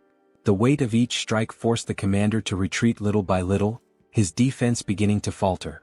After another powerful blow sent him tumbling backward, scraping against the forest floor, Andrew gripped his sword with both hands, raising it high above his head. His eyes burned with anticipation as he prepared to stab the weakened demon beast. He warned the commander, his voice dripping with arrogance, that once he killed the beast and gained a boost to his attributes, dealing with someone as weak and desperate as him would be nothing more than a formality. But before Andrew could deliver the final blow, the commander, still catching his breath, spoke firmly. He hadn't been running around for no reason. His words cut through the tension like a blade. At that moment, the intricate marks left by his hands on the beast's skin began to glow, igniting into beams of radiant red light. The symbols pulsed with energy, and from them, several thick metal chains erupted, snaking out in all directions. Red sparks danced in the air around the demon beast, crackling like fireflies caught in a storm. Then the scene revealed a new technique, an advanced movement restriction skill. The commander, ignoring his injuries, focused his energy and curled his fingers into a circle, completing the final gesture needed to activate the seal. The red glowing chains, now shimmering with intensity, surged forward and wrapped themselves around Andrew from behind, just as he was about to drive his sword into the beast once more. The narrative then shifts to a memory, showing the commander and Choi discussing the second part of their plan in a quiet moment before the battle. Choi, barely able to contain his excitement, suggested they name the plan Kill Steel. The commander raised an eyebrow and crossed his arms, clearly skeptical, and asked if that was some sort of code among the heroes.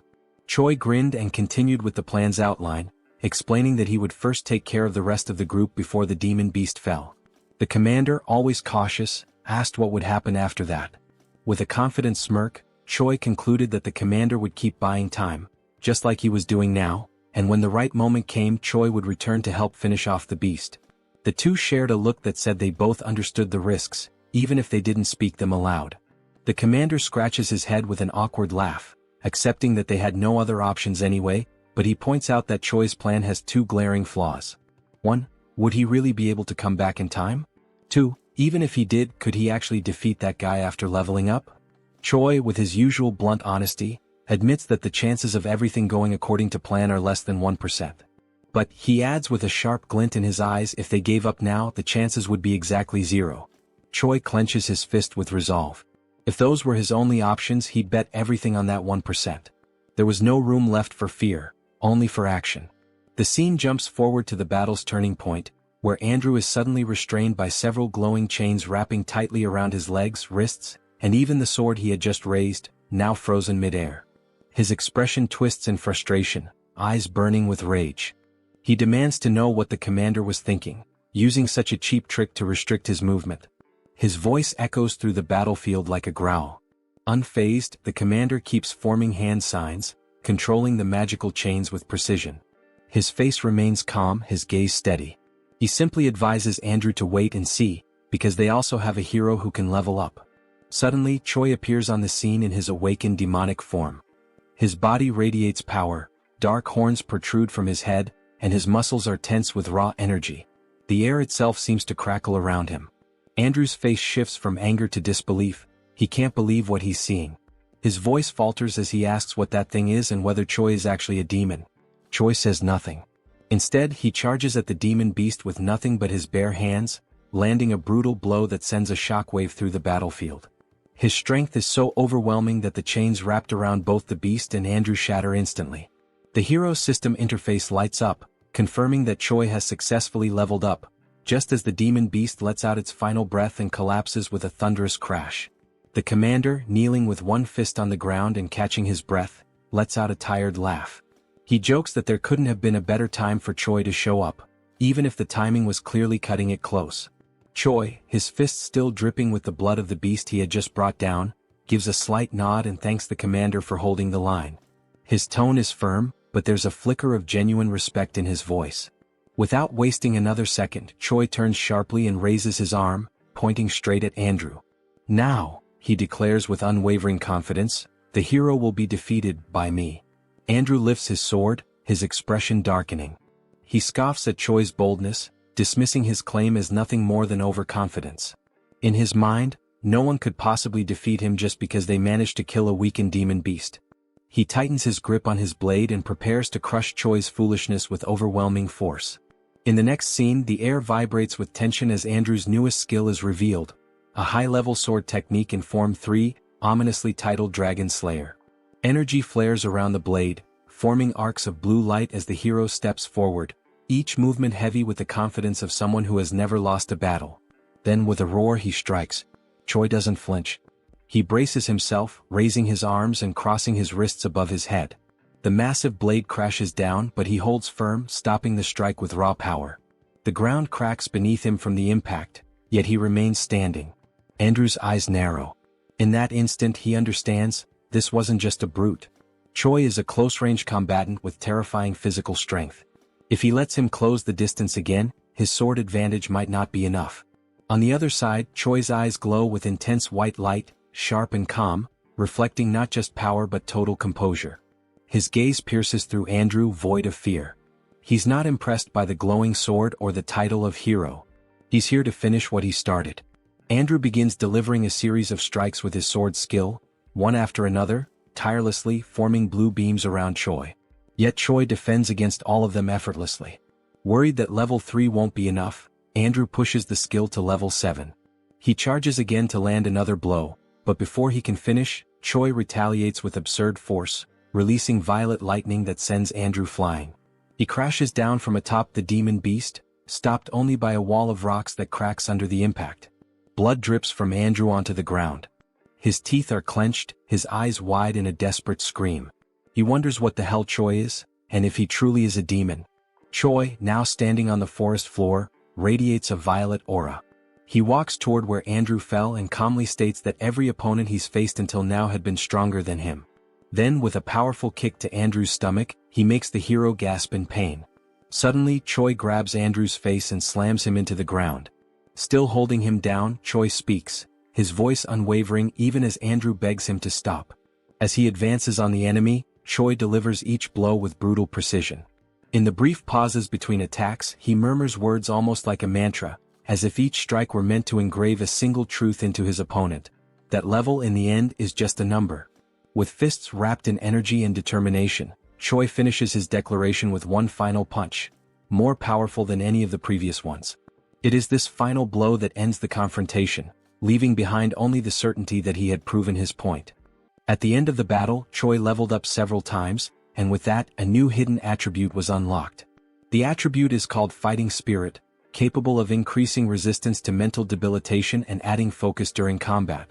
Choi starts with 10 points in this new attribute.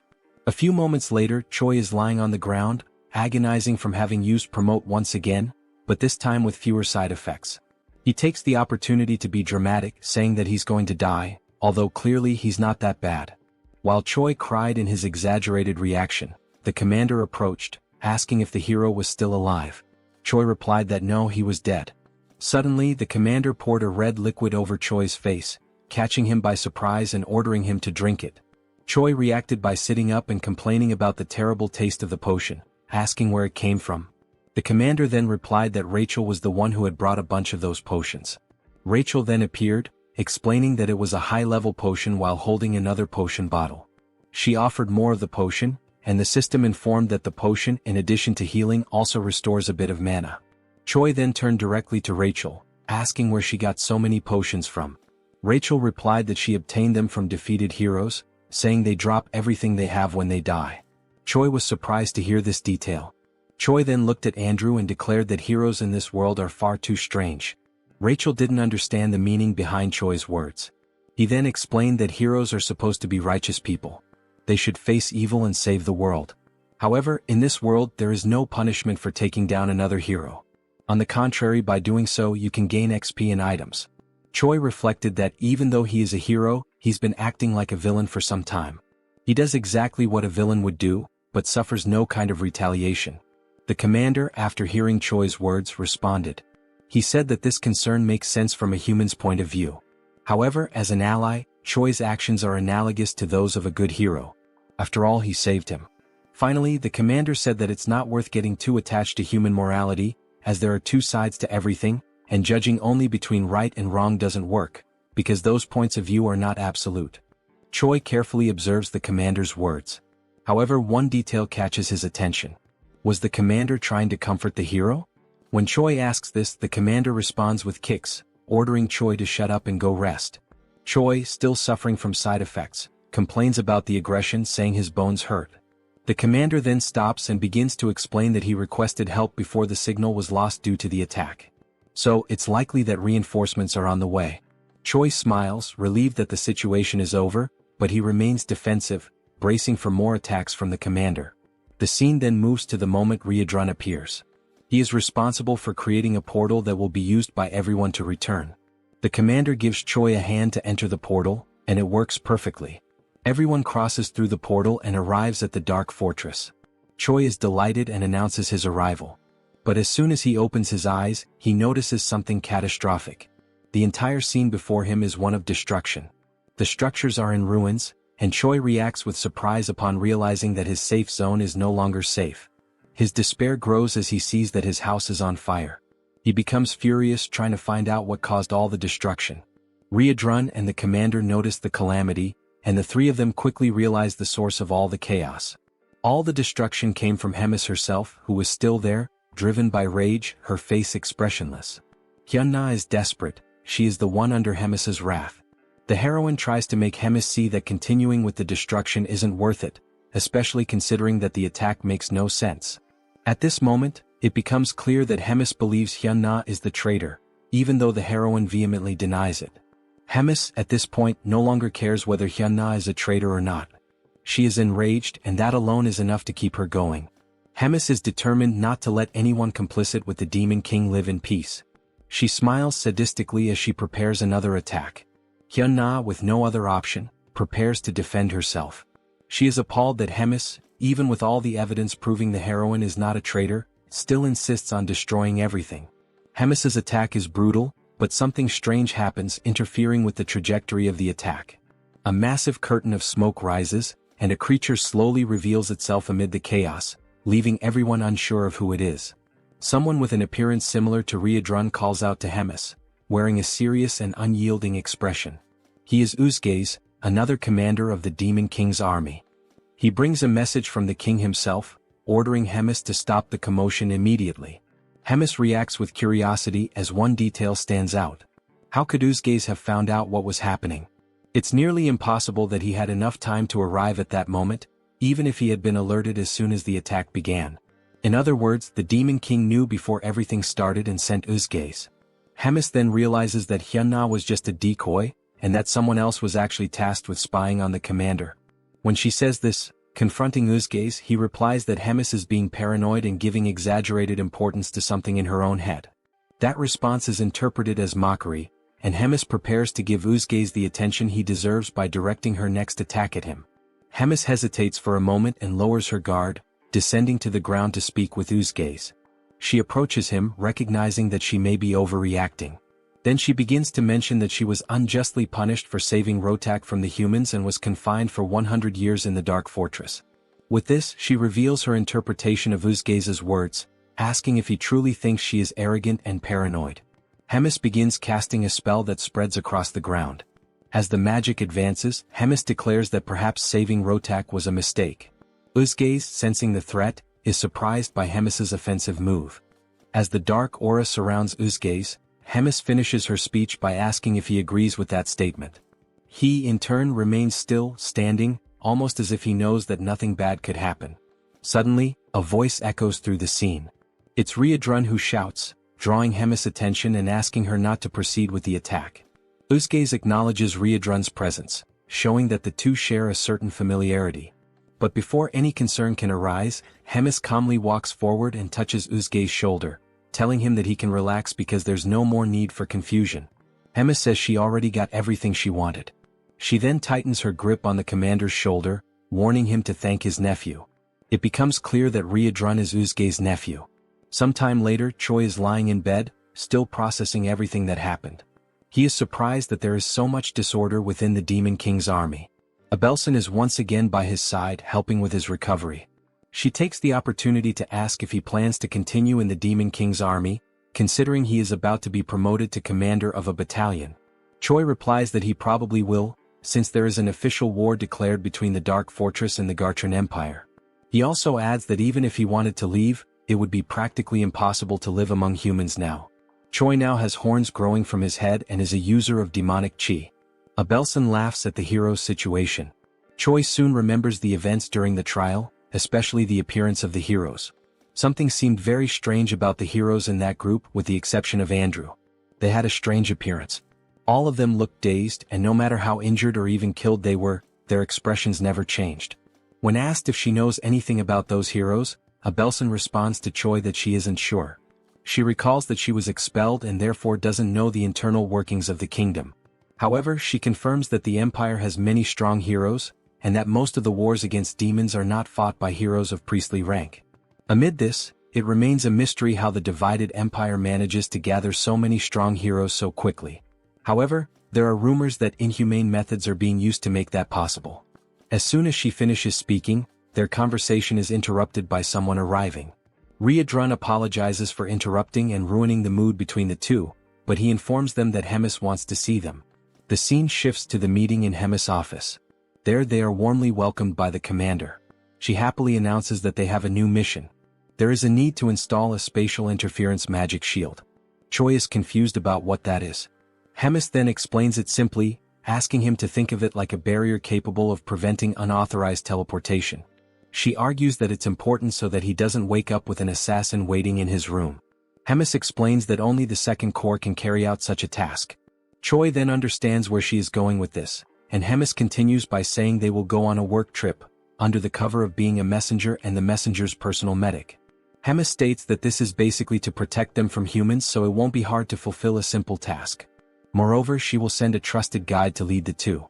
And that guide is, once again, Commander Roy, who reads the travel order with fire in his eyes, irritated at being dragged into another ridiculous task. The room where the group gathered was wide and imposing, bathed in the vibrant light of a flaming structure at the center, whose presence not only illuminated the space but also reinforced the grandeur of the place. On its sides, swords meticulously positioned on the walls reflected the firelight, symbolizing both the opulence and the power of those present. In front of the flame, a long solid wooden table stretched out, with 7 chairs designated for the members present, although only 5 were occupied. At the head of the table rested the most ornate chair of all, occupied by the host of the meeting, a figure of authority and command. One of the seats, however, remained empty. The absence was notable but not surprising. It was just another one of Rotaka's recurring absences. The 5th commander, named Uzgaze, who wore the head and hide of a bull, shrugged, knowing that Rotak never showed up to the meetings. Dorichigus, the 1st commander, dressed in purple armor, was irritated by Rotaka's absence, even though the meetings weren't mandatory. Hyuna, who until that point was comfortably lounging in one of the chairs, resting her arm over her bent leg, claimed carelessly that if Rotak had come, he would just be talking nonsense. Hemis, who was right in front of the fourth commander, observed the conversation without being able to add anything more to what the others were saying. Tigrid, the Supreme Demon King commander, had imposing, wavy horns that grew from his forehead. He had a serious expression when he finally announced to the other commanders present that they would begin the meeting. The reason for the meeting was revealed. They had gathered to talk about Commander Hemis. She had carried out a major event without reporting it. Scenes are then shown of the battle between Choi in his demonic form and Andrew. Tigrid continued explaining that the border had been left exposed, and the humans had created an ambush that resulted in severe consequences. Uzgaze then interrupted the Demon King's speech to specify that the effects of that battle were 97 dead, 100 wounded, and an even greater number missing. Tigrid had his black claws resting on the armrests of his golden throne. His expression was calm as he continued speaking about Hemis attacking the fourth commander for no apparent reason and, according to the rules, battles between commanders require prior approval. Then, with a serious look, Tigrid announced the beginning of the discussion regarding the punishment that would fall upon Hemis, based on her actions. At the moment he opened the floor for objections, Hemis promptly interrupted, wishing to express her side. She raised her hand and requested attention to object. With no resistance from the others, Hemis began to speak, aiming to defend herself against the claim that she had acted without cause. She then explained that everything happened because there was someone acting as a spy against her. She explained that the attack on the fourth commander happened because she thought he was the spy, given the circumstances. With that, Hemis raised a question, suggesting that the ideal would be to find out who was trying to harm her, not try to punish her for defending herself from something so sneaky. Tigrid's expression changed.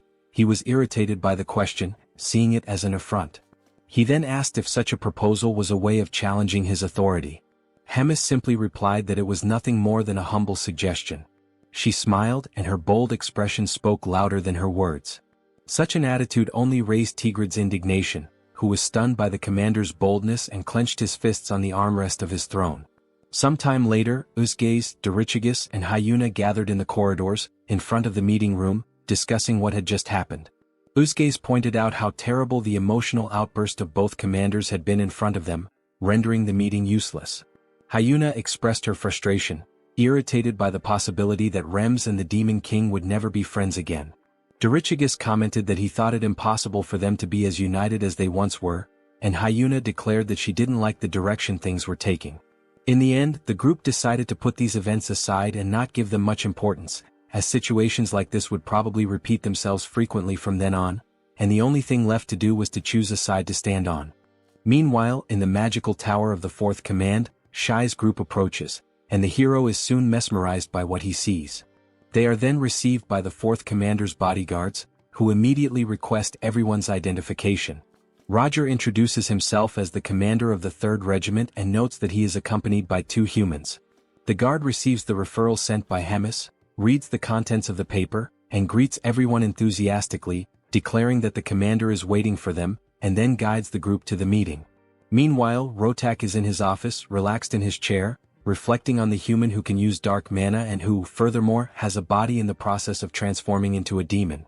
Even though he finds the situation interesting after receiving warnings from Hemis, he ultimately reminds himself that the human is still just a human. Soon, the group arrives at the room and greets Commander Rotak, who receives them and immediately jumps toward Choi, who barely has time to greet him and is caught off guard. While analyzing Choi's body, he is surprised that he doesn't feel anything and then begins the infusion of energy into one of the hero's arms, warning that it will hurt a little, but that Choi needs to endure it. Choi doesn't understand the situation, and the only option is to endure the discomfort caused by the energy emitted by Rotak, flowing through his body without understanding what is happening. As soon as it ends, Abelson expresses her concern, asking if the hero is okay, while he is on his knees trying to recover from what just happened. The saint approaches Choi, ready to help him, while Rotak declares he is impressed with Choi's evolution. As the hero raises his head, Rotak asks if he knows about the future that awaits him, and only then informs him that if Choi continues at the pace he's going, he will be dead in about 3 months. This information leaves the hero stunned, surprised by such an unexpected future.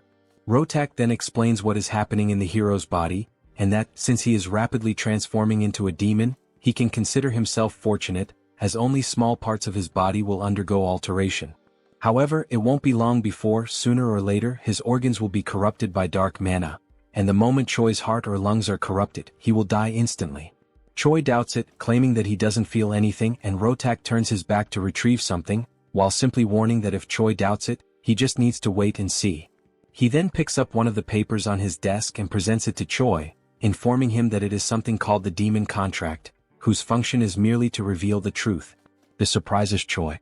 The Demon Contract then confirms the conversation, stating that Rotaka's certainty about Choi's death in 3 months is genuine, and outlining Rotaka's intention to take care of the hero Choi, foreseeing that Choi will agree to participate in Rotaka's experiments, which will also be conducted using methods that will not result in Choi's death, and that the hero will not contest possible deformations during the treatment.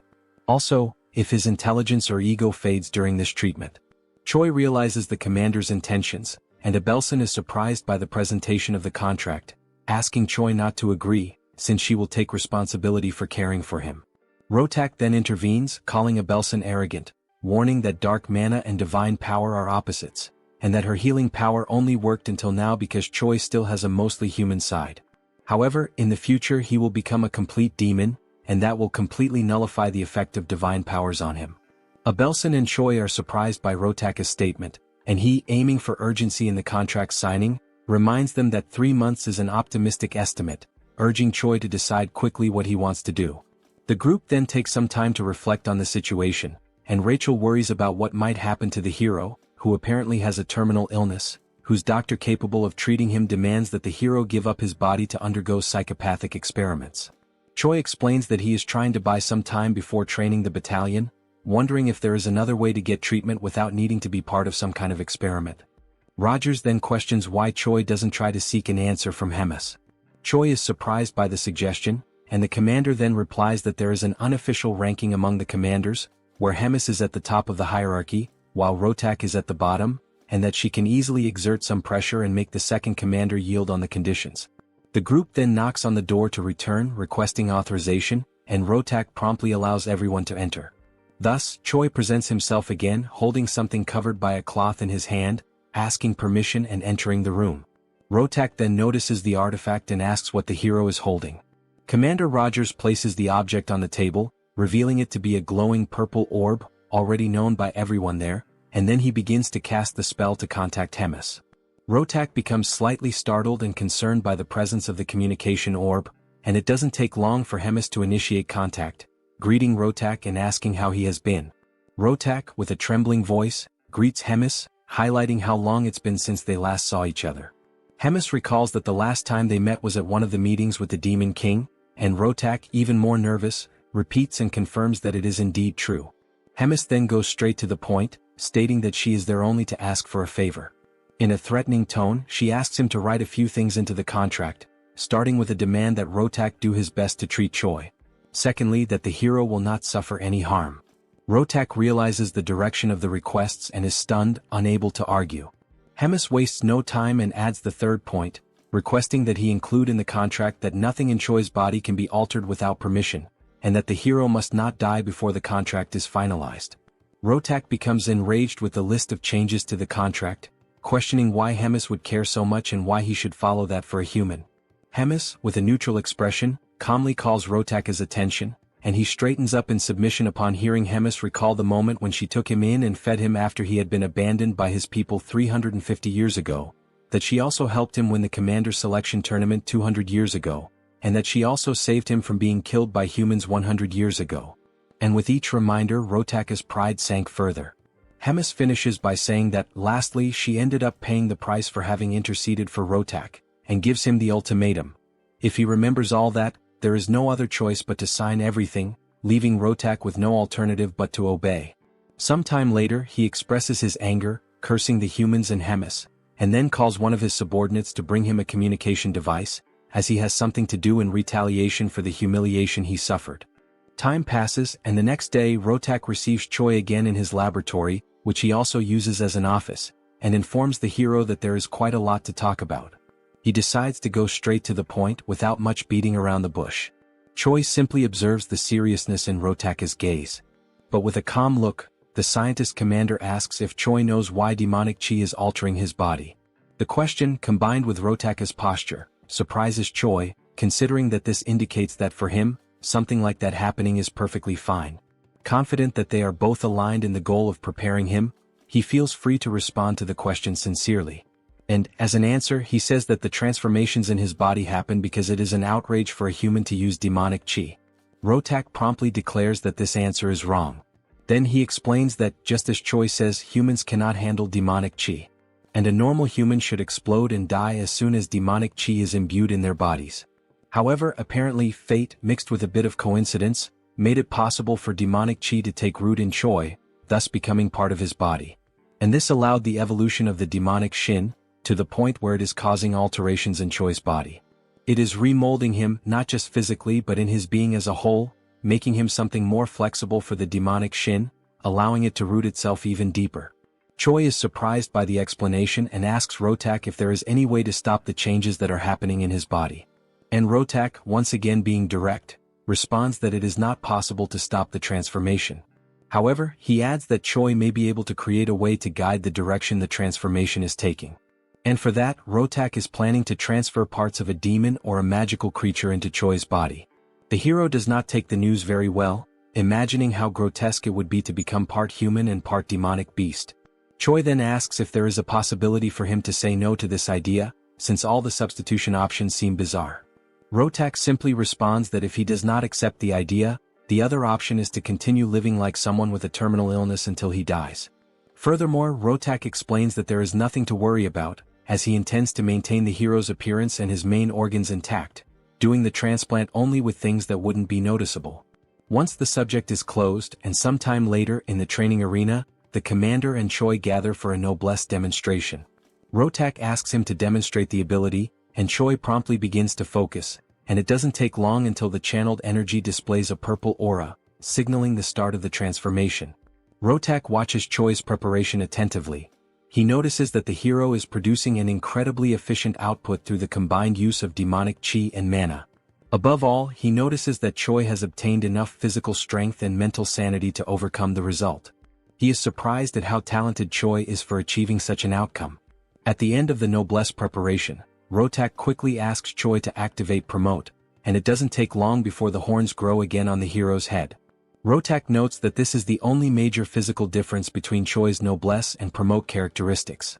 Rotak then reflects that Choi was perhaps lucky and confirms that this transformation was efficient in the sense that it protects his internal organs. Internally, Rotak despairs at the desire to study more about this and replicate it in his test subjects and future research. He laments that if it weren't for Hemis, he could dissect the hero to better analyze these results. He also regrets not being able to mass-produce the abilities in chimeras, which would make him an unreachable target for his enemies. But the only chance he has to make that possible is through a scroll pact. Choi notices that Rotak has entered a spiral of thoughts and brings the commander's attention back. Shortly after, he asks what he should do after using Promote. Rotak refocuses and informs him that there's no need for further demonstrations today and internally, reflects that he already has all the information he wanted. Then he tells Choi that, starting tomorrow, he will begin working on fixing the hero's body and abilities one by one, and advises that it's best for him to get some rest. After that, the hero performed more Promote demonstrations and also engaged in some physical training, pushing himself to the point of exhaustion. Once he reached that limit, he was subjected to physical interventions by Commander Rotak, causing changes and pushing him to surpass new limits with his altered body, which in turn generated more and more needs and modifications. He was always accompanied by Commander Rogers and Abelson, who monitored everything at all times. The scene then shifts back to a conversation between the hero and Rotak, and it's noticeable that Rachel is also in the room, enjoying some cookies. The system shows some improvements in the hero's status, who in turn, is so tired that he wishes for death, until he realizes he feels so bad that it's very likely he's already dead. Rotak observes the hero's drama and says that, unlike someone dead, Choi's aura and body are much more stable than before, thus declaring the end of another day. The hero thanks him and leaves, his exhaustion evident. As soon as he leaves, Rotak once again activates his communication orb and starts a conversation with someone, asking that person if they can talk now. On the other end, the person asks what's going on for Rotak to suddenly open a call like that. He then asks, with a sense of urgency, what the answer is to a proposal he made earlier. The person on the other side asks which proposal, but quickly remembers something mentioned earlier. It's then revealed that Reuna is the person on the other end who brings up the proposal made by Rotak, an alliance between the two of them to overthrow the third command of Hemis. Reuna smiles, given the situation, but replies with some doubt, wondering if she really understands what all of that means, since even though she has disagreements with Hemis, she doesn't understand why Rotak would want war against the commander, given that she was the one who raised him from childhood and supported his growth to the point of making him one of King Amon's commanders, carrying him on her back. Rotak apparently responds that that time has passed and that their paths have been separate for a long while now. His tone is sharp, distant. We then see a moment in which Rotak and Hemis talk, where he expresses a desire to proceed with his chimera research, claiming that it is undoubtedly a powerful technique. Hemis scorns Rotak's project, asking how long he intends to keep clinging to cheap tricks. She says that no matter how strong his chimeras become, it's all meaningless if he, their controller, remains weak. Her words cut deep, reinforcing how individually unremarkable Rotak is without his creations. Back in the conversation, Rotak asks Reuna to answer whether or not she will ally with him. The commander pauses, considering whether it might be better for him to just keep ignoring Hemis, just as Hemis ignores him, rather than insist on dragging her down. Rotak says he wouldn't mind continuing that way. However, there's an individual in Hemis's hands who changes everything. Someone too valuable to overlook. If he could replicate that individual's abilities in others, their alliance could become something much greater than revenge. It could reshape their position entirely. Reuna quickly realizes that he's referring to Choi, but asks if it might be someone else, still questioning whether he's really worth the fall of Commander Hemis. Rotak confirms that he is. As an argument, he states that no matter how powerful Hemis is, she won't be able to handle two commanders coming at her at once. If the two of them join forces, her downfall won't just be possible, it will be certain. Reuna reflects for a moment, her expression unreadable. Then, she agrees to the proposal and tells him to contact her as soon as a plan is in place. The call ends with Rotak calmly saying that he'll reach out again in a few days. Rachel, who was still enjoying her cookies, overheard the entire conversation and is shocked by Rotak's plans. It doesn't take long before the team contacts Hemis to talk about the plot forming against her, but to everyone's surprise, Hemis already suspected everything. Choi asks why she isn't surprised. Hemis then asks back why she would be, since everything was already out in the open. She then questions if that was the reason the team used the communication orb. Choi replies that it wasn't, because he has something else to report. He wants to know what he should do in this situation, considering that he is just a small shrimp in the middle of a battle fought by great whales. Hemis reflects for a moment, her gaze turning distant as if measuring the weight of her next words. Then she looks back at them and asks for their opinion on an idea she just came up with. But this idea, while clever, would put Rotak in a very tight spot. Sometime later, in front of Rotak's laboratory, we see Rogers and Choi knocking out one of the guards, with Commander Rogers leading the way and locating the room where the final objective of the mission is. Choi asks if all those vials are the treasure guarded by Commander Rotak, previously mentioned by Hemis. Rogers replies that yes, they are vials of demonic chi extracted from ancient beasts, all of them extinct, which can no longer be obtained no matter what someone does. He adds that some of these were collected over centuries and stored under tight protection for a reason. And one in particular is theoretically the most powerful of all. While holding a vial with a red liquid in his hand, Rogers asks Choi to wait a bit before taking any action, and warns that if something goes wrong, he'll make sure to arrange a good funeral for the hero. Choi reacts with unpleasant surprise, saying that he's very moved, and sarcastically thanks the commander. Then, without much hesitation, the hero takes the vial from Rogers and asks if it's the right time to drink it, as he begins to consume the potion. Moments earlier, still during the call between Choi and Hemis, the detailing of the plan that would follow began, an unexpected strategy meant to help Choi take better advantage of his encounters with Commander Rotak. The instruction was short and clear, yet jarring. Hemis told Choi to hurt himself. The simplicity of the order contrasted sharply with its implications. Naturally, the plan left the hero stunned, confused, and hesitant. He couldn't help but wonder why he would do such a thing to himself, especially considering that Hemis had previously gone out of her way to force Rotak to include strict rules in their pact, rules that ensured Choi's physical integrity at all times. The contradiction unsettled him. Hemis, noticing the hesitation and fear building in Choi's expression, softened her tone slightly. She clarified, with calm but firm seriousness, that this wasn't a joke or some kind of twisted training exercise. It was a direct order. A strategic one. She had learned through her own sources that Rotak had been lazy and half-hearted with Choi's treatment. From what she gathered, he was doing nothing more than the bare minimum, just enough to satisfy the conditions of their pact. Once that obligation ended, so would his efforts to keep Choi alive. Still unable to grasp how this related to harming himself, Choi asked what any of that had to do with self-inflicted injury. The very idea clashed with everything that had been set to protect him. Hemis then elaborated, informing the hero about the collection of rare and dangerous demon essences that Rotak had gathered over the years. These weren't mere specimens. They were remnants of power from ancient beings, each carrying immense, raw potential. The plan now hinged entirely on those essences. More specifically, Choi would need to absorb the most powerful ex-demonic essence in Rotaka's possession. The mere mention of absorbing such volatile energy made Choi's stomach turn.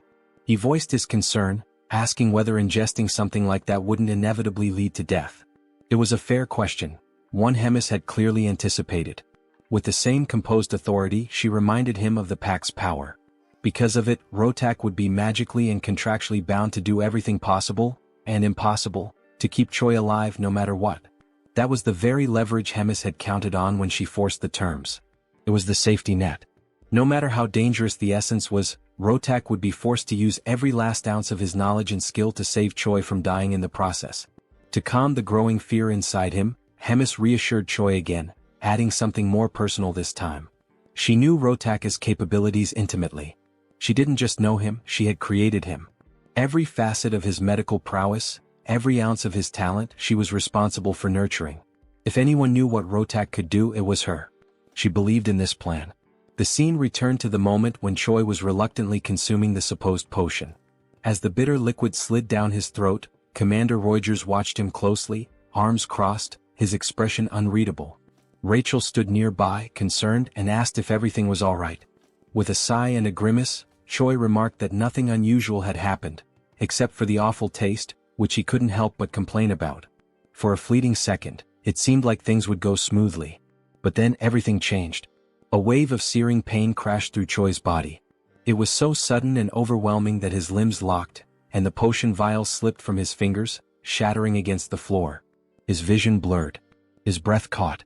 The agony was unlike anything he had experienced before. Rachel's voice broke through the chaos, calling his name with urgency. Reuters, though less panicked, narrowed his eyes and murmured something about the side effects having begun. The pain intensified. Choi writhed in place, desperately trying not to black out.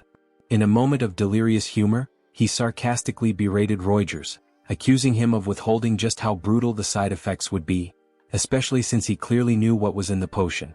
Reuters responded with dry indifference, saying it was common sense and didn't warrant explanation. Choi glared at him, opened his mouth to say something more, but the pain took over and he lost consciousness.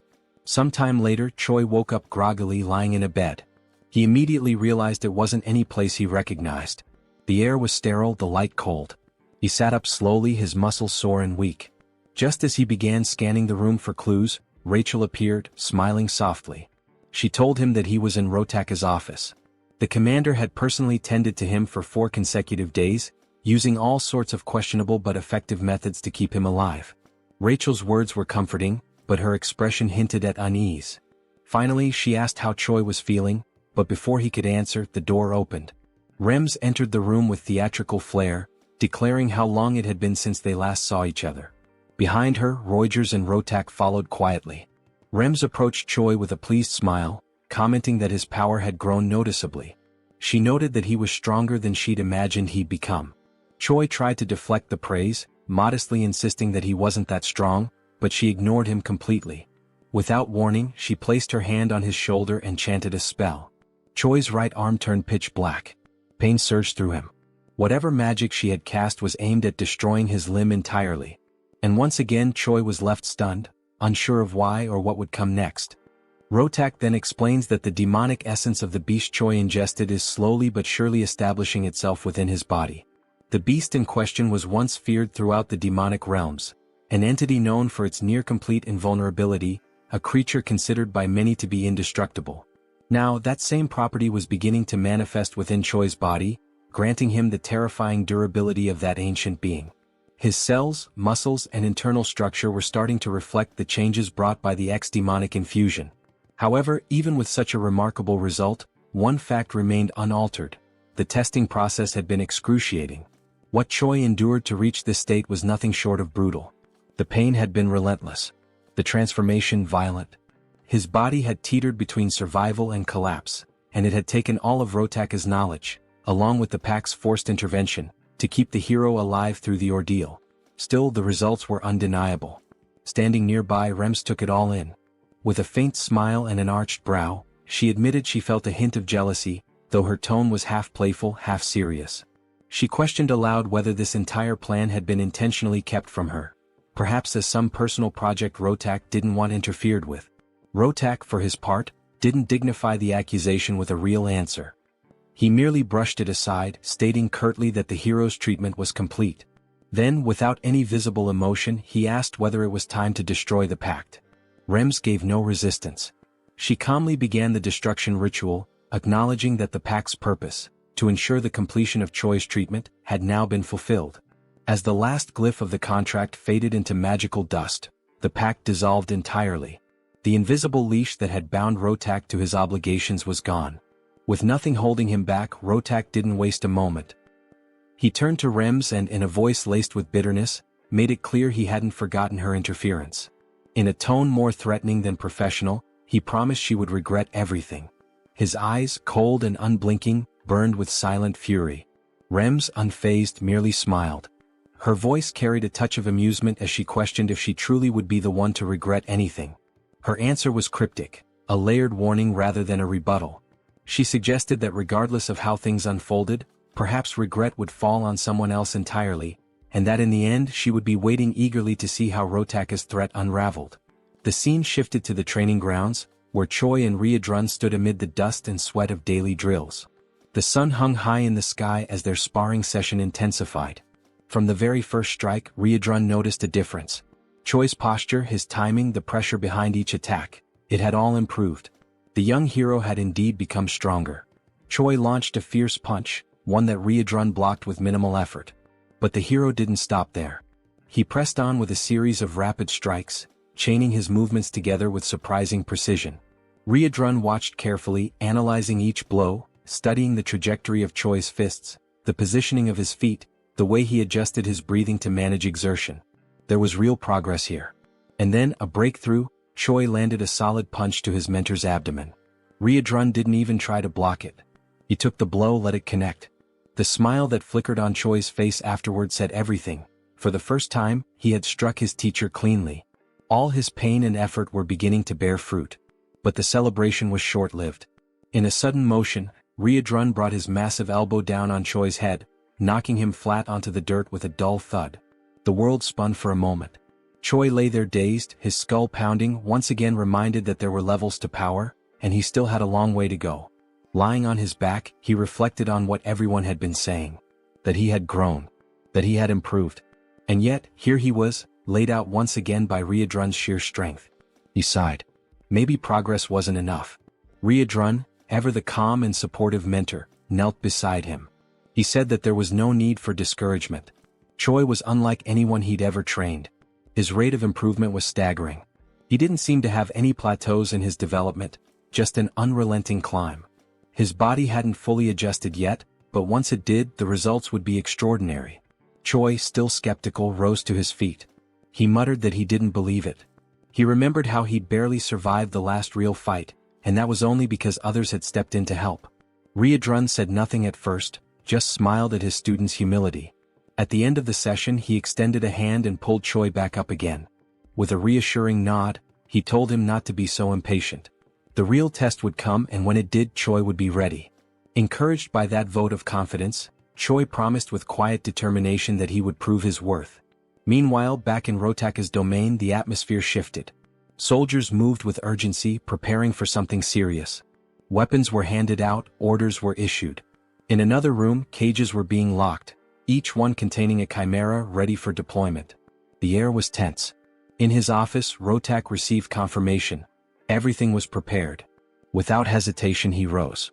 His goal was clear. They were going to retrieve the human from the dark fortress, the one Rems had stolen. With fury burning in his voice, Rotak swore that she would pay. That human wasn't hers to take. He was his experiment, and he wanted him back. Back to the moment when Hydrun and Choi finished their training, and Hydrun speaks words of encouragement to Choi, asking him not to be impatient, as the moment to prove himself is yet to come, leaving the hero with renewed confidence. A great explosion occurs, causing massive damage to the wooden structure surrounding the training grounds. The explosion catches the hero by surprise, leaving him and Hydrun alert for what is to come. The Sentinel team quickly sounds the attack alarm, informing that the Skeben tribe is attacking them. Hydrun immediately realizes it is the troops of the second commander, and with that, both are left stunned. The Skeben tribe, commanded by Rotak, are, as previously seen, rat-like beings about 1.5 meters tall, who are physically weak due to their size and physical characteristics, but are extremely cunning beings. Outside the fortress, the commanders of the Skebens order more firepower, and cannon projectiles are launched toward the fortification that protects the fortress. The scene then focuses on Ryan, who praises Rotak's firepower and had not imagined how confident he and his tribe would be, before Rotak could respond to one of his subordinates. He arrives at the location warning that the wall that was being attacked has fallen, and the speed at which they achieved this goal was thanks to the previous attack that caused delays in the repair of those walls, information that had been passed on by Ryan to Rotak's subordinates. The second commander then orders the teams to attack with the chimeras on the front line and informs Galdeo to capture Choi. Rotak, in turn, states that he will go along with Hyuna to deal with Hemis personally and thus carry out his revenge plan. The scene then focuses on Hydrun and Choi again, who are moving as the hero claims he had already imagined Rotak might pull off some scheme like this someday, but with Tom declaring he didn't expect it to happen so soon. Hydrun, noticing Choi's agitation, asks him to calm down and adds that in moments like this, more than ever, he needs to act calmly. In contrast, Choi reacts hysterically, asking what they are supposed to do now in a situation like this and also asking what he himself should do. Hydrun, with a serious expression, declares that he will gather all the troops and assigns Choi a particular mission. Choi attentively observes the instructions, which are, first, to eliminate Commander Galdeo, which leaves Choi completely stunned, as he is being assigned to deal directly with a commander. Hydrun gives more details about this commander, explaining that he is a very close confidant of Rotak and adds that in other situations he himself would take care of fighting Galdeo. However, Hydrun declares he has full confidence in Choi's strength, and this vote of confidence makes the hero even happier, feeling ready to accept the mission. Secondly comes the mission that is quickly brought into the scene, where Choi is carrying Abelson by the arm while they run through the corridors. The Saint questions whether Hydrun sent Choi directly to get her out of there, and Choi confirms that indeed that is what happened. The justification for taking care of Abelson was rooted in a simple but strategic reasoning. If she were allowed to simply wander freely, sharing her divine power without restriction, she would quickly become a significant threat to the demonic forces. Her presence alone, radiating sacred energy, would be enough to destabilize entire squads. And if such power fell into the wrong hands, or even just wandered unchecked through the battlefield, it could shift the tide in unpredictable ways. This explanation, while grave in tone, was met with a soft chuckle from the Saint, who found some amusement in how seriously her power was being regarded. Choi, standing beside her with a focused gaze and unwavering seriousness, declared his intention clearly. He needed to find Galdeo. The air around him seemed to tighten with tension. But even before he could consider which path to take, the very commander he sought emerged from the shadows, appearing without warning and commanding immediate attention. The suddenness of his arrival caught both Choi and Abelson off guard. The imposing figure stepped forward, introducing himself with confidence and a hint of arrogance. This was Galdeo, the one Choi had been preparing to face. As soon as the hero caught a glimpse of Galdeo's stats, an imposing power level of 162,730, he found himself stunned. The sheer magnitude of strength displayed before him far exceeded his expectations. This wasn't just a strong opponent, this was a genuine powerhouse. The realization drew a comparison in Choi's mind. He couldn't help but recall Taylor, the enemy hero whose raw power had proven incredibly difficult for both him and Rogers in a previous battle. It was a grueling confrontation, one that tested their limits. Now, standing before Galdeo, Choi couldn't help but question whether he had the strength to emerge victorious on his own. Before he had the chance to assess his surroundings or think of a strategy, Galdeo made the first move. With a snap of command, he unleashed his hellhounds. The monstrous beasts lunged forward with ferocity, aiming directly for Choi and Abelson. Reacting instinctively, Choi placed himself between the Saint and the oncoming danger. Snarls and growls filled the air as the hellhounds sank their teeth into him from every direction. The pain was sharp, but he stood firm, shielding Abelson from harm. Gildeo, observing with malicious satisfaction, claimed that he had successfully restrained the hero. He began charging what appeared to be one of his most devastating attacks, boasting that this would end the battle swiftly and leave nothing of the hero behind. However, just as he prepared to strike, Choi interrupted. His voice rang out with firm resolve. He stated that the hound's bites were insignificant, their power greatly exaggerated. As their fangs pressed against his skin, he felt nothing, not even a scratch. With that, he activated his transformation, a blinding surge of energy engulfing him as his body pulsed with raw force. In an instant he ascended directly to level 3. The sudden shift in power stunned everyone. The hellhounds, sensing the danger, instinctively backed away. Gildeo himself was caught off guard, his confidence visibly shaken. But Choi gave no pause. Wasting no time, he darted forward, his speed immense, his body a blur as he charged at the commander with everything he had. Then, with a thunderous impact, Choi's fist collided with Gildeo. The strike reverberated through the air like a shockwave. The confrontation had officially begun, a direct clash of strength. Gildeo snarled, claiming once again that he possessed the finest technology on the entire continent, and that there existed no reality in which he would be bested by a mere human. Fueled by pride and desperation, he shouted for his entire army to converge on the battlefield. The ground trembled as more enemies approached. Abelson, who had remained in the rear, now sensed the danger escalating. Her eyes widened as she witnessed the arrival of the chimeras, grotesque, powerful creatures bred for war. The threat level rose dramatically. In a moment of resolve, she dropped to her knees and began chanting. She focused all of her divine energy into a single incantation, trying to delay or, if possible, repel the monstrous advance. Within moments, the battlefield was illuminated by an immense explosion of sacred energy. Her power surged across the terrain like a tidal wave of light, radiating from her in every direction. The brilliance of the spell could be seen from every corner of the Black Fortress. It was an awe-inspiring sight. But Choi's admiration was quickly replaced with concern. He knew the toll such a spell would take. Abelson, breathing heavily, confirmed that she wouldn't be able to keep going. She had used everything she could muster to deliver a single blast. Her energy had now been spent like a sacred cannon shot. That was all she could give. But it was enough. With newfound vigor, Choi turned his attention fully to Gildeo. Channeling his strength and determination, he began to overwhelm his foe. With a fierce cry, he tore one of the mechanical arms from the commander's armored suit, ripping it free with a sound of screeching metal. Gildeo's expression contorted into one of fear. The commander, once so proud and composed, was now frightened. He couldn't understand how a human could possess such overwhelming power. But Choi didn't allow him time to process.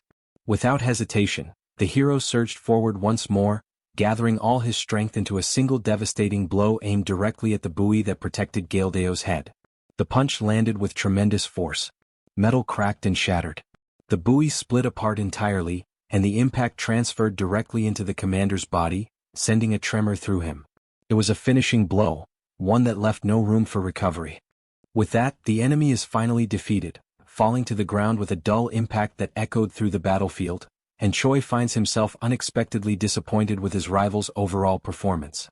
He tilts his head slightly, observing the fallen enemy with a look of contemplation, questioning whether this individual truly carried the weight and responsibility of a commander. His tone inwardly is skeptical, claiming that the man wasn't all that impressive, at least not compared to the challenge he had imagined. However, as the adrenaline begins to settle, he starts to reconsider his initial conclusion. Perhaps Gildeo wasn't necessarily weak. Maybe, just maybe, the reason this fight felt underwhelming was because Choi himself had grown far too powerful. He reflects on his journey up until this point, training alongside warriors of immense strength, facing trials that demanded the absolute peak of his endurance. For so long he had measured himself against titans, against legends.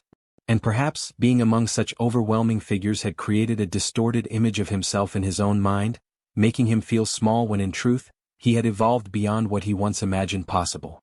This line of thought is broken as Abelson, still visibly shaken from the recent skirmish, speaks up with a tone of concern, her eyes full of worry as she asks whether the hero is all right.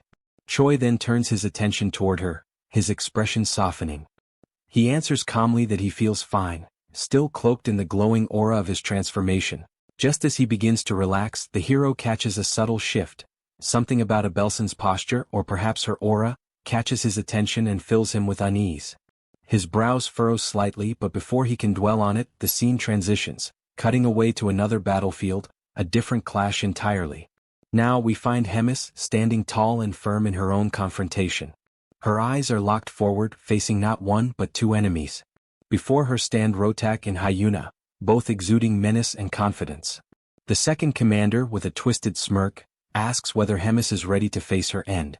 His voice is laced with mockery, echoing across the scorched terrain. Hemis responds not with fear but with biting sarcasm. Her words drip with irony as she mocks their excessive preparation, noting with theatrical dread that they even saw fit to bring the fourth commander just to take her down.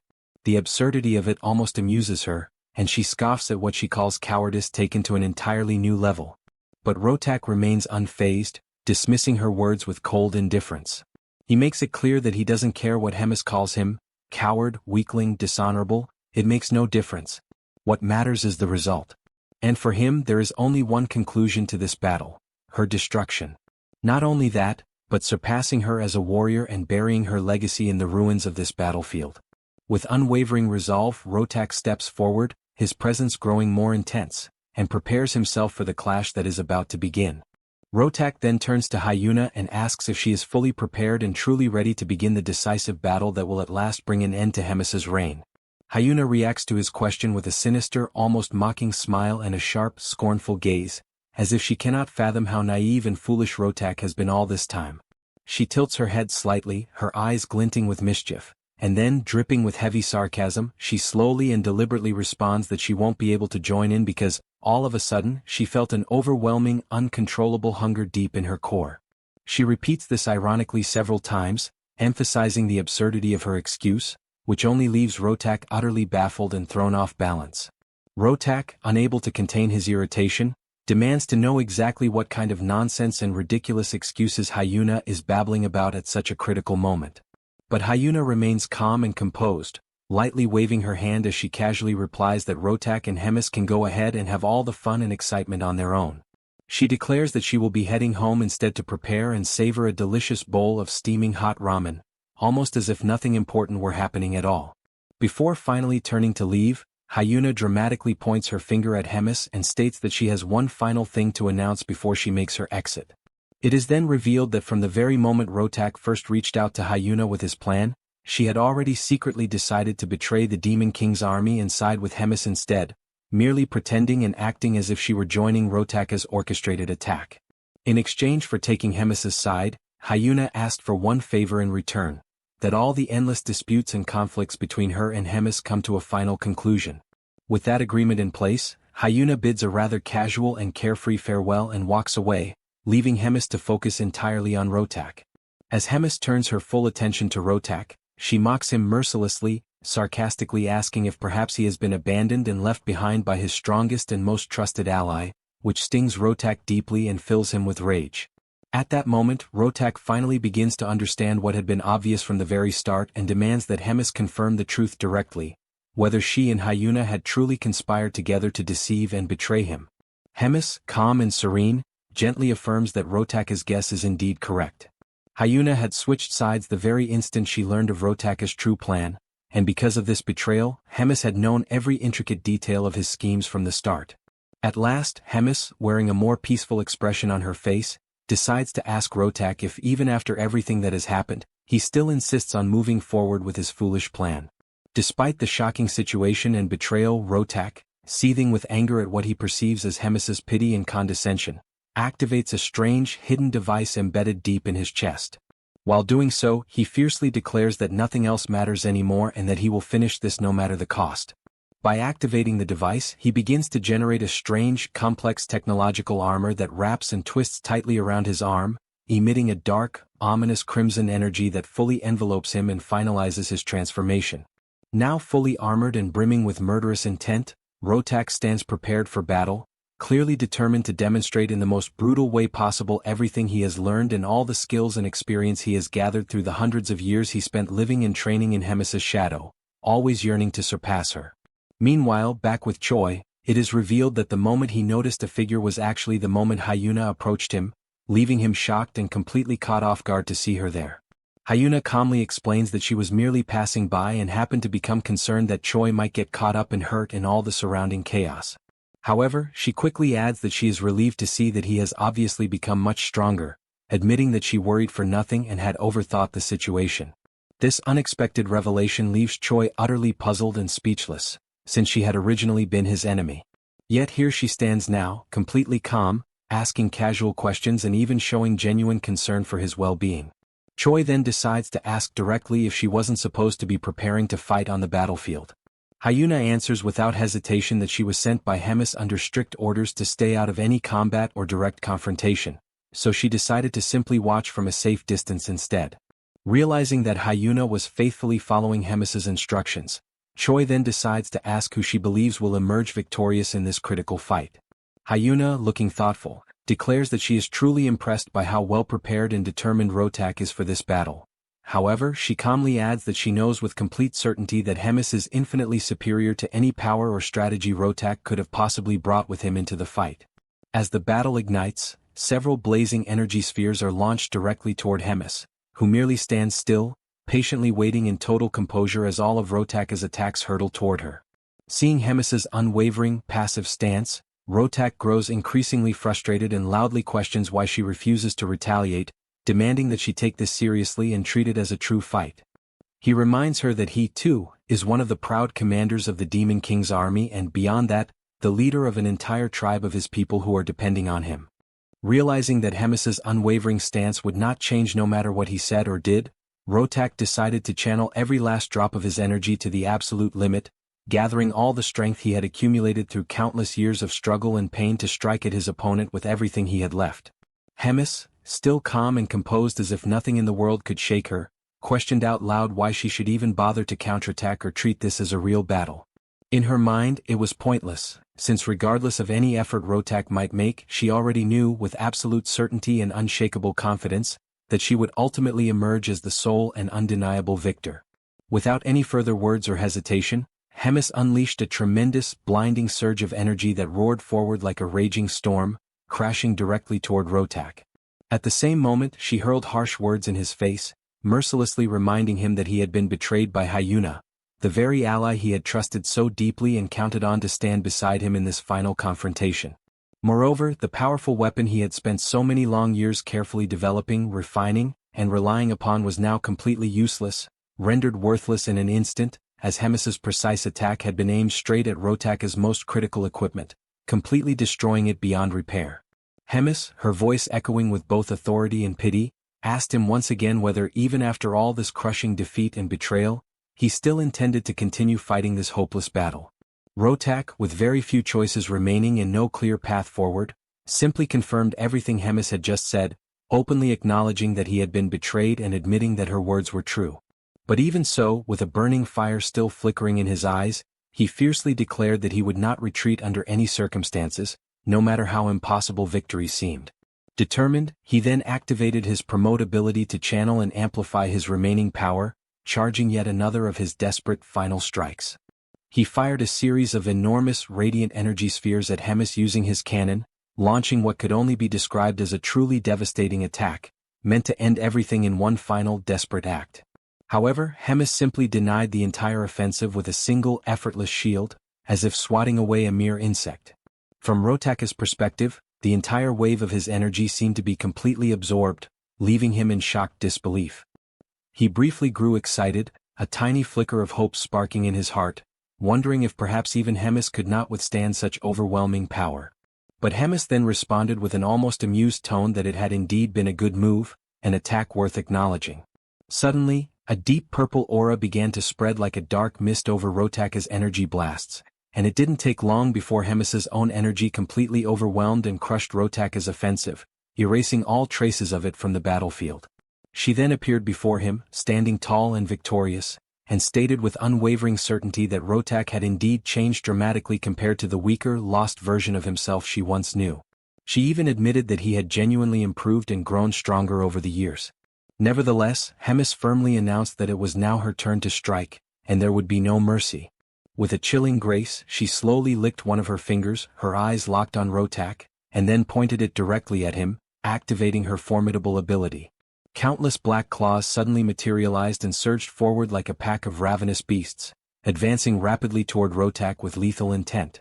Rotak quickly recognized the immense danger of Hemis's conjured technique, and in an instant, all the fierce determination he had gathered was replaced by pure, paralyzing terror. He stood frozen in place, unable to react, helplessly waiting for the swarm of claws to reach him.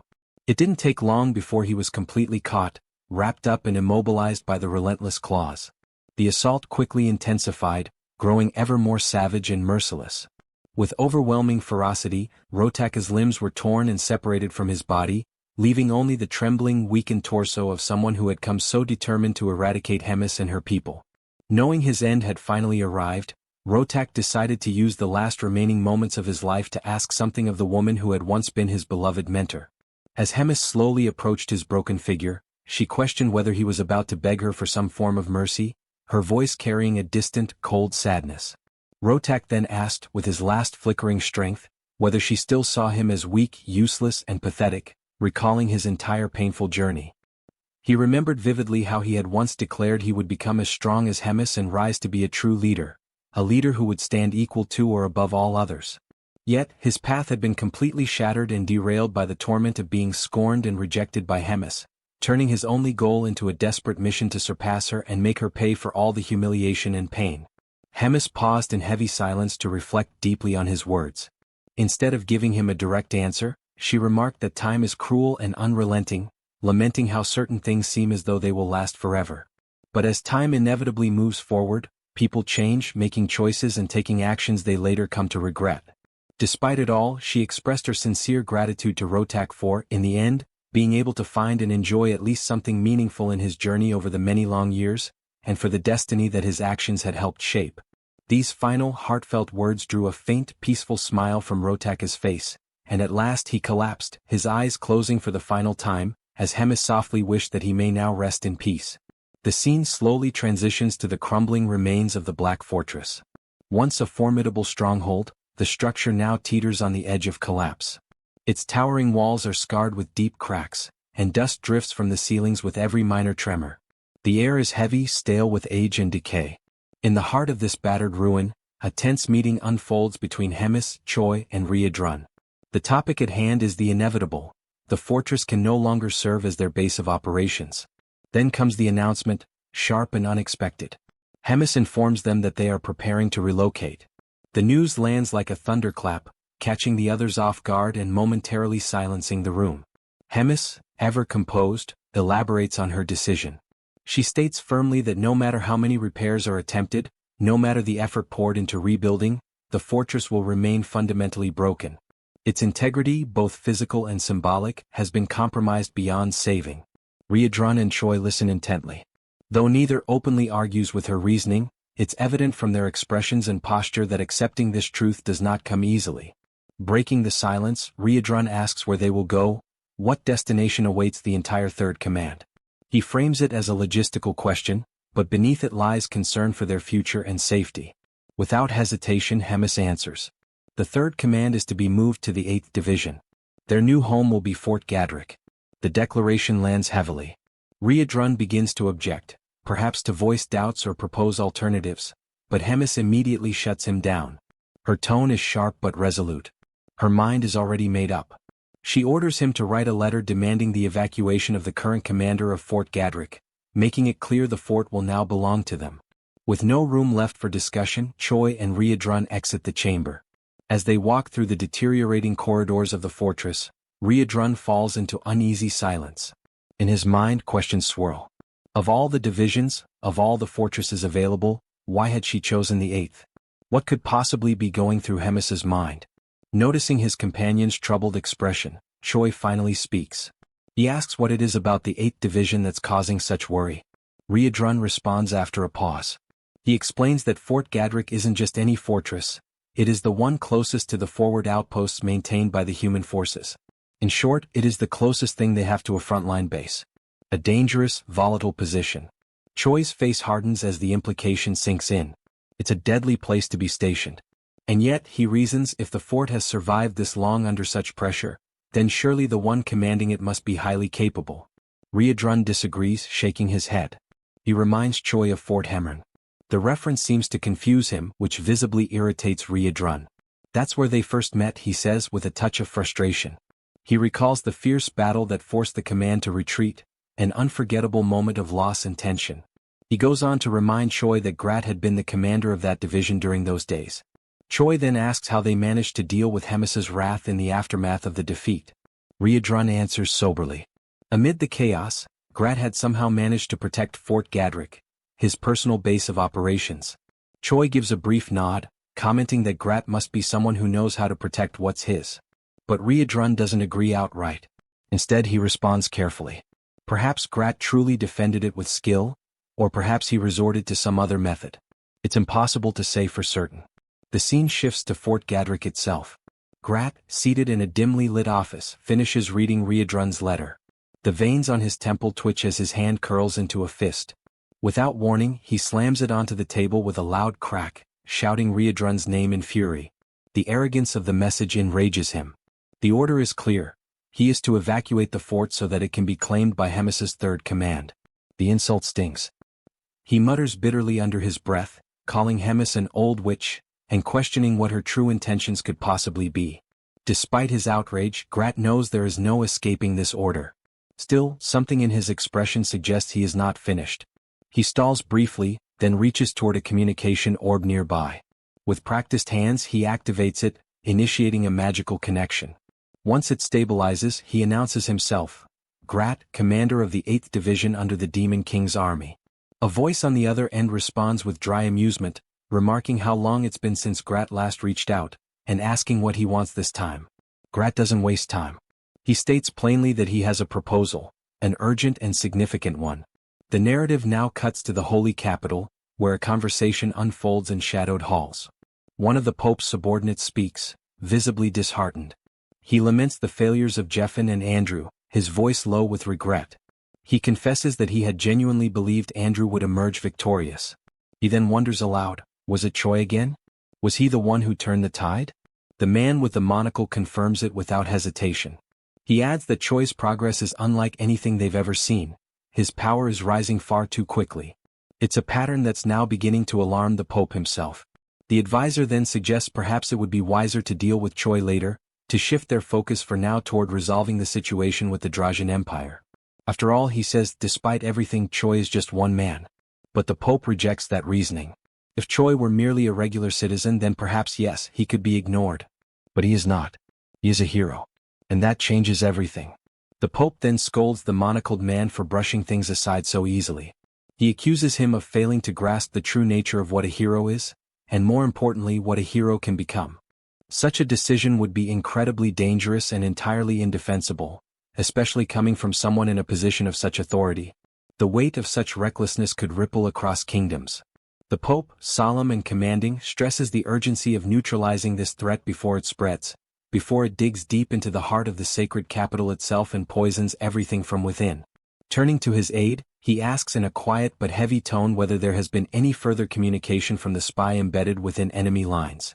The man confirms that there has. He reports that a message just arrived. According to the spy, a surprising offer was made. Support has been promised to completely wipe out all major enemy targets in a single decisive strike. Hearing this, the Pope falls silent for a moment. The offer is shocking.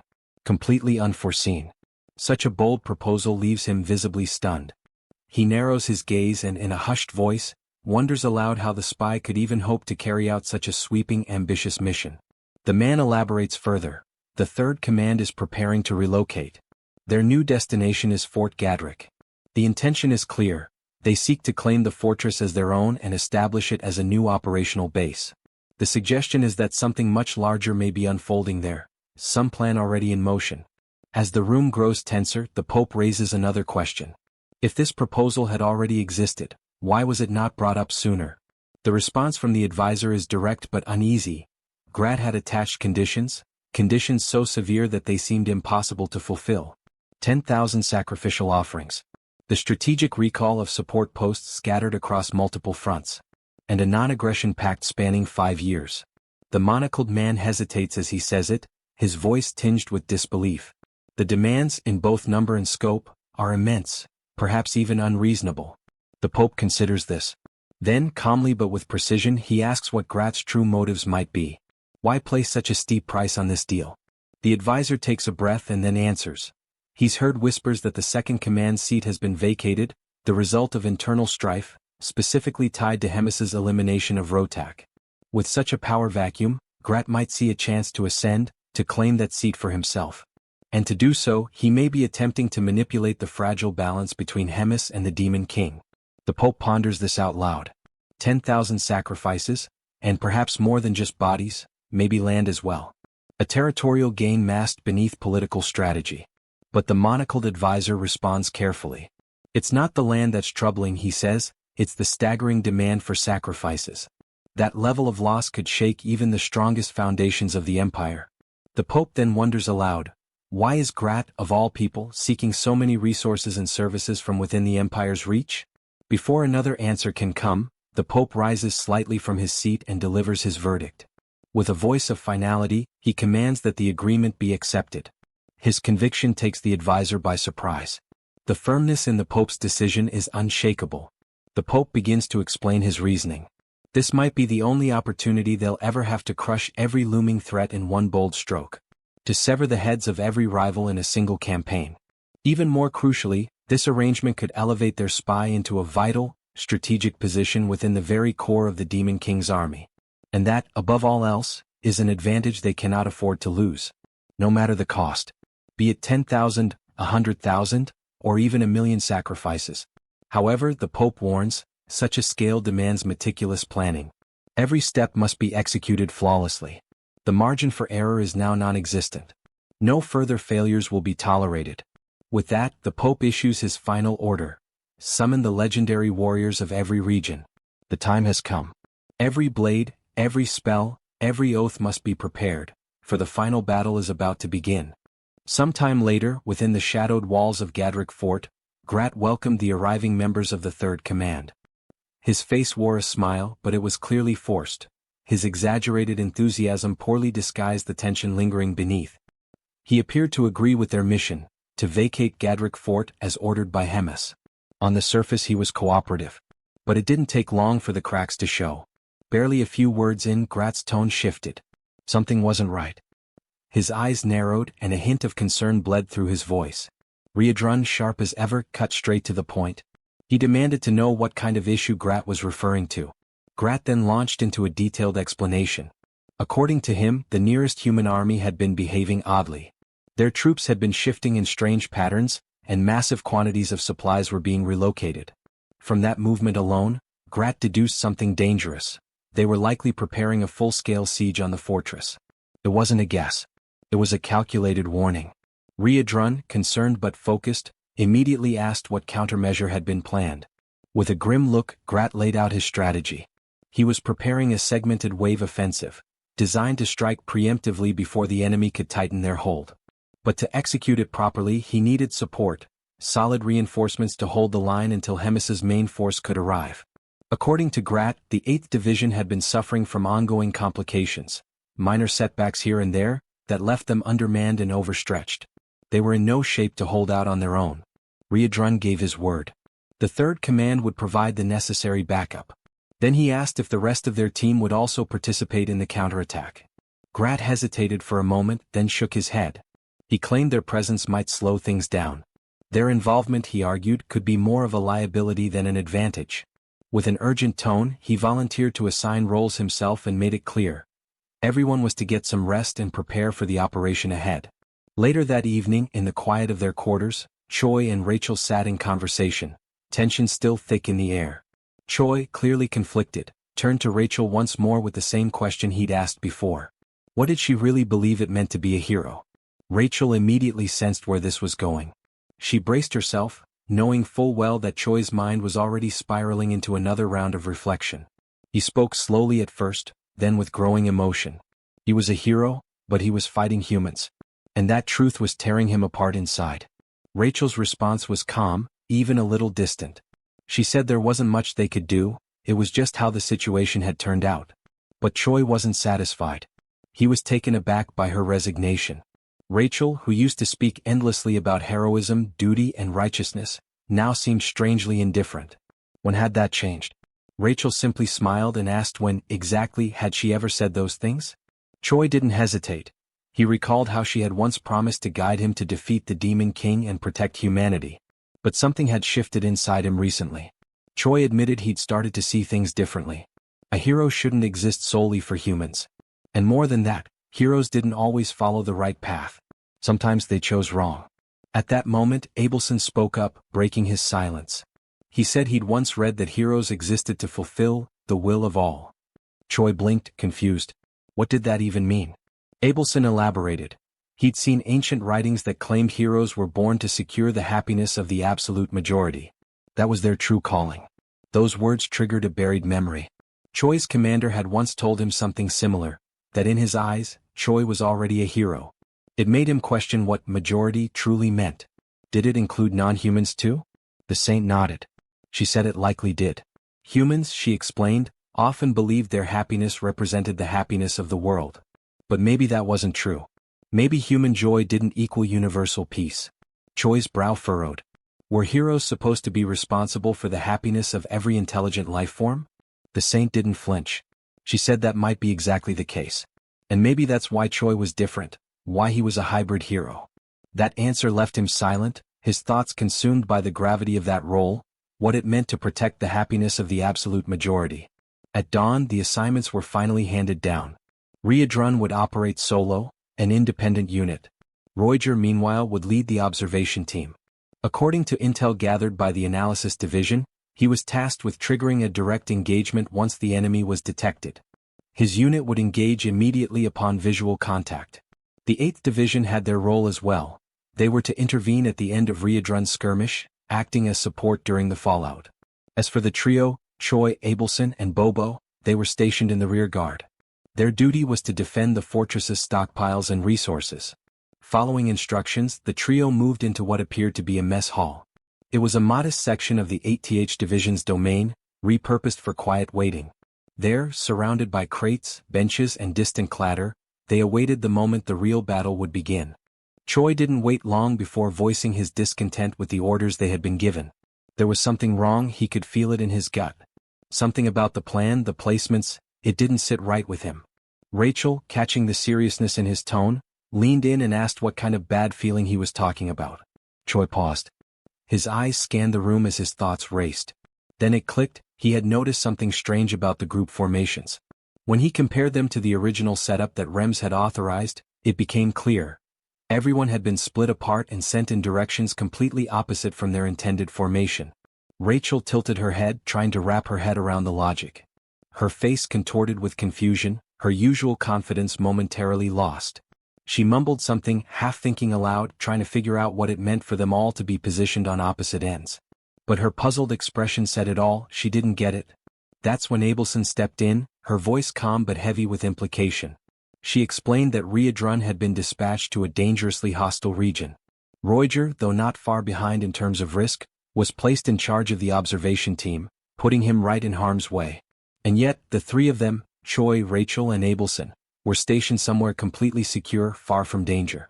Rachel frowned in disbelief. That couldn't be right. It had to be because they were guarding a saint, that had to be the reason, she insisted. Protecting a saint should be an honor, something positive. But her argument rang hollow as the logic unraveled. Choi slowly stood up, still processing. He pointed out the strange contradiction. Riedrun and Roiger had both been pushed to the front lines, even though it had been said that the enemy forces weren't particularly powerful. And yet, 3 capable team members had been left behind, to guard supplies. Rachel's eyes widened as the realization sank in. It made no sense.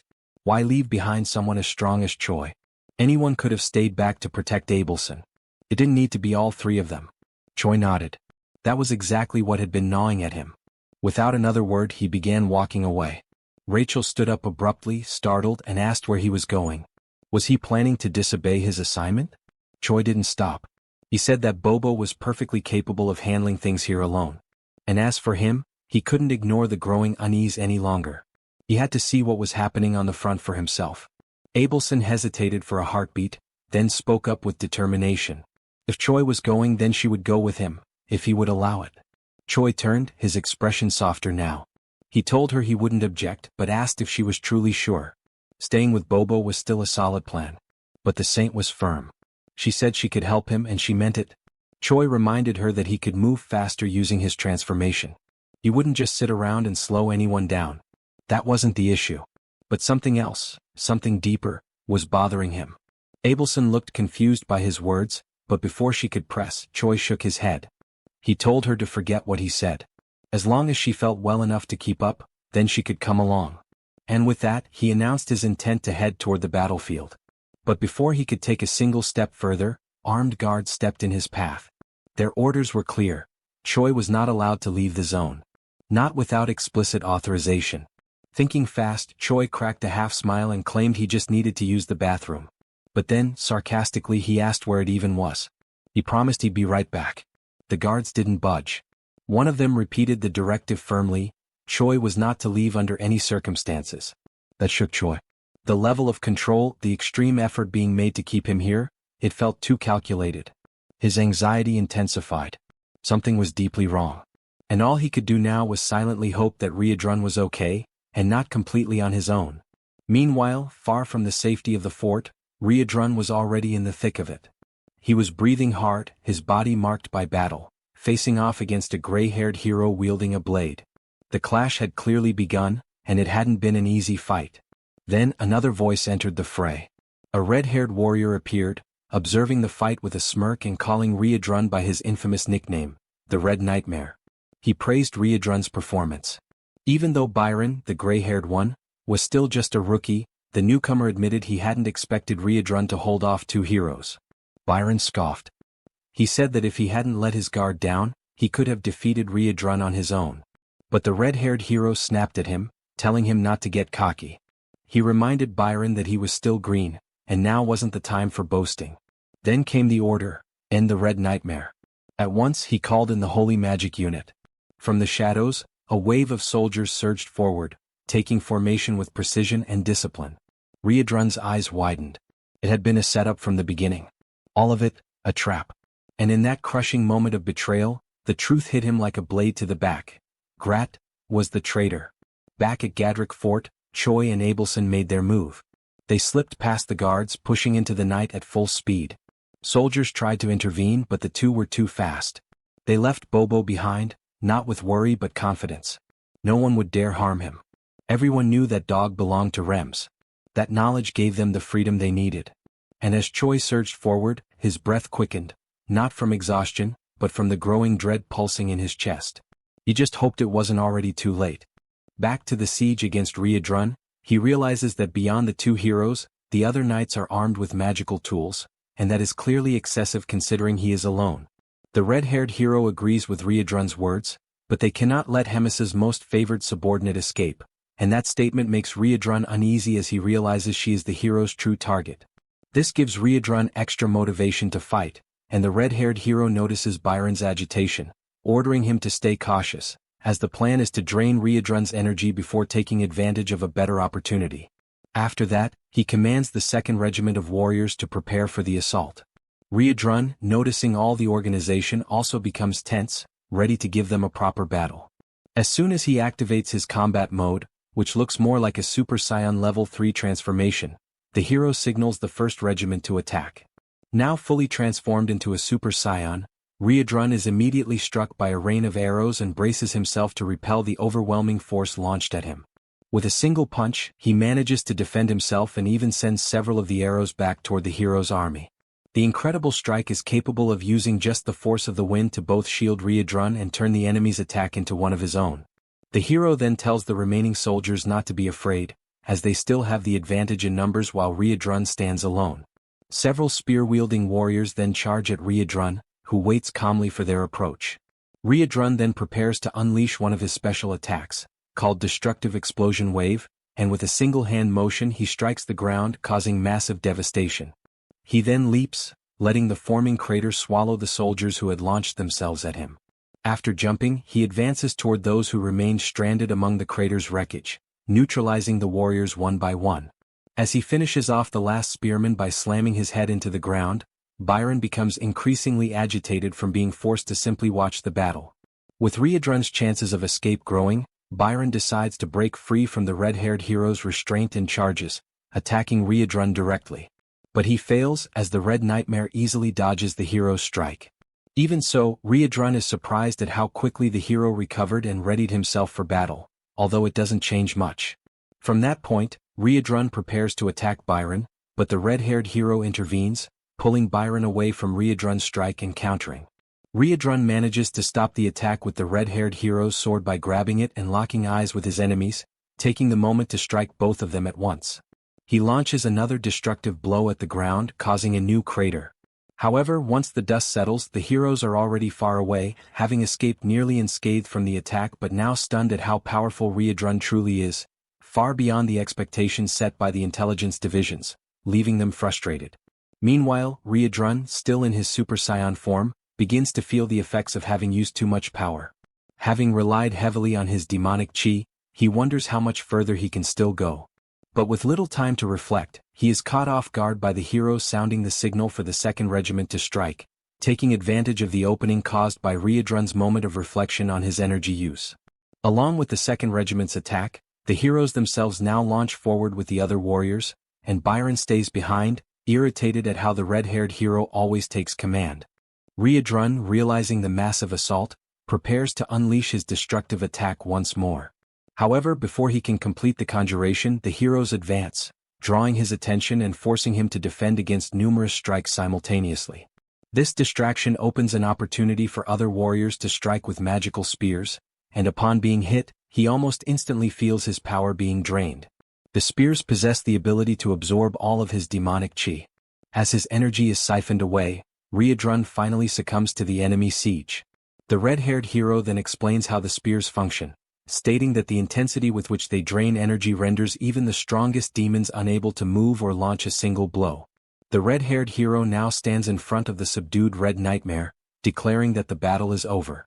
As a precautionary measure, he orders his subordinates to drive more spears into Riedrun to ensure he remains in that state, and that as soon as possible, they should finalize the capture and take him as a prisoner. Upon hearing this, the hero Baron steps forward and grabs one of the warrior's spears, claiming responsibility for stabbing Riedrun himself and seizing the moment as if it were personal revenge. As he approaches, mocking the Red Nightmare's situation, comparing him to just any other demon, completely subdued and defenseless, he readies himself to strike. But Riedrun, with his head lowered and eyes darkened, mutters something inaudible while attempting to summon a bit more energy to respond. Baron becomes curious about what Riedrun said and demands he repeat it. Instead of mere words, Riedrun repeats that he is the Red Nightmare of the Demon King's army. With those words comes a tremendously powerful counterattack that shreds Baron to pieces, ending the arrogant hero. The force of the blow is so immense that it not only eliminates Baron but also strikes several other spear-wielding warriors, leaving only a small team and the red-haired hero still standing. The red-haired hero, now in disbelief, wonders how someone so foolish could have become a hero and been assigned to such a critical battle. He reflects on how the army is now nearly annihilated, but emphasizes that Baron's defeat is not something to celebrate, even if he proved to be useless, though not entirely since the attack he suffered from Riedrun allowed the continuation of the plan, as those were the Red Nightmare's final energies. The hero then commands all remaining survivors to raise their magical weapons and proceed with the encirclement, forming a ring around Riedrun. But before the army can reorganize, the hero is struck by a devastating punch to the face. The blow came from none other than Choi, now extremely enraged and already on the battlefield, transformed into a half-demon and fully prepared to annihilate all the fools who orchestrated this trap for Riedrun. The red-haired hero is struck with such force that he rolls a great distance across the ground. Riedrun then notices Choi's presence, feeling relieved by the help. Choi explains that he had a bad feeling, which was the reason he rushed toward the location assigned to Riedrun. Seeing his companion's condition, he asks if Riedrun can still manage on his own.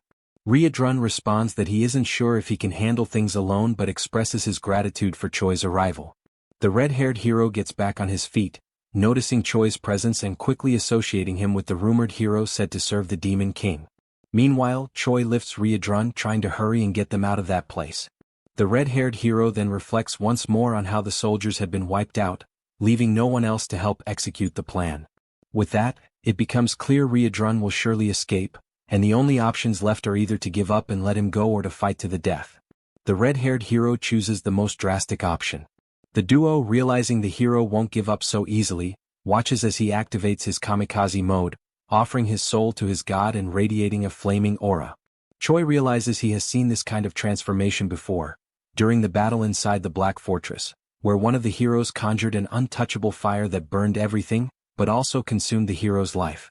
The red-haired hero continues with his transformation, and the power he gains is immense, visible from far away as a streak of blinding light. Ryudrun realizes that although it is the same technique, this hero's strength makes the outcome entirely different, on a level far beyond those who fought Choi previously. The technique is called Divine Summoning, an evolved version of the fire that burns all, and it can only be conjured by sacred warriors who reach a certain level, as it is an extremely difficult technique to withstand. The red-haired hero hears Ryudrun's explanation and confirms it, signaling not to compare him with the weaklings sent before. He asserts his superiority over the weakened duo, claiming he possesses the true power of a god. Ryudrun concludes that just as promote is to demons, divine summoning is to the sacred warriors. The immense power provided by this invocation also comes with a deadly risk, as anyone who uses it is doomed to die. The red-haired hero is surprised by all the details given by Ryudrun and confirms that once the power fades, he will die, because life is traded in exchange for sacred strength. But with that, both Ryudrun and Choi will also die, making it worth it to perish knowing they will fall too. The hero finishes his words and charges toward the duo, striking directly at Choi with his sword. However, Choi blocks the attack without much effort, reflecting on how he managed to stop the blow easily, though the impact caused something unusual. The red-haired hero then explains that sacred power and demonic chi are polar opposites, and apparently Choi is no longer human at this point, as he is almost entirely consumed by demonic chi. The battle continues as the hero attacks and the duo defends themselves as best they can. The moment arrives when the red-haired hero decides to intensify his assault and claims that Choi is nothing more than a walking corpse, with nothing left to defend himself. What follows is a devastating explosion that creates another massive crater in the battlefield, hurling Ryudrun far away and leaving him severely injured, while Choi still manages to withstand the blast and remains standing after the strike. Even with difficulty, as he turned his head to the side, he noticed that Ryudrun had been far more affected, and his condition was much worse than expected. He observed Ryudrun gasping, trembling as his body began to collapse under the effects of the battle. He then compared the side effects of the transformation and the attacks, effects that were tremendous. However, considering he himself was half-human, they were still less severe than what Ryudrun, a pure demon, had to endure. This meant all effects on Ryudrun were intensified, causing excruciating pain. Even so, Choi renewed his hopes, realizing he only needed to endure. Once the sacred power was exhausted, the red-haired warrior would be defeated. And if that opponent continued launching reckless strikes like before, he would burn out quickly. Still, Choi wasn't sure how long he himself could remain standing. He weighed between staying on his feet or provoking the enemy into unleashing more powerful attacks to burn through his remaining energy. In the end, fate was left in luck's hands, because no matter how much Choi could endure, there was no telling how long Ryudrun would last. Just as Choi finished this internal reflection and refocused his gaze on the red-haired hero, he was surprised. His opponent was shaking, struggling against the effects of having already overused divine power. Going beyond expectations, side effects had already begun to manifest. Loss of vision, a ringing in the ears. Still, he wouldn't need those senses much, for he could feel the presence of demonic chi, making it possible to continue his attacks. Choi then caught the hero's attention, curious about something, and the hero asked what a walking corpse had to say. Choi questioned if the red-haired hero was having trouble seeing. The hero replied that he had wondered what Choi would ask, and confirmed it. Yes, he was going blind.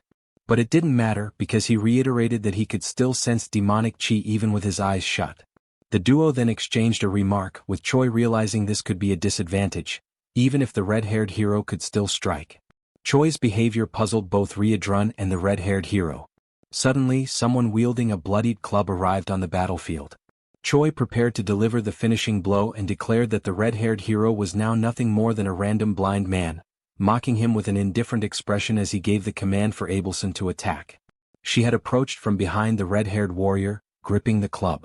We then flash back to a few minutes earlier. From atop a mountain, she had been watching the battle unfold, worried that the duo might die if things continued as they were. She wondered what she could do. Suddenly, someone grabbed the saint by the ankle, taking her by surprise. It was one of the heroes, pretending to be dead. The soldier explained that he had been waiting for Choi to move away so he could advance toward the saint and have the chance to take her with him. Abelson was unsure of what to do, considering she had no one left to lose her body for. However, realizing she was cornered, she knew she could no longer rely on others for protection. Reflecting on all the times Choi had protected her and spared her from a cruel fate, giving everything, even willing to die for her safety, she, in turn, had simply remained complacent, living under the same roof, day after day, never giving anything back to the one who always defended her. She had portrayed herself as fragile, and that had made Choi constantly worry. The saint then noticed the club nearby and decided that from now on, she would defend herself. She gathered courage and eliminated the soldier. The scene returned to the present moment, when she struck the red-haired hero in the head.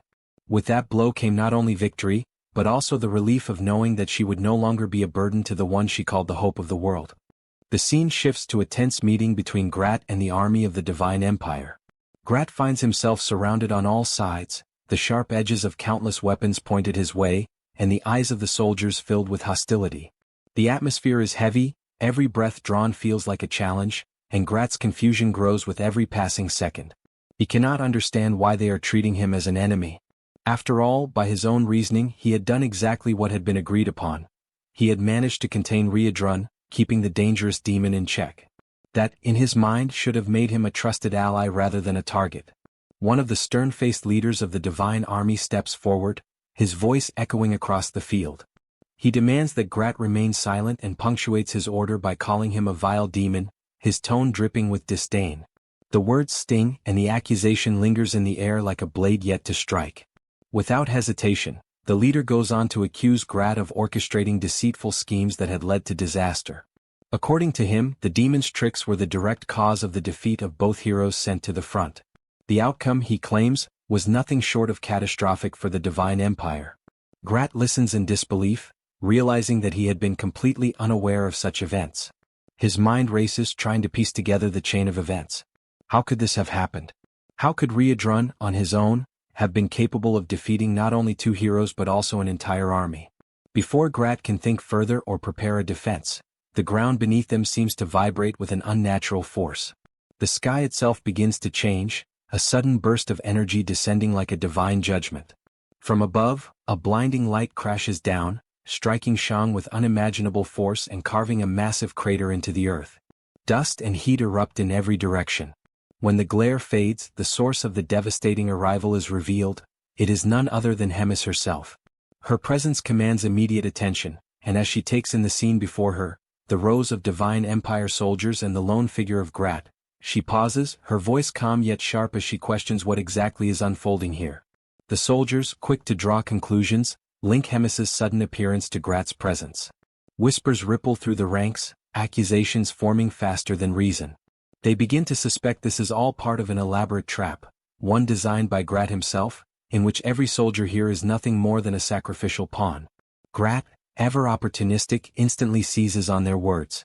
A sly smile creeps across his face as he steps forward, addressing Hemis directly. With exaggerated confidence, he declares that he had indeed lured every human here for her, calling it a grand offering.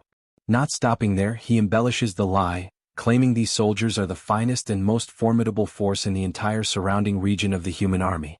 Hemis studies him for a long moment, her gaze unreadable. At length she acknowledges, almost reluctantly, that in one way or another he might have done something worthwhile for once in his life. Without further delay, she begins casting a skill, her voice ringing with authority. As a superior, she proclaims she would not deny herself such a feast so generously prepared by Grat. The air grows tense as the earth begins to tremble beneath their feet. Darkness creeps slowly but relentlessly across the battlefield, swallowing light and color. One of the soldiers notices movement in the sky and shouts a warning, but the moment is too brief to act. From above, a massive sphere of roaring fire plummets toward them, its heat searing the air long before impact. It strikes with cataclysmic force, annihilating every soldier caught in its path. There are no survivors. The once proud army is reduced to silence, leaving behind only scorched earth, shattered armor and rivers of blood. When the flames die down, Grat wastes no time.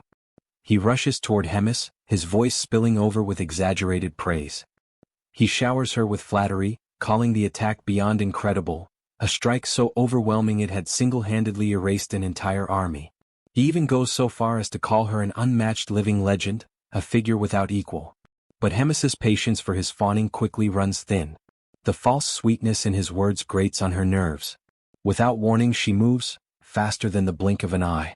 In one seamless motion she separates Grat's head from his body. His lifeless form collapses to the ground before the echo of the strike even fades. Only then does she speak, her voice now tinged with cold finality. She reveals that she had known for some time that Grat was the spy, even considering that he might have accomplices. She had watched as he foolishly created problem after problem, but in the end she had seen him for what he truly was, a compulsive liar, reckless, unafraid, and above all, acting solely for his own gain. Her only regret, she admits, is that she had not put an end to him sooner. With her business concluded, Hemis turns and leaves the battlefield. The scene shifts once again, this time to Fort Gatwick. Inside its stone walls, a meeting is underway. The day's agenda is the reorganization of the troops. Hemis takes the floor, speaking with precision while Choi, Ryedrun, and Reuters listen closely. She begins by declaring that Ryedrun will take charge of the remaining personnel abandoned by Grat, a task that will demand much of his time. To ensure the work proceeds smoothly, Reuters will act as his adjutant, providing direct support wherever necessary.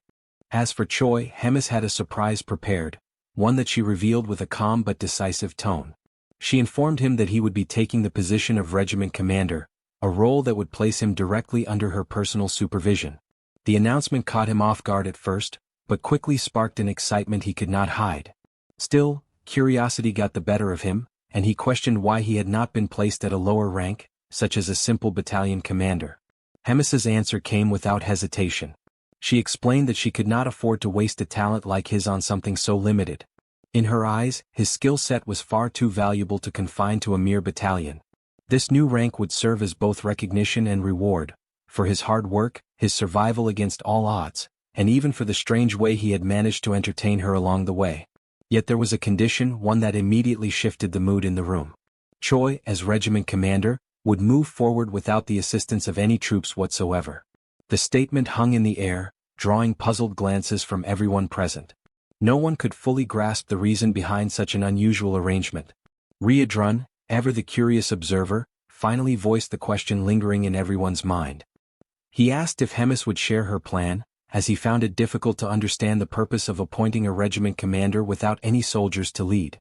Hemis answered without so much as a pause. She explained that there was a possibility, however unlikely, that Choi might not require subordinates at all. She wanted to see firsthand how events would unfold if he were left to operate entirely on his own. Before anyone could press further, a firm knock echoed against the heavy door. A voice announced a visitor's arrival, and the timing was almost deliberate. It came just as Hemis mentioned that Moten would serve as a proxy commander. The door opened and Moten himself stepped into the room. With a small but purposeful smile, Hemis concluded her statement by requesting that the two men get along well.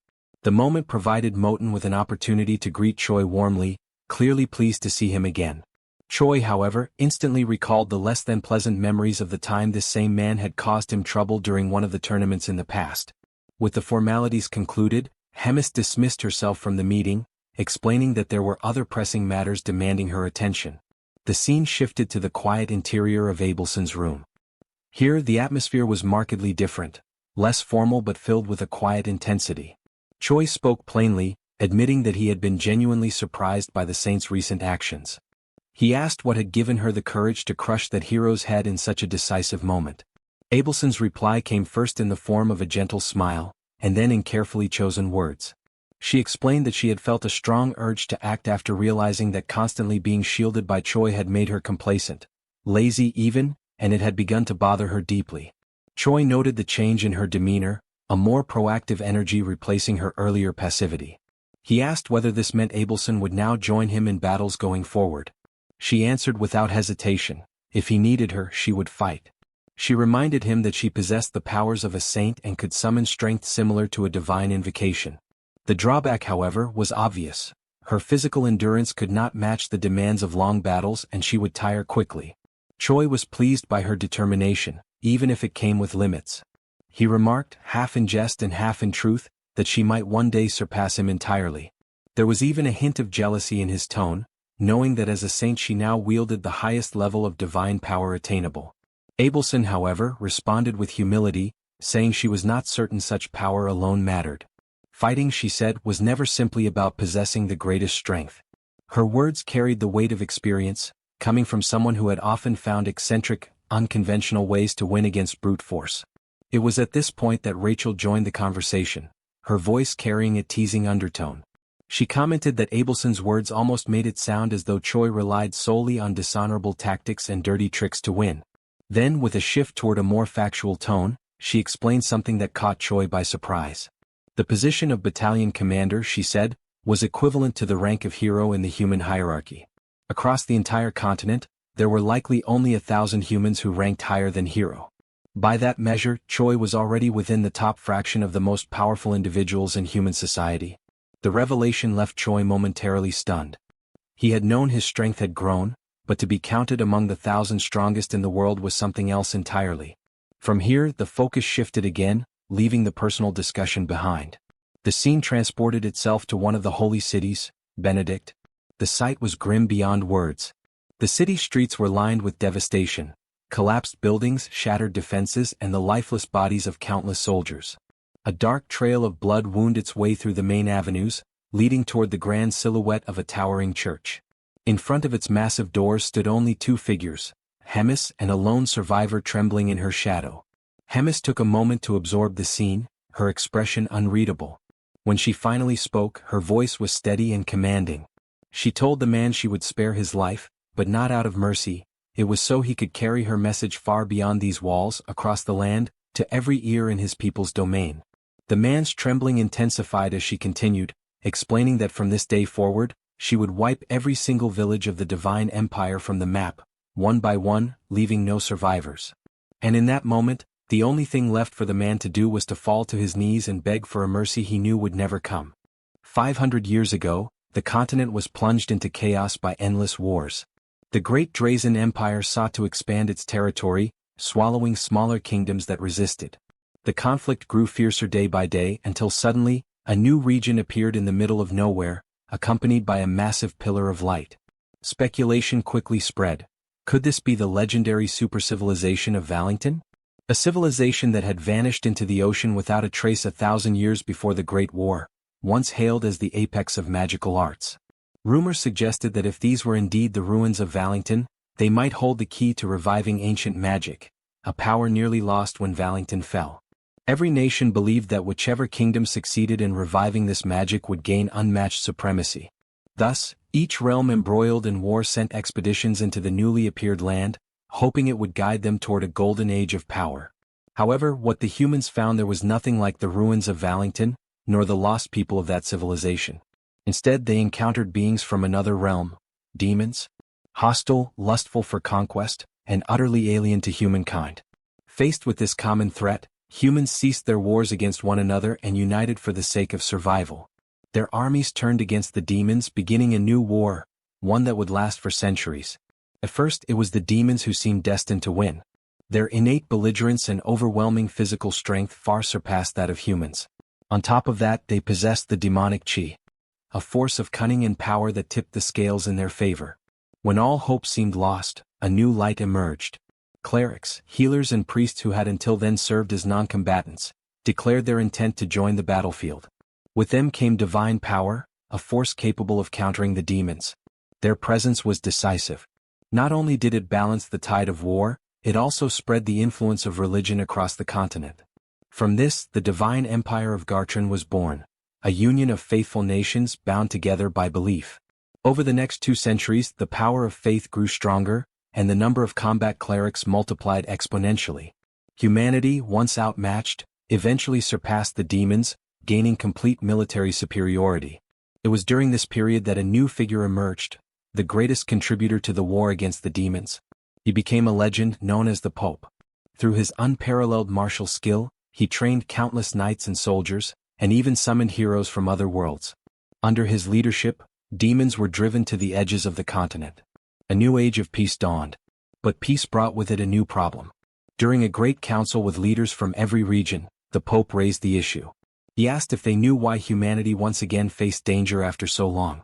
And he answered himself, It was because the demons had not been completely annihilated when the chance had been given. Instead of eradicating them, the humans had chosen to prioritize rebuilding their ruined cities. This was not wrong, for the well-being of the people had to come first. Yet, in the end, the survival of the demons meant that all nations still bore the shadow of their threat, and each nation's way of life had been negatively shaped by that choice. Before the worst could happen, the Pope urged all nations to unite their strength once again and retaliate against the rising threat through a holy war. The divine empire of Gartrum would lead the charge, sparing no effort, no resource and no warrior, with one ultimate goal: to consolidate an era entirely dominated by humankind. The scene shifts to a religious setting where a message is being delivered. The speaker warns that the demons once more threaten human life. 3 cities have already been annihilated within days, and no one knows which will be next. Perhaps, even as he speaks, he and everyone present could be the next to die, for the demons show no mercy, not even to women or children. The man then points to Father Levi, the sole survivor of Benedict. With a hollow voice, the priest confirms that everyone in the city was slaughtered in a single moment, while they were merely living their ordinary lives. Only he remains to deliver the message, but his soul, he confesses, was left behind in Benedict, dead alongside those he once cared for. He admits he has no reason to go on. The speaker resumes, stressing the cruelty of the demons, who grow stronger with each passing day. He declares that the Pope has proclaimed a holy war and refuses to stand idle in the face of this threat. He also announces that Azahel Bald, the legend of Gatling, has ended his long seclusion to take part in the war. Other nations too have promised to send forth their legends and heroes to serve the people. A large-scale offensive is already underway. Yet this alone will not be enough to eradicate the demons completely. For the future of the continent to be secured, every man and woman capable of fighting must lend their support and strength. Now more than ever is the time. The call goes out to all: join the holy war, the will of God, which shall guide them onto the path of peace. The speech ends with a rousing cry, shared by all present, united in a single desire: to eliminate the demons once and for all. The scene shifts again. In private, the Pope speaks with one of his subordinates. He reveals that, though competent, Cardinal Elrond has failed gravely in recent times. His blunders have led to the deaths of 2 heroes and the failed capture of Riadrun, a disaster that achieved nothing while costing tens of thousands of lives. For this reason, the Pope orders that Elrond's duties be reassigned within 3 days. Once this is done, all his possessions are to be seized and he, along with his entire family, executed. The scene shifts once more, this time to Riadrun, who storms into a room abruptly, visibly excited by Hemis's arrival. Hemis greets her with mild surprise, remarking that she never thought she would see the day Riadrun entered a room without knocking first, joking that it must be driven by longing. Riadrun ignores the comment and immediately presses the issue. Why had Hemis attacked an entire city alone? Hemis replies calmly. She had indeed acted alone, but her actions were part of a greater plan, one that, in the end, would benefit all demons. By acting as she did, she forced the humans to deploy their legends, for no ordinary warrior could stand against her. Hemis explains that the legends of each nation are the pinnacle of their strength, and by eliminating these figures, the demons would gain more time. Riadrun, now both nervous and confused, demands to know what she means by gaining time. Rising calmly, Hemis answers, the time she seeks to win is so that the hope carried by these new winds may grow. Looking out the window, Hemis spoke quietly to herself, addressing Moten. She wondered whether Riadrun had truly been convinced by her plans. Moten replied that Riadrun was likely unconvinced simply because suspicion was in his nature. Then he shifted the subject. He asked Hemis if she truly no longer had any intention of working alongside the Demon King. His concern was clear. No matter how strong she was, the path she intended to follow was dangerously reckless. Hemis answered firmly. There was no longer any chance of them working side by side. Even if their relationship could somehow be restored, it would surely come at a price, one she was unwilling to pay. She added that she bore no resentment, for she understood why the Demon King wished to avoid another war with humans. But then she attempted to clear Moten's mind, pointing out that the Demon King had recently begun making foolish choices, guided by meaningless feelings, worrying about things such as the deaths of subordinates, comrades, or even family members. Such thoughts, she declared, were useless. If someone died, it was because they were weak, and thus deserved their fate. In a proper hierarchy, those at the top, the strongest, should trample without mercy upon the defeated and claim victory. This, Hemis stated, was what she believed, and what the Demon King himself once upheld as the natural order of the world. For that reason, his newfound empathy was incomprehensible to her. She decided to confront his cowardly actions, but in the end she lost patience.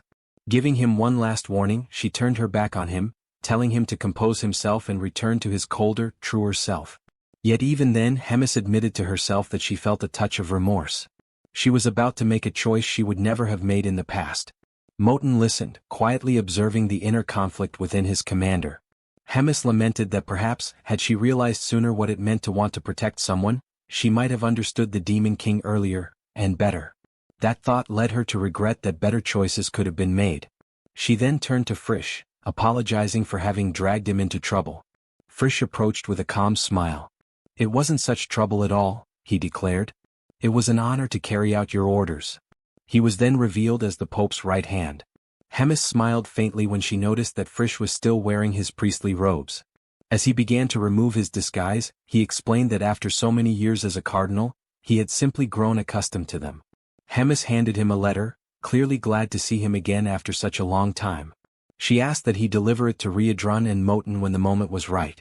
She could have done it herself, she admitted, but if she did, she feared she might carry regrets afterward. Frisch accepted the letter with full understanding of his commander's will. Hemis then mentioned Choi. She instructed Frisch to make sure Choi would not die. Frisch was visibly surprised by her words. Hemis noticed and teased him, saying perhaps she was getting old, or perhaps she was simply worried about leaving Frisch alone, without anyone to support him in her absence. The next day in Gardrick Castle, the doors burst open. Choi, asleep, was jolted awake. Startled, he leapt to his feet, reflexively shouting with arrogance, "Who dares disturb the commander's rest?" But when he saw it was Riedrun who had woken him, his pride quickly faded. He lowered his tone and asked what was happening. Riedrun ordered him to leave immediately, to flee as far as possible. Shocked, Choi asked why such sudden orders were being given. Riedrun explained that the next day the human army would launch an assault on the castle. A massive battle involving the highest-ranking humans, their legends. Choi protested. Would it not be better for him to stay and help? Riedrun shook his head. The enemy's sole objective was Hemis's death. Though he did not doubt her victory, if anything happened to her, he would not be able to protect Choi alone. The scene shifts to the moment when a letter is slipped under the door of the room where Riedrun is staying. He picks it up and begins to read. Its contents reveal part of Hemis's past and the truth behind recent events. Hemis writes that the demons endured countless deaths and were ultimately forced into exile at the very edge of the continent. Yet, despite having cornered them completely, the humans never carried out a full extermination. There were many reasons for this decision, but the most significant one was the existence of the Holy Empire. For the empire to remain valid, it needed the demons to exist. The Demon King exploited this convenience to form a secret pact with Gartrum. They agreed to maintain the front lines and preserve each other's territories. Thus, the very survival of the demons became tied to the humans' perception of a war, kept alive only through small-scale skirmishes and minor threats. This balance became a key element in maintaining unity among Gartrum and the other nations. Only Hemis was entrusted with knowledge of Gartrum's proposal. Yet she rejected it outright. To her, a proud death was far better than a life of servitude. The price she paid for this defiance, however, was exile. Using Rotaka's actions as a pretext, she was banished to the Black Fortress. Hemis clarifies in the letter that this long explanation was only the introduction. What truly matters now is what comes next. According to Frisch, the humans are preparing a massive attack, an unparalleled battle involving the legends and heroes of every human nation. While she faces this threat directly, Riedrun must protect the castle and take her place as its commander. She admits openly that she knows his current strength may not be enough to make this task easy. However, when the vote to select the next commander takes place, Hyuna and Ashjas will support him. This was arranged beforehand, and Ashjas in particular required no convincing. His affection for his nephew made it impossible to ignore such a request. "This," Hemis writes, "is all I can do for now. From here onward, everything rests in your hands. I believe you will handle it in the best possible way." She thanks Riedrun for making her confinement in the suffocating castle feel just a little lighter. As a postscript, she mentions Choi. She tells Riedrun not to worry about him. His path has already been arranged. Choi will leave the Demon King's army, and if all goes well, he and Riedrun will meet again. For now, however, Choi must depart together with the saint. Later, preparations for departure are made. Riedrun assures Choi that once everything is settled and he has taken his rightful place, he will reach out through the communicator. Choi, uneasy and unwilling to accept what is happening so suddenly, nevertheless agrees to the plan. Suddenly someone calls out to Choi, drawing his attention. Abelson and Frisch appear. Hemis's aide steps forward, introducing himself and stating that he has been assigned to accompany them by Hemis's orders. He explains their next step. They must infiltrate human society and observe events as they unfold. During this time, Abelson will act as a priestess in training. Frisch distributes false identities for them all. He declares that both Choi and himself will disguise themselves as mercenaries. If there are no further questions, he says, everyone should board the carriage. Abelson climbs in first, followed reluctantly by Choi, who is still overwhelmed by denial, clinging only to the hope that everything will turn out well. Once inside the carriage, Choi asks Frisch where exactly they are heading. Frisch sighs, regretting that he had not explained it earlier. He clarifies, the regions of the Holy Empires are extremely dangerous, and Drazen is known for rejecting heroes. That is why they are moving toward the kingdom of Marriott. The next morning as the sun rose, Riedrun found himself alone in his new room. He sat in silence, thoughtful about the next steps he should take, his eyes fixed on the desk that had once belonged to Hemis. His mind wandered, reflecting on the many demons who had already died up until now. He knew that if things continued in the same way, the number of losses would inevitably grow. Riedrun, aware of the truth surrounding the war between humans and demons, reached a painful conclusion. All these losses had no meaning at all. Suddenly, a knock at the door interrupted his thoughts. It was Reuters, standing firmly and declaring that it was already time to depart. Riedrun, taking in one last breath of inspiration, raised his resolve and declared that from that moment onward, demons would be different. He would give his all to ensure that his will prevailed. The scene then shifts to the moment when Riedrun gathers his army. Standing before them, he demanded that everyone pay close attention to his words. He began his speech by exalting who they were, reinforcing that demons are a warrior race, born to fight, and that no other race would ever be able to tame them. For that reason, he told them, they must face the battle to come without hesitation. And if necessary, they must be willing to die for freedom, to die as the warriors they were, for the sake of the future of their entire race. Riedrun raised his voice as he reached the climax of his words, declaring his own way of combat, and as he finished his speech, he emphasized with force and conviction that demons are warriors of pride. The focus then shifts to Hemis, who quickly realized that Riedrun had already begun his movements. With that, she too would have to begin her own, acting from her side. At the top of a mountain, Hemis looked down before leaping gracefully to the lower part. The moment she landed, she came across a man leaning calmly against a tree. The man spoke first, declaring that he had known she was on her way and had been waiting eagerly for their encounter. Hemis recognized him immediately and stated that it had been 150 years since their last meeting, remarking with some surprise that he had grown younger with the passing of time. Basil Scott, the Legend of Drazen, was this man's name. Upon hearing Hemis's words, he explained that his youthful appearance was the result of having reached the realm of legends. Hemis, however, replied that she had been expecting a different human in Scott's place. The one she was truly searching for, it seemed, had been cowardly enough to hide and conceal his magic. Scott, unfazed, declared that Gartram's command was positioned at the exact opposite location from where he and Hemis now stood.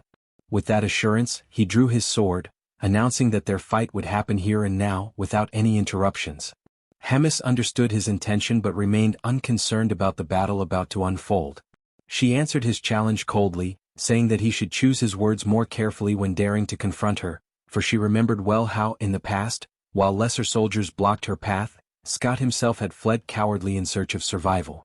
She then acknowledged that his bravery now was driven by his desire to cleanse his stained name. With that, she activated a magic that created her personal domain, known as the Boundary of Lamentation. Scott, undeterred, declared that back then he had been defeated by a technique he had never seen before, but that now things would be different. As soon as the words left his mouth, he charged toward Hemis with full force. Hemis immediately prepared her attack, the Stars of Loss. Yet the strike had no effect on the hero, for he deflected every blow and continued his advance. He pressed closer and closer until he was nearly upon the commander, his sword now channeling a strike of immense power. At that moment, Hemis reflected briefly on his words. Perhaps this time, it truly would be different.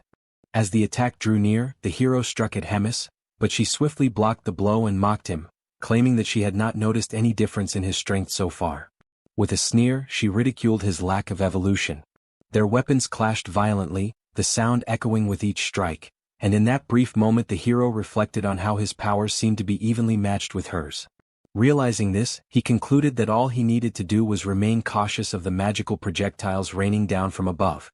These projectiles, known as the ability Tears of Lament, were conjured instantly by the commander. This time, however, they did not fall solely from the sky, they also erupted from the ground. Taken completely by surprise, the hero was forced into evasive maneuvers, dodging desperately while at the same time avoiding Hemis's relentless physical strikes. At one point she leapt into the air, preparing a devastating combined assault that nearly struck the hero's head. By the narrowest margin he avoided the fatal blow. The feat left Hemis impressed, for it proved that he had indeed improved, managing to evade attacks that once would have overwhelmed him.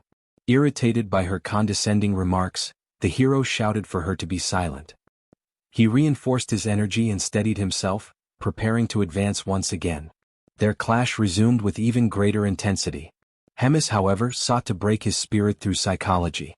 With a cold smile, she asked him where he thought the next tears would come from, the ground or the sky. Amused by his visible struggle to cope with so many simultaneous threats, she declared that the moment he let his guard down, she would finish him with a single strike. Her words became reality almost instantly. Before the hero could even attempt to dodge, the ground beneath him erupted, releasing countless magical stakes that pierced his chest and pinned him in place. Stunned and defenseless, he could only grit his teeth. Hemis looked upon his suffering with sharp eyes, remarking that the mere fact he had managed to evade so many times before was proof of his progress. The difference between the man before her now and the one she had faced years ago was clear. Yet before she could continue, the hero's body began to blur and fade, as though he were being teleported elsewhere. For a moment, Hemis wondered if it had been a clone, but she quickly dismissed the thought. She was certain she had struck the real one. Meanwhile, the hero emerged from a portal, already charging with a new technique that took her by surprise. For the first time, she was genuinely impressed by his growth. Advancing with determination, the hero declared that he had saved this secret technique for precisely this moment. He launched his strike with all his might. Hemis, however, raised only a single hand to defend, blocking his assault effortlessly. She made it abundantly clear that the gap between their powers was insurmountable, for she stood 2,000 years ahead of him. With cold precision, the commander raised 2 fingers and aimed them at the hero's chest. A burst of devastating energy exploded forth, striking him directly and rendering him unconscious in an instant. He collapsed, unable to respond, his strength utterly spent. Cornered and stripped of every skill, the hero questioned if this was truly the end. Humiliation weighed heavily on him. He had not managed to land even a single decisive blow. At that moment, Hemis called out to him, demanding that he confirm if he was truly the famed legend of Drasen. Before he could recover from the shock, she made a request, something he had never imagined he would hear from a demon. Hemis explained that personal matters were unfolding, and she needed his cooperation. She asked that when he eventually met Choi in the future and fought against him, he would grant Choi mercy at least once. The hero was stunned, unable to comprehend why a commander like Hemis would lower herself to ask such a thing. But before she could say more, the sky split open and a massive surge of golden energy descended upon him. The overwhelming force struck with such intensity that the legend of Drasen was annihilated completely, his body erased, leaving not even dust behind to tell the tale. Hemis, caught off guard, analyzed what had just occurred. She was certain that the hero was now dead. Frustration welled within her, for she had deliberately granted him time to converse, only for their encounter to be interrupted in the most brazen and discourteous way possible. Raising her eyes toward the sky, she identified the only suspect who could wield such power, Azrael Bald, descending with his underling Morim at his side. He had originally planned to appear only after the group defeated Basel. However, realizing that such a victory was far beyond their reach, he concluded that he had no choice but to reveal himself earlier than intended. At that moment Hemis appeared, gripping her scythe tightly. Her gaze reflected doubt, questioning whether it was too cruel to act this way among humans, silently wondering if it was truly the right thing to do. But the answer was clear, it did not matter. Standing before her was none other than the legend of Drasen. Even if temporary cooperation existed, the truth remained that Drasen had always been the rival of the Holy Empire. Striking first and eliminating him was the wisest choice.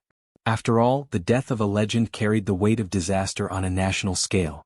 From the top of a cliff, Asael observed Hemis below. He knew the destruction of the city had been nothing but bait to lure him to that place. Her response confirmed his suspicions, recognizing him as the very legend of Grattan. Asael, resolute, revealed that nothing happening there was by chance. A long and meticulous preparation had led to this very day, a plan designed for this precise moment. Behind him, Morian stood with her radiant aura, flanked by a vast army aligned at her side. Morian brought her hands together before her lips, in a gesture resembling a solemn prayer. In her thoughts, the conviction was absolute. The second battle was about to begin. Hemis sensed something strange in the air. The pillar before her did not act as a simple defensive barrier. Instead of merely containing her energy, it repelled the field of power she attempted to expand, as though the very space rejected her influence. That pillar carried sacred power accumulated over time, now releasing a golden aura that spread outward, neutralizing her presence. Above, Asael raised his sword before the army. The strategy was clear. The saint would maintain the pillar, while the knight's mission was to protect her with all their might. The soldiers took position, resting their hands on the swords planted in the ground, their heads bowed in reverence. From the exact spot where each of them stood, golden flowers bloomed, as if manifestations of the sacred power itself.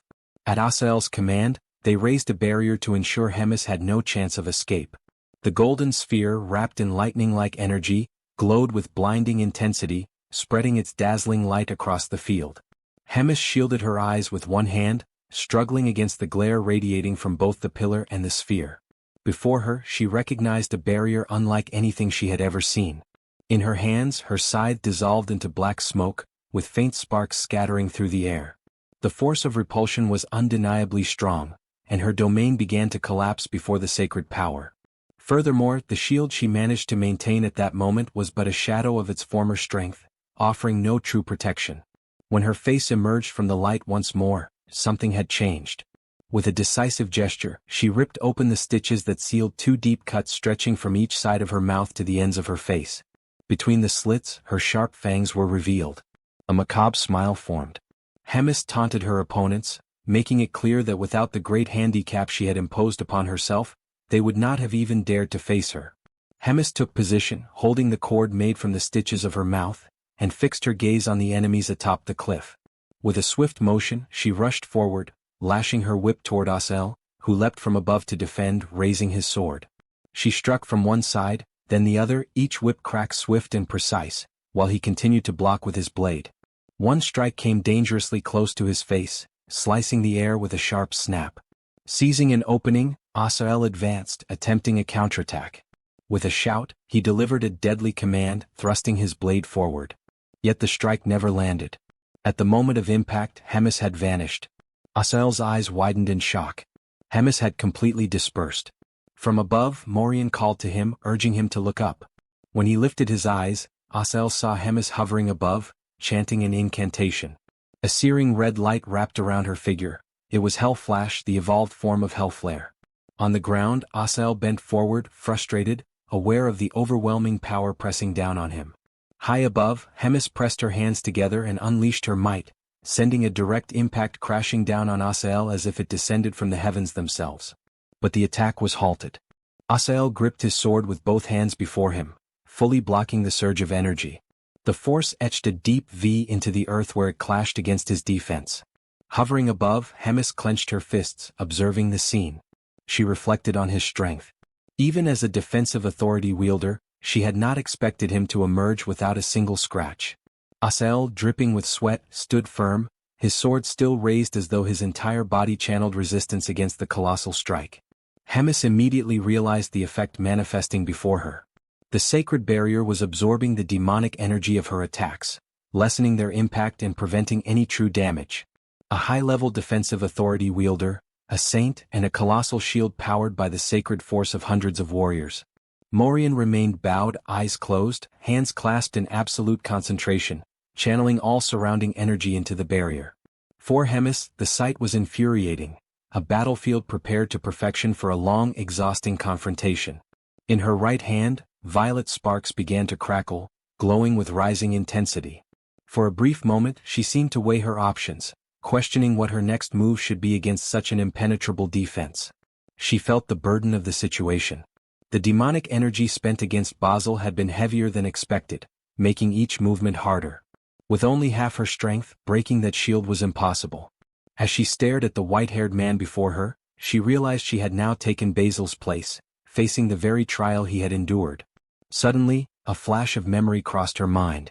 The battle resumed at full force. After trading several blows, Asael pressed forward with determination, gripping his sword and declaring his intent to end it once and for all. With his full strength, he drove the blade into the ground, unleashing an immense power of divinity, sword of revelation. At the point of impact, golden light erupted, so intense that shards of stone tore from the ground and scattered into the air, clouds of dust rising around them. Before Hemis, a crimson sphere began to form, pulsing with condensed energy. She watched the technique with both recognition and defiance. Despite the display, she showed no fear. The maneuver was familiar, yet she was far from believing the battle was over. The sphere advanced slowly toward her, as if it had a will of its own. Her claws, sharp and golden, shimmered with a menacing gleam. Then, suddenly, blood gushed from the upper part of her body, forcing her to arch backward. The kneeling soldiers, their swords still planted in the ground, witnessed the scene in utter disbelief. Morian's eyes widened in shock as she exclaimed that he had struck down the glutton. Asael stood equally stunned. His sword still pierced the earth while before him Hemis lay bloodied, collapsed, unable to move. Trembling, he returned the blade to his waist, struggling to accept what had just occurred. A drop of sweat rolled down his face as he murmured to himself, questioning whether it had truly happened. His gaze fixed on Hemis's hand, adorned with golden claws, motionless upon the ground. Suddenly, before Asael could even realize that she was still alive, he found himself caught between the fangs of Hemis. She lunged forward with a monstrous maw, bursting open from the wound Asael had inflicted on her moments earlier. In a single motion, the legendary hero became nothing more than a morsel for the glutton. Only a fragment of him remained, leaving the scene both grotesque and astonishing. The saint, unable to believe what had just happened, cried out desperately for Asael, her voice filled with disbelief. Hemis, brimming with confidence, returned to her original form, mocking the situation and ridiculing the shock she had caused. She then reflected on how dire her circumstances had become, forced to feign death and rely on a strategy once used by Baal. Yet, with a sardonic tone, she joked, asking what everyone thought of her magic trick. But her composure soon faltered as she began to spit blood. It was then that she admitted the Empire was indeed far stronger than she had anticipated. The saint noticed the blood and speculated whether it was caused by Hemis's wounds, or perhaps the result of being unable to digest a paladin. Without wasting another thought, the saint commanded all the warriors to begin multiple enchantments, while she alone maintained every barrier. The warriors obeyed, dividing themselves as they prepared their incantations. Meanwhile, Hemis stood still, drained of strength, unable to muster any form of resistance. She reflected on how the digestion had been far slower than usual, likely suppressed by the sacred barrier. When she lifted her eyes, she saw the attack was nearly ready. In that instant, she understood that her end had already arrived. With a tone of acceptance, the commander declared that her role had been fulfilled. She entrusted the future to those in whom she had placed her faith. Unable to resolve everything on her own, her only hope now was that her allies would succeed. The saint then unleashed the strike, a radiant beam of sacred energy, that struck the commander directly.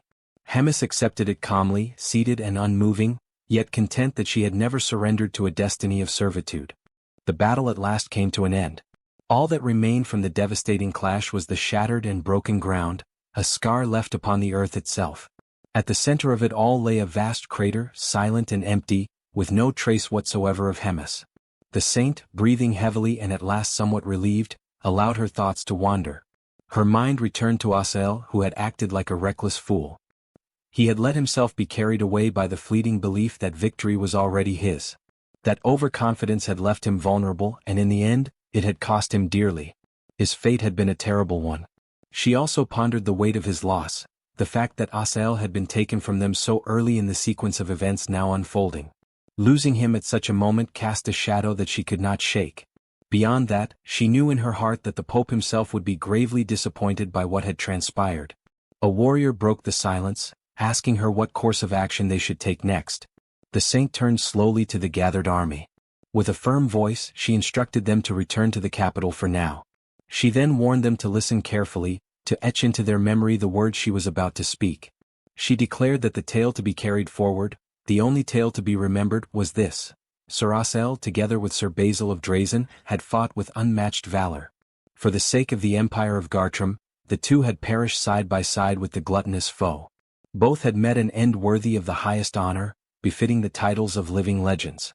And with that solemn declaration, she commanded that no other version of the story must ever be told. The scene then shifted elsewhere, to the battlefield where Riadrun now stood. He had cut down every last soldier who opposed him, and still he remained tall and unwavering. It was then that Moten arrived, his steps echoing with authority, and he praised Riadrun's performance. Moten declared openly that none of those fallen soldiers had ever been a match for Riadrun's strength. Riadrun brushed off the praise, insisting that compared to Moten himself, his own journey was still long, his growth still incomplete. Moten, however, did not waver. He reinforced that his words were not spoken lightly. His praise was no exaggeration. For it was plain to see that within only a few short years, or perhaps even before the end of the current year, Riadrun would rise beyond him. That claim left Riadrun astonished, his heart shaken by the weight of such certainty. With solemnity, Moten drove his sword into the ground. He revealed then that the link he had once shared with Rems had vanished completely. Riadrun, startled, connected the signs and spoke aloud the fear that the worst might have happened. Moten confirmed his suspicion. Riadrun pressed further, asking what Moten's path would be from here. The knight did not hesitate. He declared that Rems was his one and only lord, and that he would continue to follow her final orders. His loyalty, he affirmed with unshakable conviction, would not falter whether she still lived or whether she had already passed beyond this world. Riadrun then asked what her final instructions had been. Moten explained carefully that she had charged him with protecting Riadrun, ensuring his safety until the day he succeeded in becoming a commander. From that day forward, Moten himself would take up the duty of aiding him, guiding his training, until Riadrun had gathered the strength and the wisdom required to rise above all others and become the most powerful among commanders. Powerful enough to change the rotten and corrupted state of the demon race itself. Standing face to face, Moten extended his hand to Riadrun, sealing their pact with a promise that he would remain forever as his ally. The scene shifted once more, this time to a grand place of worship, where the Pope himself stood before the gathered faithful. His voice echoed through the sacred hall as he delivered grim news. One of the greatest pillars of the Holy Empire had fallen. He announced that Asael had become a martyr, a man who had given more than 2 full centuries of his life to service. With sorrow heavy in his tone, he mourned the passing of a comrade who had shared so many years alongside him, and alongside the legendary Sir Quinley as well. The Pope then declared that Asael was a man who had lived with devotion to God beyond comparison, greater than anyone else could ever hope to achieve. To his very last breath, Asael's thoughts had been for the well-being of the people of the Holy Empire. He revealed that in the moment of his death, Asael had lifted his final prayer, asking that the remaining days of the sacred people might be spent in safety and in peace. The Pope then called upon all present to pray in remembrance of Asael's deeds, to ensure that his sacrifice would never be forgotten. His words carried a warning. The day would surely come when divine punishment would descend upon all those who opposed God. At last, with sorrow etched upon his face, the Pope reflected on how often he had warned against lowering one's guard in times of advantage. And so he lamented the tragic end of the legendary hero, Asael, whose fall would forever weigh upon the hearts of the faithful. The Pope was suddenly interrupted by a messenger reporting that Drazen had sent someone to Marriott, requesting access to investigate the battlefield where Hemis had been fought. The Pope remarked that they must be searching for the truth about Basil's death, but noted that the cleaning service had already been completed and nothing remained to be found. Even so, he instructed the man to secretly contact Marriott and have Drazen's request denied. The man bowed for leave, having understood, but the Pope asked him to wait, for he had another question. He inquired about the whereabouts of Abelson and Choi. The man explained that neither of them had been sighted, not even during the recent battles. He found it particularly strange that Choi had not appeared, as there would have been no reason for him to avoid the front lines. He suspected that Hemis had removed him from the Demon King's army. The Pope then faced the reality that even in the final moments, Choi remained a thorn in his side. Since Choi had not appeared during Hemis's moment of crisis, the Pope ordered the man to search the entire continent if necessary, but to find them both. He warned that if anyone dared to hide them or offer them shelter, they would suffer divine consequences. The scene then shifted to the carriage of the group, or rather the quartet, where Choi and Rachel were muttering complaints but were quickly interrupted. Rachel was asked to check whether the disguises were ready. She was surprised at how quickly they had been prepared. Looking at Choi, she noticed his newly dyed cold red hair, evaluated it, and asked him not to make a mess of things. Abelson then appeared, announcing that she had finished her disguise as well, and asked for everyone's opinion. Choi reacted with typical exaggeration, his eyes nearly popping out, declaring that Abelson looked stunning, like a princess from a fairy tale. Abelson laughed, thanked him for the compliment, and replied that she might not be from a fairy tale, but she truly was a princess, one of Marriott. Choi quickly snapped back to reality. Frisch was astonished that Choi had not connected Abelson's surname to the kingdom, which happened to be their current destination. Rachel admitted she would have liked to defend Choi, but he had been far too foolish this time. Choi then bent forward toward Abelson, apologizing for not realizing sooner that she was a princess. She assured him it did not matter and asked him to continue treating her as before. Choi muttered that he was Korean and carried something like a slave mentality. He then reflected on the fact that being a princess meant Abelson must have influence in Marriott. Abelson answered that she was not sure, explaining that she had already spoken to Frisch about it, but if possible, she wished not to reveal her identity or even return there. Choi, surprised, asked why, only to receive a blow to the head from Frisch, who called him an idiot, with Rachel echoing the insult. Frisch explained that one of the greatest empires of the continent was hunting him, and Abelson had no intention of letting anyone else suffer on her account. Abelson added that it was not as though she would never return, but if the situation became critical, she would have to find a way to ask for help, because in the end they were still her family. The scene then shifted back to the battlefield where Hemis and the heroes had clashed. A sharp crack echoed among the stones, and from within the ruins a dark aura began to rise. Whether this was a good sign, or not, remained uncertain. Already within human territory, the trio continues their journey deeper into the forest. Choi, worried, checks his system once again, intrigued by the fact that it is not functioning. Rachel notices the hero's concern and asks what is going on. Choi then explains the situation, saying that, strangely, ever since they entered human territory, the hero system has stopped working. The only thing displayed is a screen full of glitches and scrambled text. Rachel doubts the situation, saying that the system is far too intelligent to break down like that. Choi reports that he has been feeling something strange for some time now, as if someone were watching his steps and creating obstacles in real time. Rachel defends herself against Choi's remark by saying that, since she cannot see the system, she cannot be very sure.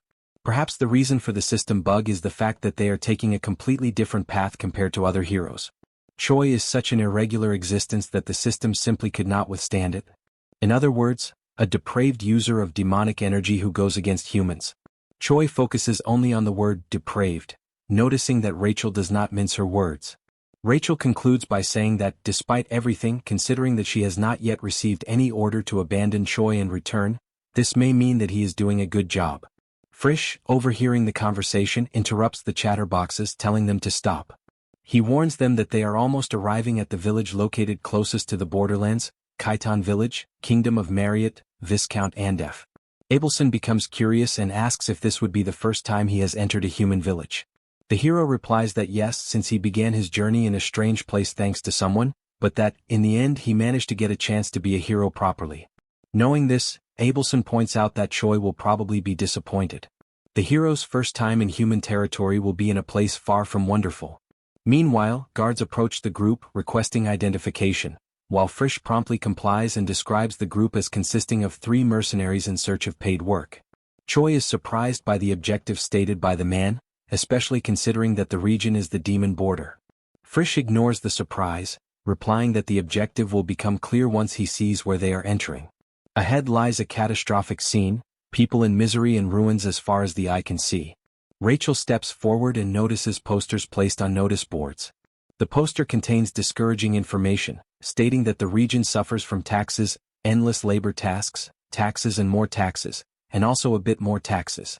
Abelson receives the information with great anguish, especially because it is a region belonging to her family. Frisch notices Abelson's reaction and questions why she is embarrassed, asking her to be honest, ironically. With Abelson's hesitation, he himself explains, saying that the imperial family is exploiting the people there, draining every last drop from everyone under the pretext of an imminent war. He adds that what is happening there is not a problem unique to the Empire of Marriott, and that he knows the situation exists in other empires, having learned this during the period when he worked as a cardinal. It is common for rulers in Garden to exploit the people through the fear of wars, inciting them while filling their own pockets. Abelson listens to the explanations without believing the direction the kingdoms are taking. Later, Abelson is sitting, reflecting on the reality of the people, beneath the statue of a knight. The saint's thoughts are interrupted when someone surprises her, calling out to her. It is Choi who arrives, surprising Abelson, who in turn asks him where Frisch and Rachel are. Choi sits beside the saint and asks how she is feeling. Abelson answers honestly, saying that her mood has not improved at all and that, in fact, she feels angry. Choi tries to joke, saying that she has every right to be after hearing so many atrocities. Abelson clarifies that the feeling is not directed at Frisch, but at herself. She could have tried to argue something that defended the empire, but it was impossible. Nothing she could say would be capable of defending Garden from what it has been doing to the people. Choi is shocked upon hearing the saint and begins to wonder what to do to help her get out of this situation. But the options that come to mind are not the best for the occasion. Before he could reach a decision, Abelson calls his attention. Trembling at the thought that he had said something wrong, he replies already apologizing, even though he had not said anything. This leaves Abelson confused. Choi realizes that it was not a sermon. Abelson is equally frozen by the confusion. The saint then, with a smile on her face, explains that she remembered an old story and thought it would be interesting to tell it to the hero. Abelson then begins the tale about a hero who was a legend of Khitan, which, although it seems like a humble village now, once lived through a time of glory. The hero's name was Lofer Dozer, whose legend dates back centuries, when warriors who fought bravely in the war against the demons began to be called heroes and legends. Lofer was the greatest of heroes during his era. His fame spread beyond Marriott and across the entire continent. Among many, Lofer was one of those who most deserved the fame of the title for his deeds and his character. An unblemished warrior, a lover of his homeland who respected the weak and was compassionate. As all things come to an end, Lofer's did as well at the premature age of 37, to everyone's misfortune in Khitan. Choi asks if there is a reason why he died young and in Khitan. Abelson continues the story, telling that 1 year before the war ended, the demons' offensive suddenly intensified, probably as a final desperate move. The imperial family of Marriott ordered Lofer to abandon Khitan and retreat, something that was not well received by him. The result was that the hero, for the first time, set himself against an imperial order. He firmly upheld the premise that his people must be protected by the nation, and for that reason he would not allow Khitan to be abandoned. After his declarations, Lofer went into battle, repelling the demons' assault. Having done so alone, without any other warrior by his side, he left his story etched into the people of Marriott. Choi feels the weight of the story and carefully keeps the hero's name in his mind. Abelson continues, reflecting on what Lofer's reaction would be if he were still alive in the present day, witnessing the situation in which the people now find themselves. Moments later, night falls. The pair walk through the streets, with Abelson thanking Choi for his company, saying she feels relieved thanks to him. Choi says there is nothing to thank him for, as the only thing he did was listen to the story. Abelson explains that the mere fact that he was with her already brought enough comfort. Apparently, a certain mood was beginning to form. But suddenly, screams seize the pair's attention. Two men rush out of an alley in a panic, shouting desperately that there is a body there, a dead person, calling for the authorities. Choi immediately quickens his pace to check the situation and asks Abelson to stay on guard. It does not take him long to realize that what lay ahead was not something simple. It was not a mere corpse before them. The blood around it was arranged in a strange way. Abelson approaches, worried. Choi reassures her and points out that the officials will arrive soon, since the danger has already passed. However, he reveals that something is not right and asks Abelson to take a closer look as well, to confirm his suspicions. Abelson approaches, asking which part needs to be examined exactly. Choi notices a smell far too strong for a body that has just died, and there is a strange magical circle around the body. As he is not an expert in magic, Abelson will be able to investigate it better. As soon as the saint arrives, the warning is shouted, "Choi, be careful, behind you." Behind the hero, there is a zombified creature, ready to launch a surprise attack against him. Choi reacts and breaks free from the creature that was attacking him, putting some distance between them as he tries to understand what is happening. Abelson also reacts, rushing forward toward the creature to protect Choi from further harm. The saint strikes the monster on the head, incapacitating it immediately. Terrified, Choi asks what exactly just happened, questioning whether that individual is truly dead. The saint explains that it was an undead created through necromancy, an esoteric form of magic used by demons to exploit the dead. It is said that some demons employed this magic during the war in the past, but this is the first time the saint has ever seen an undead in person. Choi then compares the situation to something out of an American movie or TV series and asks whether there is a risk of infection if those things bite someone. Abelson replies that she is not sure, as there are no records of anything like that. Even so, being bitten by an undead is certainly not a good thing, so caution is necessary. The conversation is interrupted when soldiers arrive to investigate the disturbance. Upon encountering Choi and Abelson, they notice that the two do not appear to belong to the village and ask what they are doing there. Abelson attempts to respond, but Choi steps forward and explains that they are mercenaries who came to the village in search of work. The guards then discuss among themselves the possibility that they are indeed mercenaries, with one of them commenting that the pair certainly carry themselves like ones. The guard then asks the hero to present his mercenary insignia, and Choi promptly complies. After examining it, the man confirms that they are telling the truth, understands why the pair are there, and asks them to follow him. Shortly afterward, once everything has been clarified, Choi explains to Frisch what happened, including the fact that he accepted requests as a mercenary. Frisch is immediately displeased with the way they have been acting in the streets, spreading rumors that they are mercenaries and accepting random jobs, remarking that at this rate Choi might actually become a mercenary for real. Not long after, Edmar arrives in search of the mercenaries that the guild described to him as incredible. The description leaves Choi and Abelson slightly perplexed, causing the man to doubt whether they truly deserve such praise. To maintain his superior demeanor, Choi responds that they are, in fact, legendary mercenaries, and that people are fortunate to live in the same era in which they were born. After boasting a little, he apologizes internally to the saint, believing it was the best way to prevent their true identities from being revealed. He then continues the introductions, explaining that the guild instructed them to deal with the matter as quickly as possible, though he complains that they truly must take care of it. The saint feels embarrassed before God and silently asks for forgiveness for her companion's lies. The man states that now that he has confirmed the mercenaries' identities, he will get straight to the point. Choi then summarizes that, according to the village chief, residents have been disappearing one by one over the course of several months. What is strange is that these are not simple disappearances caused by people leaving because life has become too difficult. Not long after each disappearance, some bodies are always found around the perimeter of the village. Some of those bodies are placed atop family graves, others are pierced with strange staffs, and others bear unknown letters and crude patterns carved into their bodies. Abelson adds to the explanation, emphasizing that this is the first time she has ever seen anything like it. Choi continues, saying that the villagers recently sent a letter to the Lord, asking him to resolve the issue. However, the response they received was merely an order to relocate to a neighboring settlement, most likely because the Lord did not want to waste his effort on poor villages that could not even pay their taxes. As a result, the residents pooled together whatever money they had and sent a request to the mercenary guild. Trish understands what Choi explains and asks whether that was the reason Choi made them be treated as actual mercenaries. Rachel calls everyone liars, complaining about being abandoned and claiming that this is why they are being punished. Frisch then turns to Abelson, saying that Choi lying might be acceptable, but a saint lying is going too far. Regardless, both of them understand the group's situation, and it would be best for them not to draw too much attention from now on. Since undead are involved, this could attract the Demon King's army, and interfering recklessly would be unwise.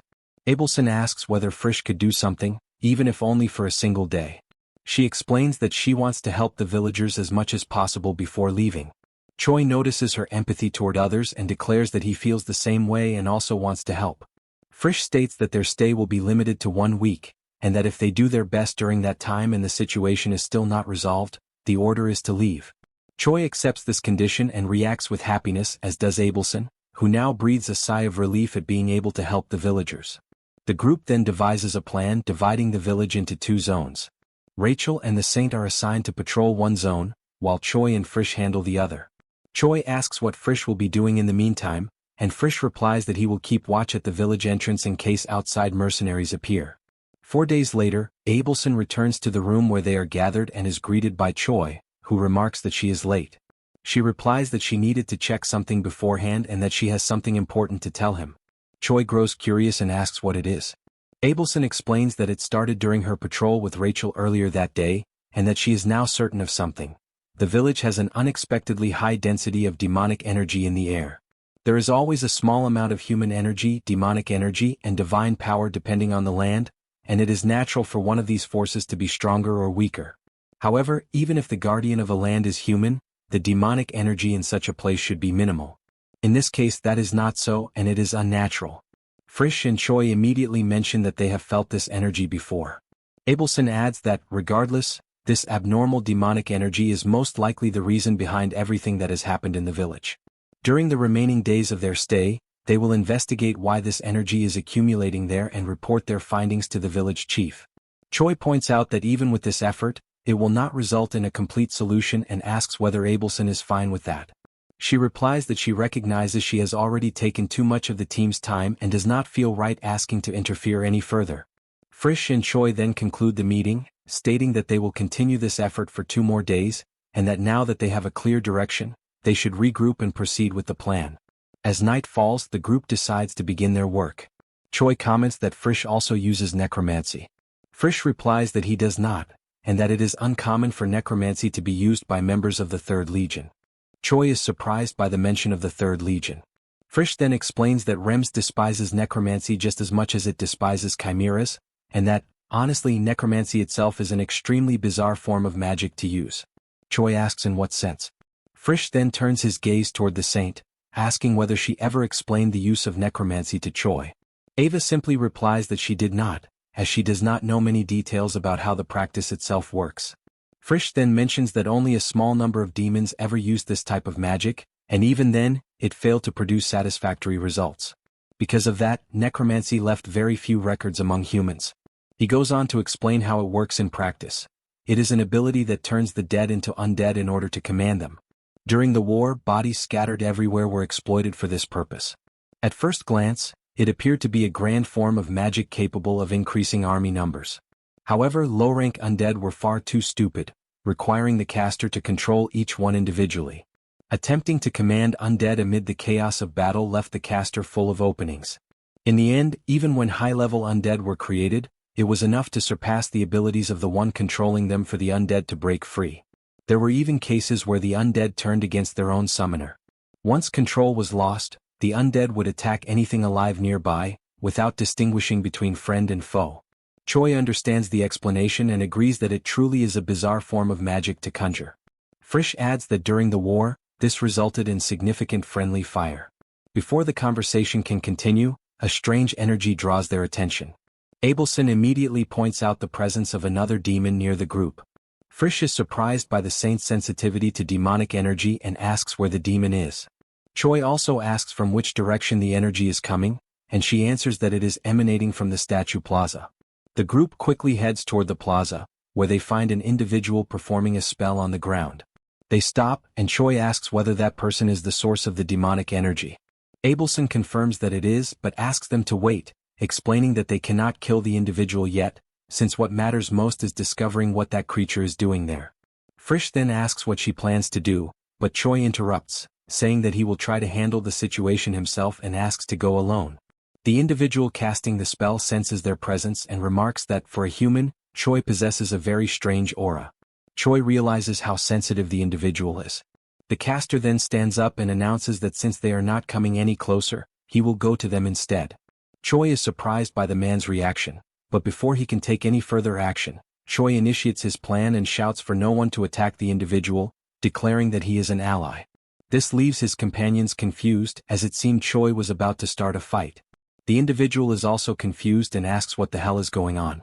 Choi then loudly declares that he is Hyunseok, the regimental commander of the Demon King's army, 3rd Legion, and demands that the individual state his own name and rank as well. The moment Choi issues the order, the man in the hood hesitates.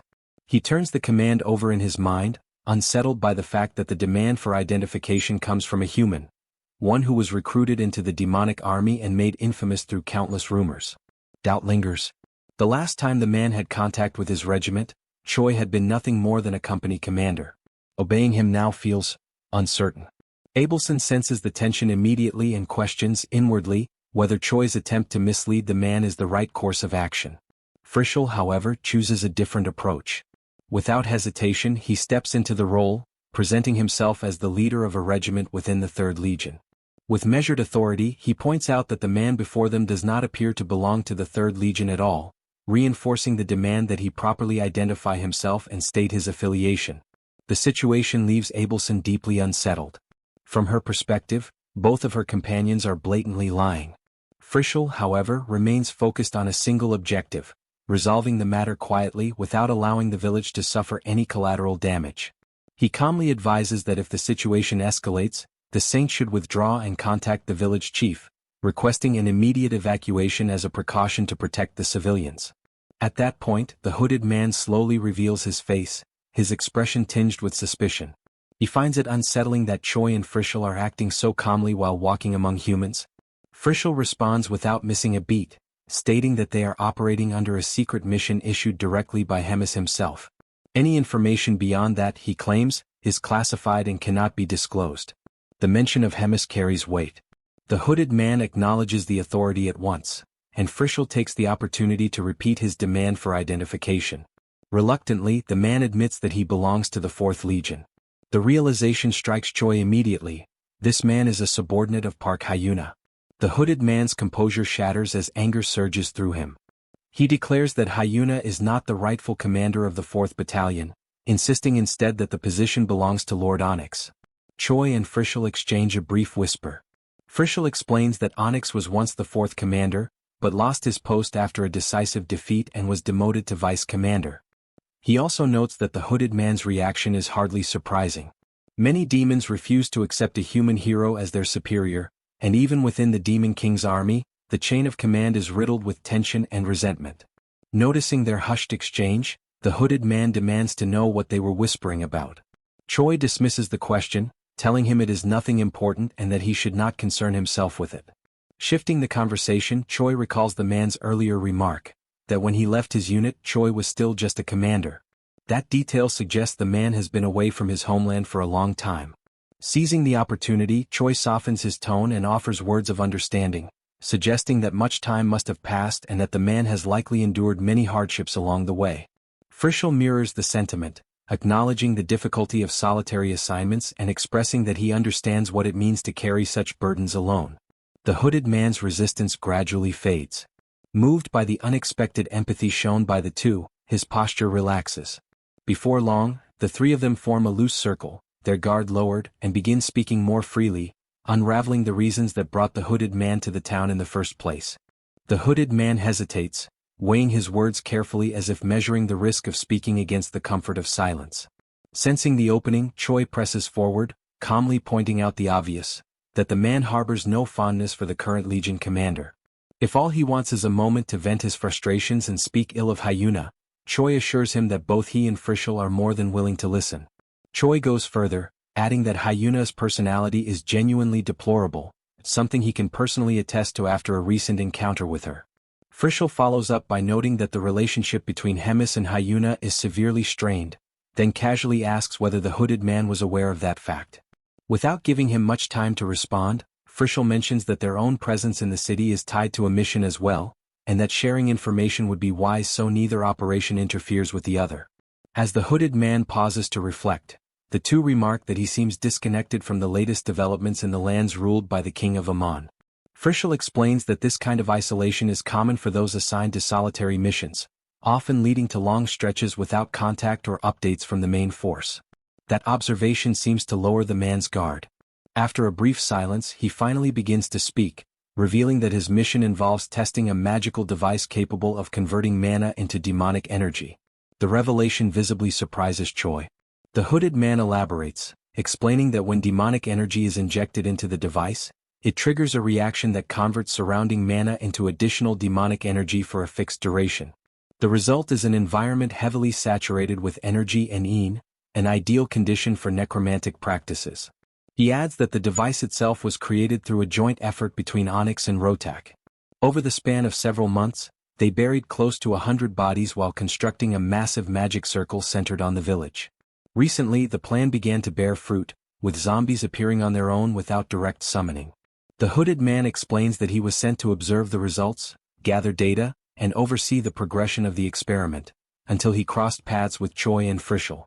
Choi then asks what is meant to happen once the preparations for the circle are fully completed. The hooded man responds that there are rumors tied to the village, stories of a legendary hero connected to its past. The ultimate objective is to resurrect that hero as an undead. Frischel immediately thinks of Lothar Dozer and questions whether necromancy has truly advanced to the point where someone who died so long ago can be brought back. The man replies that summoning such a figure is certainly possible. Control, however, is another matter. He admits that the operation remains experimental, with no absolute guarantees. Noting Choi's apparent hostility toward Hyuna, the hooded man decides to divulge more. He states that if the experiment proves successful, the next step is to turn Park Hyuna into an undead as well. The statement jolts Choi to his feet, shock written across his face. The man calmly continues, explaining that such an undertaking would require an enormous number of magical devices, but if it succeeds, there would no longer be any need to entrust the position of commander to individuals of other races. In that scenario, his master, Lord Onyx, would be free to reclaim his rightful place as commander of the 4th Legion. With that, the hooded man concludes the conversation, expressing his hope that the paths of the two groups will not cross again. Choi shifts his gaze toward Frischel, and Frischel meets it without hesitation. No words are exchanged, no signals given, yet an unspoken agreement is reached in an instant. Their movements align perfectly. They strike at the same time, clean, precise, merciless. The hooded man is decapitated, and his heart is pierced before his body even has time to collapse. In the final fragments of his consciousness, disappointment settles in. Not fear, not hatred, only the bitter realization that he had been outplayed by the very people he thought he had manipulated. The moment his life ends, the magical device loses stability. Its core pulses erratically, energy spilling outward as it ricochets across the plaza, scraping stone and scattering sparks before crashing violently into the statue at the center. The device shudders once, then falls silent. Frischel breaks the stillness, noting how curious it is that, without exchanging a single word, they both aimed for the same result. Choi admits he did not expect their instincts to align so perfectly. Frischel follows by stating that the interests of the Legion mean little to him compared to those of Lord Hemis. He adds that he would much rather see Hyuna remain a passive, unambitious commander than allow chaos to rise through internal power struggles. Choi lets out a slow breath, tension finally easing from his shoulders. From his perspective, the legal problem is over. The summoner is dead, the device neutralized, and they can leave the city without guilt weighing on them. If they manage to dismantle the remaining magic circles, the undead will disappear entirely, and the demonic energy saturating the village should return to normal levels. Confident in that conclusion, neither of them notices the subtle shift in the air behind them. As they walk away from the plaza, a strange mist begins to thicken in their wake, spreading silently across the ground. Choi casually remarks that after this incident, his relationship with Park Hyuna will probably improve, if only slightly. His words are cut short. A massive beam of green light erupts behind them with a thunderous roar, shaking the air itself. The sudden surge of power forces both Choi and Frischel to stop in their tracks, shock flashing across their faces as they turn back toward the plaza. Far from there, Abelson stands before the village chief and the gathered residents, calmly issuing instructions. Suddenly, an unnatural silence settles over the crowd. She pauses, sensing something deeply wrong, and wonders whether she should continue. That doubt vanishes the moment the green light pierces the sky. Recognizing its origin at once, the hero's statue, she immediately decides to return to Choi and Frischel. Before moving, she warns the villagers not to enter the town under any circumstances and orders the chief to contact the nearest temple without delay. Back at the center of the village, Choi struggles to make sense of what he is seeing. The summoner is dead, he is certain of it, yet the ritual continues. As the dense mist slowly begins to disperse, Frischel narrows his eyes, noticing a shape forming at its core. Something stands there, solid and unmistakably real. From within the fading fog, the summoned undead finally speaks, its voice heavy with age and authority. It demands to know whether its homeland is still a safe place. Choi and Frischel are left momentarily speechless when they come face to face with the legendary hero. The weight of Loper's presence is unmistakable, and for a brief instant, Frischel focuses less on the situation itself and more on predicting how Choi might react. Breaking the silence, Choi forces a smile and speaks with surprising enthusiasm, stating that they are in Marriott, more precisely in Kaitan. Loper reacts with visible confusion. He questions why monsters are freely roaming the territory of the Kingdom of Marriott, especially when Choi has promote active. The question leaves Choi cornered, his mind scrambling for a reasonable explanation that does not immediately spiral into contradictions. Before he can form an answer, Abelson rushes in, calling out to both of them with urgency. She stops short the moment she notices the unfamiliar figure standing beside Choi and Frischl. Shock briefly overtakes her, but recognition follows just as quickly. Realizing who the man is, the saint wastes no time. She steps forward, formally introducing herself to the hero. Presenting herself as the successor to the throne, she respectfully asks for permission to speak with Loper. To reinforce the legitimacy of her claim, Abelson produces the Royal Medallion of Marriott. The artifact radiates faint magic, unmistakable to those who know its origin. Loper immediately recognizes it as a relic granted solely to members of the royal family. Without hesitation, he kneels before her. He then introduces himself as Loper of the Lightning, Royal Warrior of Marriott, and offers his respect in proper form. Choi, visibly relieved and pleasantly surprised, quietly remarks to Frischl that the situation is unfolding far better than he anticipated. He observes that Loper appears fully sane and physically intact, showing none of the instability or decay expected of an undead.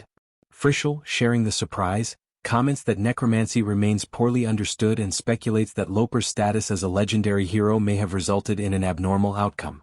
Meanwhile, Loper calmly asks what transpired during the time he was dead and why the princess is now traveling in the company of demons.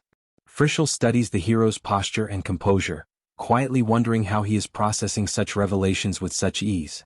Abelson answers briefly, explaining that the story is a long one. She then asks Choi and Frischl to return to the hotel and begin preparations to leave the village.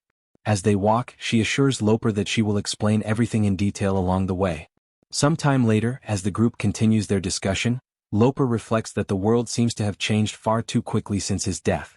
Choi asks whether he is truly certain about accompanying them. Loper replies that he swore loyalty to the royal family long ago, and trusting that Abelson is acting in the best interests of Marriott, he intends to follow her. Choi challenges that resolve, pointing out that Loper's oath was made in an era long past. No one from that time remains alive, and there is no one left who requires protection out of obligation alone. Loper listens carefully, unshaken by the doubt, before answering that above all else, he fights so that Marriott may remain a good place to live.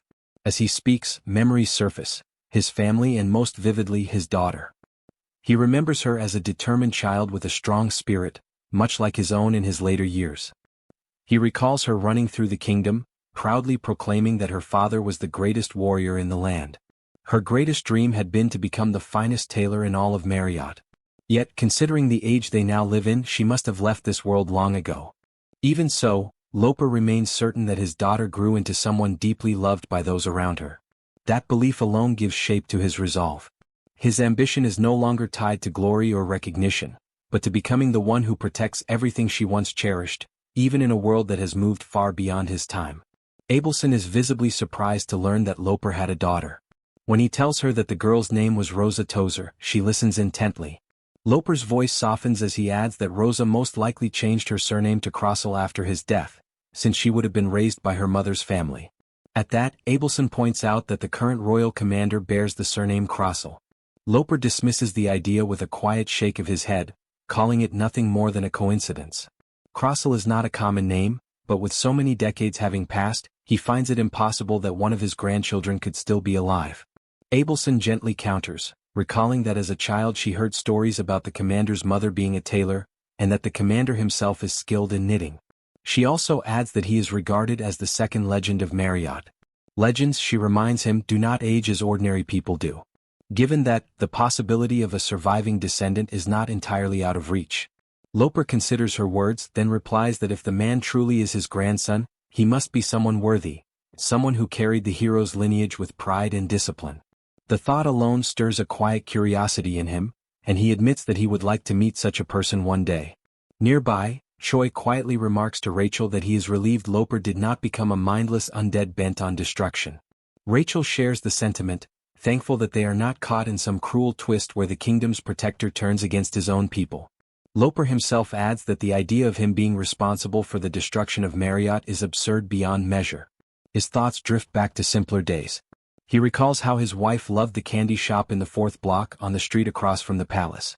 His daughter, on the other hand, adored the yarn shop 2 blocks down. As he speaks of these memories, A strange presence begins to creep closer. An unfamiliar energy presses against him, subtle at first, then increasingly oppressive. With every word he speaks, it draws nearer. The change comes swiftly. Loper's voice falters, then breaks entirely, replaced by something warped and inhuman. His body bends forward as though crushed by an unseen weight, overwhelmed by a force whose nature cannot be clearly identified. Choi notices the shift immediately and feels frustration surge within him. Deep down, he had known that relying on fortune alone was never going to be enough. Frischl reacts at once, taking command and ordering everyone to distance themselves from Loper while they assess what is unfolding. The hero struggles violently against the curse, his body racked with agony. Choi asks Frischl what he believes is happening, and Frischl answers grimly that Loper will likely attack anything that breathes within the village and its surroundings. Worse still, if left unchecked, instinct will drive him toward the capital, a place teeming with civilians. There is only one choice left: to fight. They lack the strength to truly suppress a legend, but escape is no longer an option. Driven by resolve, Abelson steps forward and orders the others to flee, declaring that she will handle the situation herself. Frischl responds with calm reason, stating that this is not something Abelson can manage alone, and that such a burden should fall to the temple or the royal family. Still, considering that undead forces are fundamentally opposed to sacred power, and that Loper may not be at his peak, it may be possible for her to confront him directly. Choi notices Abelson's trembling hands. She knows, just as he does, that she may not be able to stop Loper. Even so, Abelson steadies herself and declares that her greatest motivation is protecting her land as the Princess of Marriott. Choi immediately states that he will stand with her and join the assault. Frischl tries one last time to dissuade them, but Choi argues that allowing Loper to destroy his own homeland would be an even greater cruelty, turning the village into nothing more than a slaughterhouse. Realizing that their resolve will not waver, Frischl abandons any further attempts to dissuade them and commits himself to the fight. He shifts into position with practiced ease, vaulting onto a nearby building to secure the high ground while Choi and Abelson move in from the front. From above, Frischl keeps his eyes fixed on Loper, ready to react the moment the situation turns. At that instant, the possession completes its hold. Whatever restraint Loper had left is torn away, and his body is overtaken entirely. His presence changes sharply, the air around him distorting as raw instinct replaces reason. Almost immediately, his gaze locks onto Frischl's elevated position. Frischl recognizes the danger at once. The hero's instincts are clear: eliminate the backline first. He steadies himself, preparing for a direct assault. Loper lunges forward with terrifying speed, but before the strike can reach its target, Abelson steps in. She intercepts the charge head-on, planting her feet and blocking the blow with her shield as the impact reverberates through the street. Without hesitation, she channels her sacred power. Radiant energy surges outward as spectral chains manifest, wrapping around Loper's limbs in an attempt to bind him. At the same time, she gives Choi the signal to move. Choi explodes into action. He closes the distance in a heartbeat, seizing the opening created by the restraints. In one swift, decisive motion, he grapples Loper, forces him off balance, and drives him into the ground with a crushing physical strike. The impact sends cracks through the stone beneath them. Even as Loper is slammed down, Choi remains keenly aware that this is only the beginning. A legend does not fall so easily, and the true battle has only just begun. Choi then wraps his legs around Loper's body and, gathering every ounce of strength he possesses, hurling him violently into the ground. The impact is brutal, carving a deep crater into the earth. For a brief moment, Loper's body lies motionless at its center. Choi then pushes himself away with a backward leap, creating distance. Just behind him stands Abelson, shield and spear in hand, watching the crater with wary eyes. She tries to determine whether this truly marks the end. Choi, still catching his breath from the exertion, realizes that even after unleashing his most powerful strike, he failed to leave even a scratch on Loper. The scene then reveals Loper's body still twisted backward, his chin pointed toward the sky. Despite the ground around him being completely shattered, he remains untouched. A red smoke slowly spreads around his form, while small sparks begin to flicker in the air. Nearby, Frischl keeps his weapon trained on Loper, fully aware that creatures of this kind only remain down if a purification ritual is performed by a priest or if their heads are removed. Abelson quickly assesses the situation, searching for an alternative. She knows she could resort to exorcism magic, but for it to succeed she would need enough time to fully concentrate on the invocation. With the battle unfolding this way, she recognizes that she is still too inexperienced to fight and cast spells at the same time. High above them, a storm begins to form, spiraling into a vortex heavy with lightning. Abelson lifts her face to the sky and raises her shield in front of her body, instinctively bracing herself. Rachel, accompanying them, blonde-haired with yellow wings, gasps as she feels the first raindrops fall. Her confusion is evident at the sudden onset of rain. Abelson's brows knit together as the water soaks her skin. This is no ordinary rain. At the same time, her gaze is drawn back to Loper. One of his hands is raised, fingers clenched, while countless brilliant bolts of lightning gather and crackle around it. In that instant, understanding falls into place. The title by which Loper is known is no exaggeration. The name Lord of the Heavenly Thunder perfectly describes the power now manifesting before them. Loper has summoned a storm, and mighty lightning answers his command, striking down from the heavens to his position. The force of the thunder surrounding him is so intense that each impact sends dust and fragments of shattered earth flying, as if the very air were being torn apart by electricity. He is, without any doubt, the true Lord of the Heavenly Thunder. The image then settles on him. Standing firm, Loper remains motionless at the center of the storm, his scarlet-red cloak whipping violently behind him, dragged by the fury of the winds. In his hands he wields two swords with absolute confidence, one with a solid, cold silver blade, and the other with a blue hilt, forged from lightning itself, pulsing with living electrical energy. The scene then reveals the activation of a unique, transcendental authority, the Thunder Sword style, known as Lightning Haste. With eyes burning like flames, Loper bursts forward at extreme speed. In the blink of an eye, he crosses the space where everyone stands, leaving only trails of electricity hanging in the air as he charges straight toward the hero waiting with clenched fists. Loper attacks with both swords simultaneously. Choi reacts on instinct, crossing his arms in front of his body to defend himself, stunned by the enemy's absurd speed. Even with his eyes wide open, he can barely follow the movements. Loper is moving far too fast to track. Without allowing any room to recover, Loper appears again, this time striking from above with the sword made of lightning. Choi raises his right fist beneath his face, using it as an improvised shield to withstand the blow. From the rooftop of a nearby house, Frischl keeps his weapon aimed at Loper, holding the backline and preventing Choi from retreating, even under such overwhelming pressure. The rain continues to pour heavily. On the ground, a lightning-shaped fissure tears open, marking the path where Loper's power has passed. Amid the darkness, the red glow emanating from his body remains visible, intense and menacing. Loper's eyes are filled with deep hatred. Veins bulge across his face as he advances on Choi once more. This time, however, Abelson steps in front of him, gripping her spear tightly and raising her shield to protect him. Choi, positioned just behind her, senses the imminent strike and warns of the frontal assault. Abelson responds without hesitation, determined to block it. In the same instant, her shield reacts, summoning a second barrier, massive and golden, that expands outward in front of her. Loper, however, shows sharp cunning. Before colliding with the defense, he uses the shield itself as a foothold, launching himself upward in a precise leap and slipping past the barrier. Midair, he performs a graceful somersault, passing over Frischl armed with a crossbow, who does not even realize the figure has crossed above his head.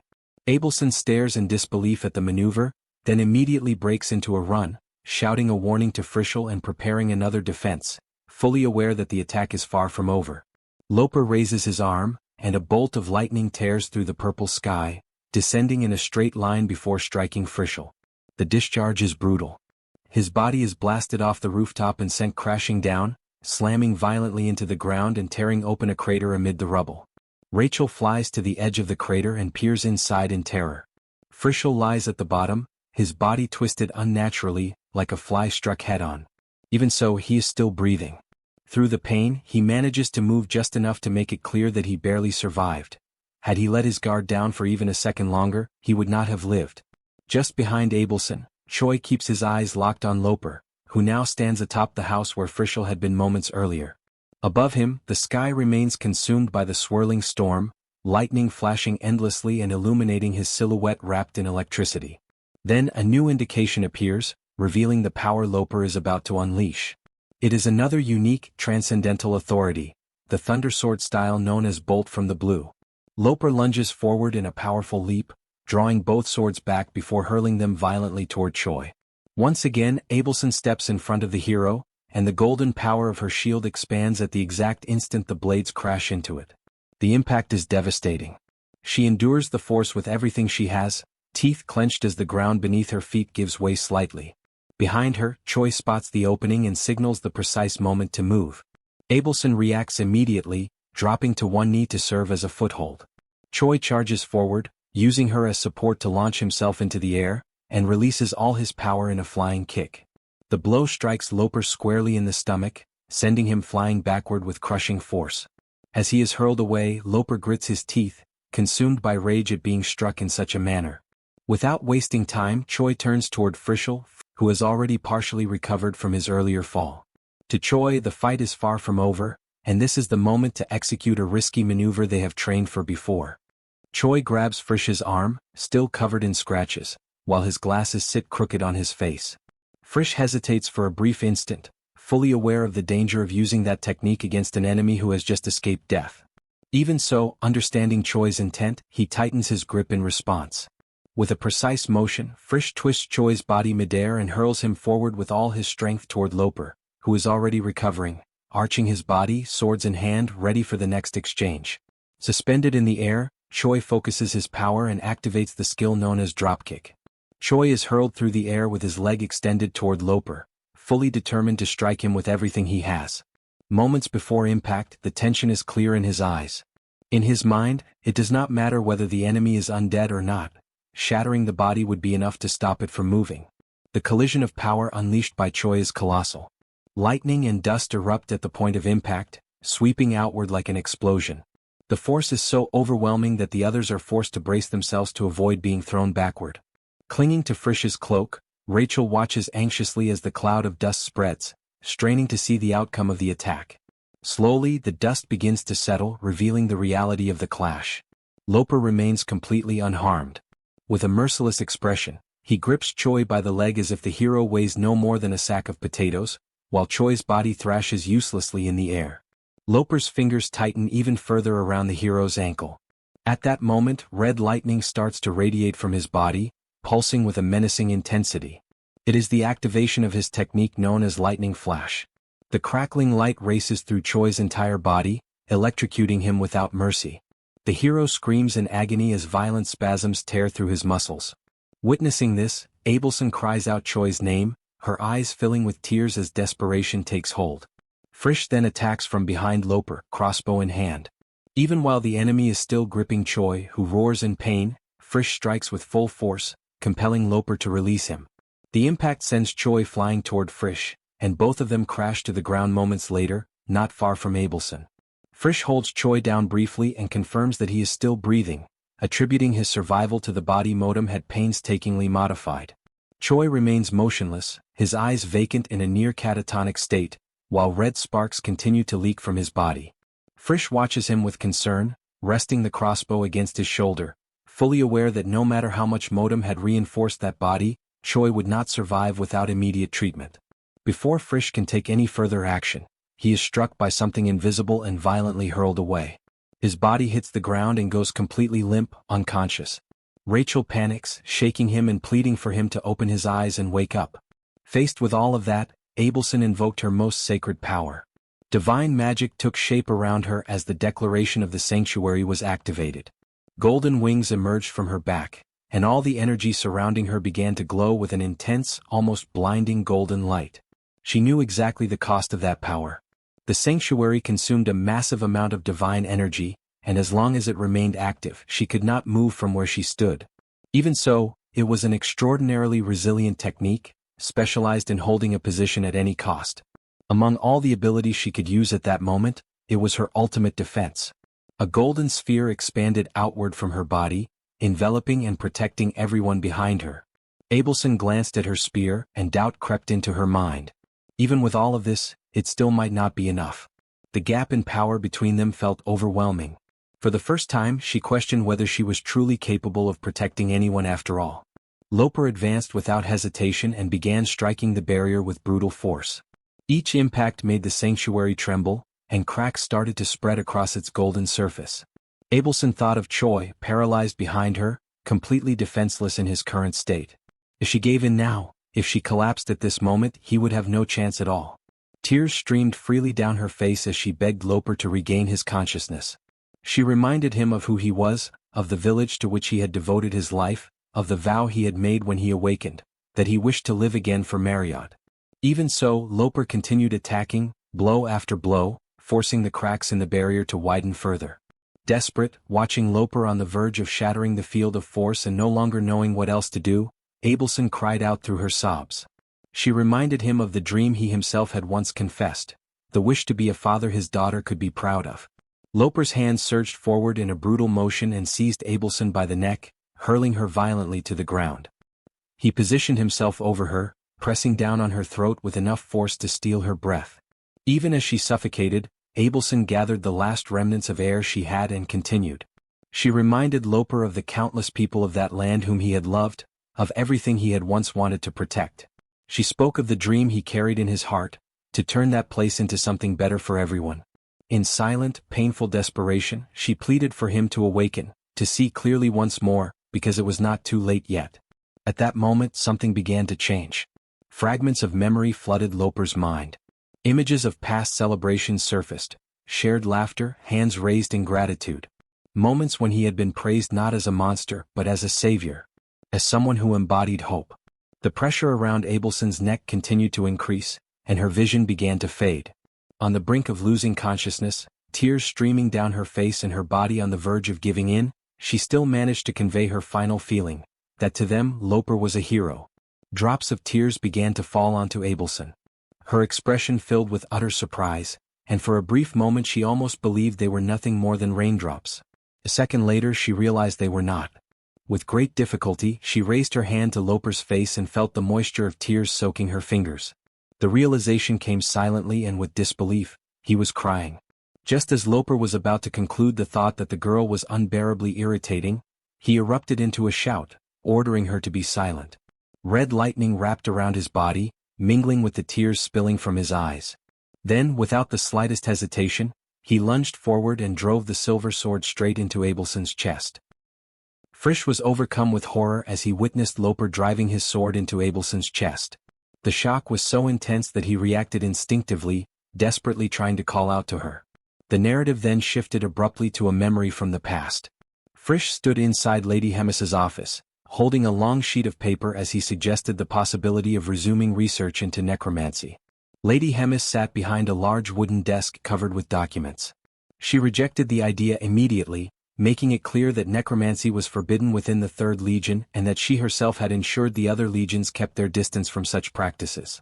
Frisch observed that she always displayed absolute rigidity whenever the topic of the undead arose, and he quietly wondered what lay behind that severity. As she continued writing on one of the papers before her, Lady Hemis posed a simple question, asking whether he still carried faces in his memory. Frisch acknowledged internally that he did, memories of his companions from their training days, all of whom had fallen in battle while he alone survived. Hemis paused her writing and set her pen down on the desk.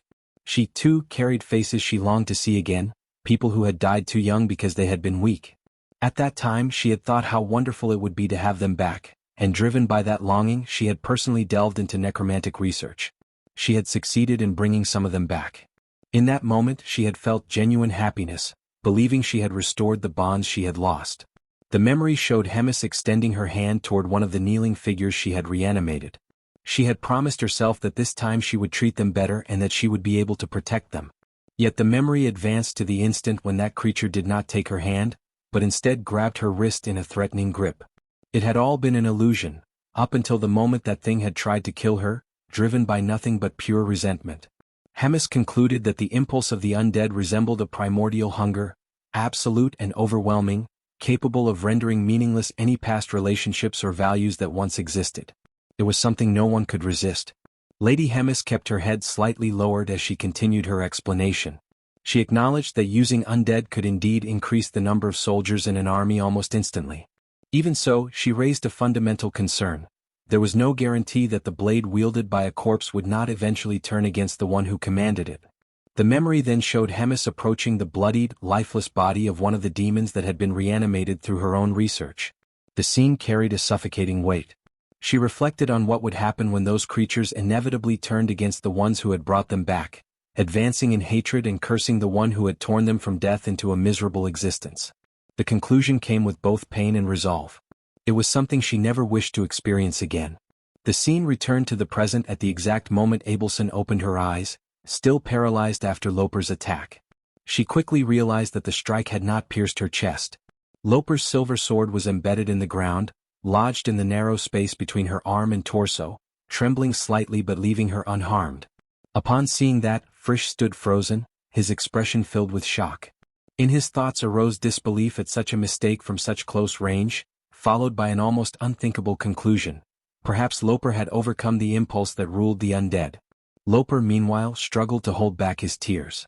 He bit his own lips so hard that they began to bleed, internally begging for it to stop, for the pain to simply end. His body pulled the sword from the ground, still trembling, and within him echoed only the desperate desire not to hurt anyone else.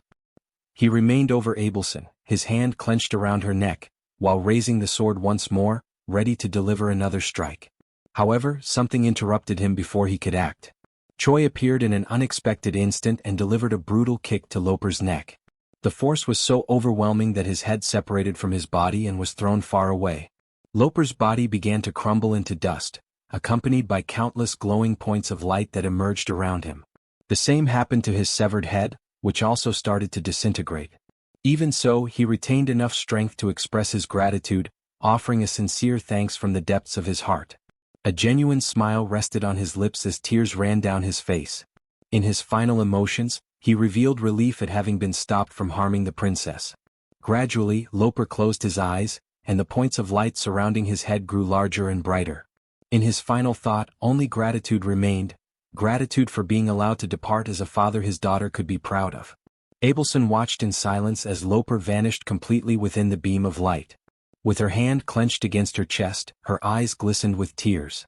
She was overcome by a mixture of pain, respect, and gratitude as she called his name in his final moments.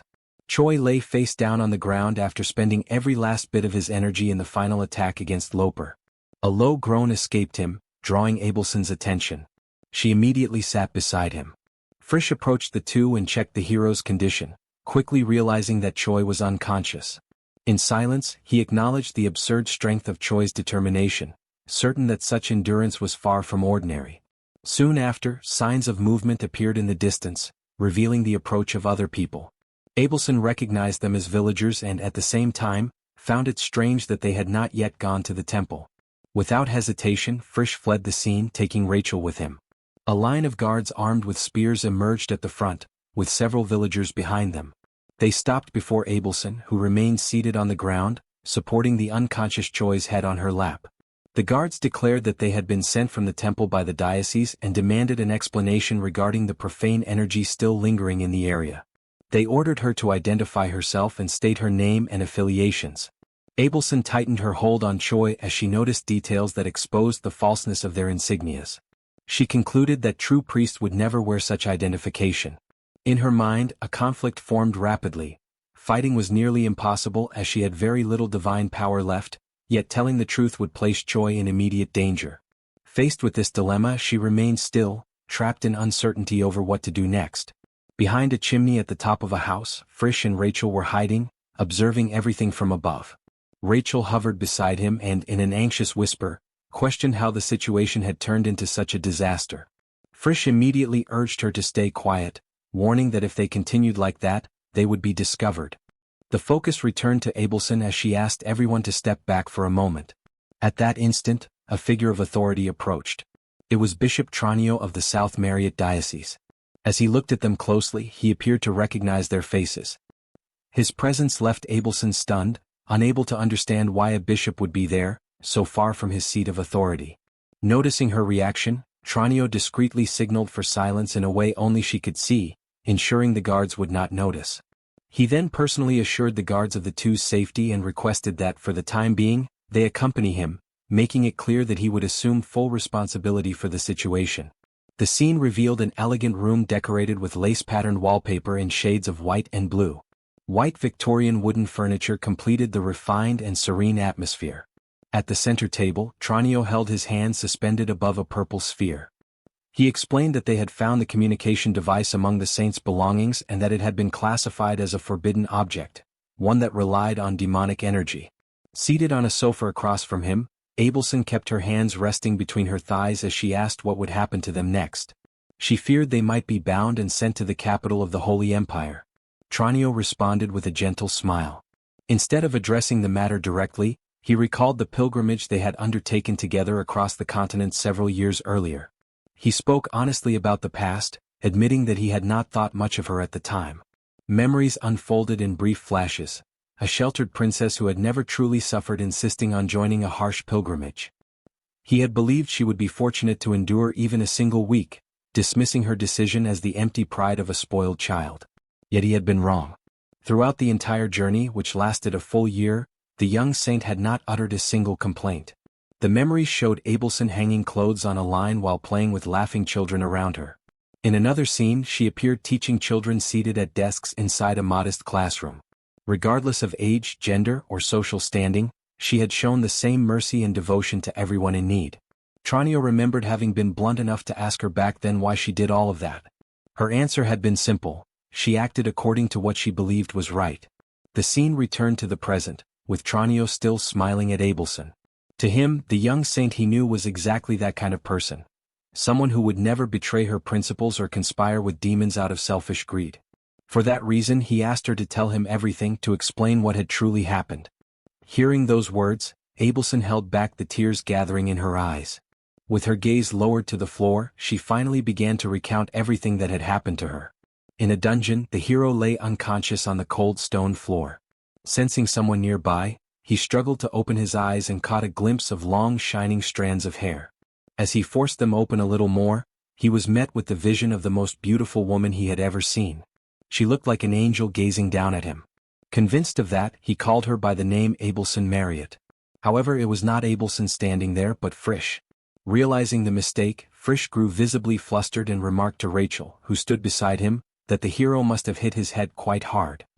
He then turned his attention back to Choi, asking with concern whether he was all right. As soon as he recognized Frisch, Choi threw himself hard against the stone wall and complained that Frisch had started acting strangely all of a sudden. He muttered that he felt irritated and demanded back all the demonic energy that had been used to heal him.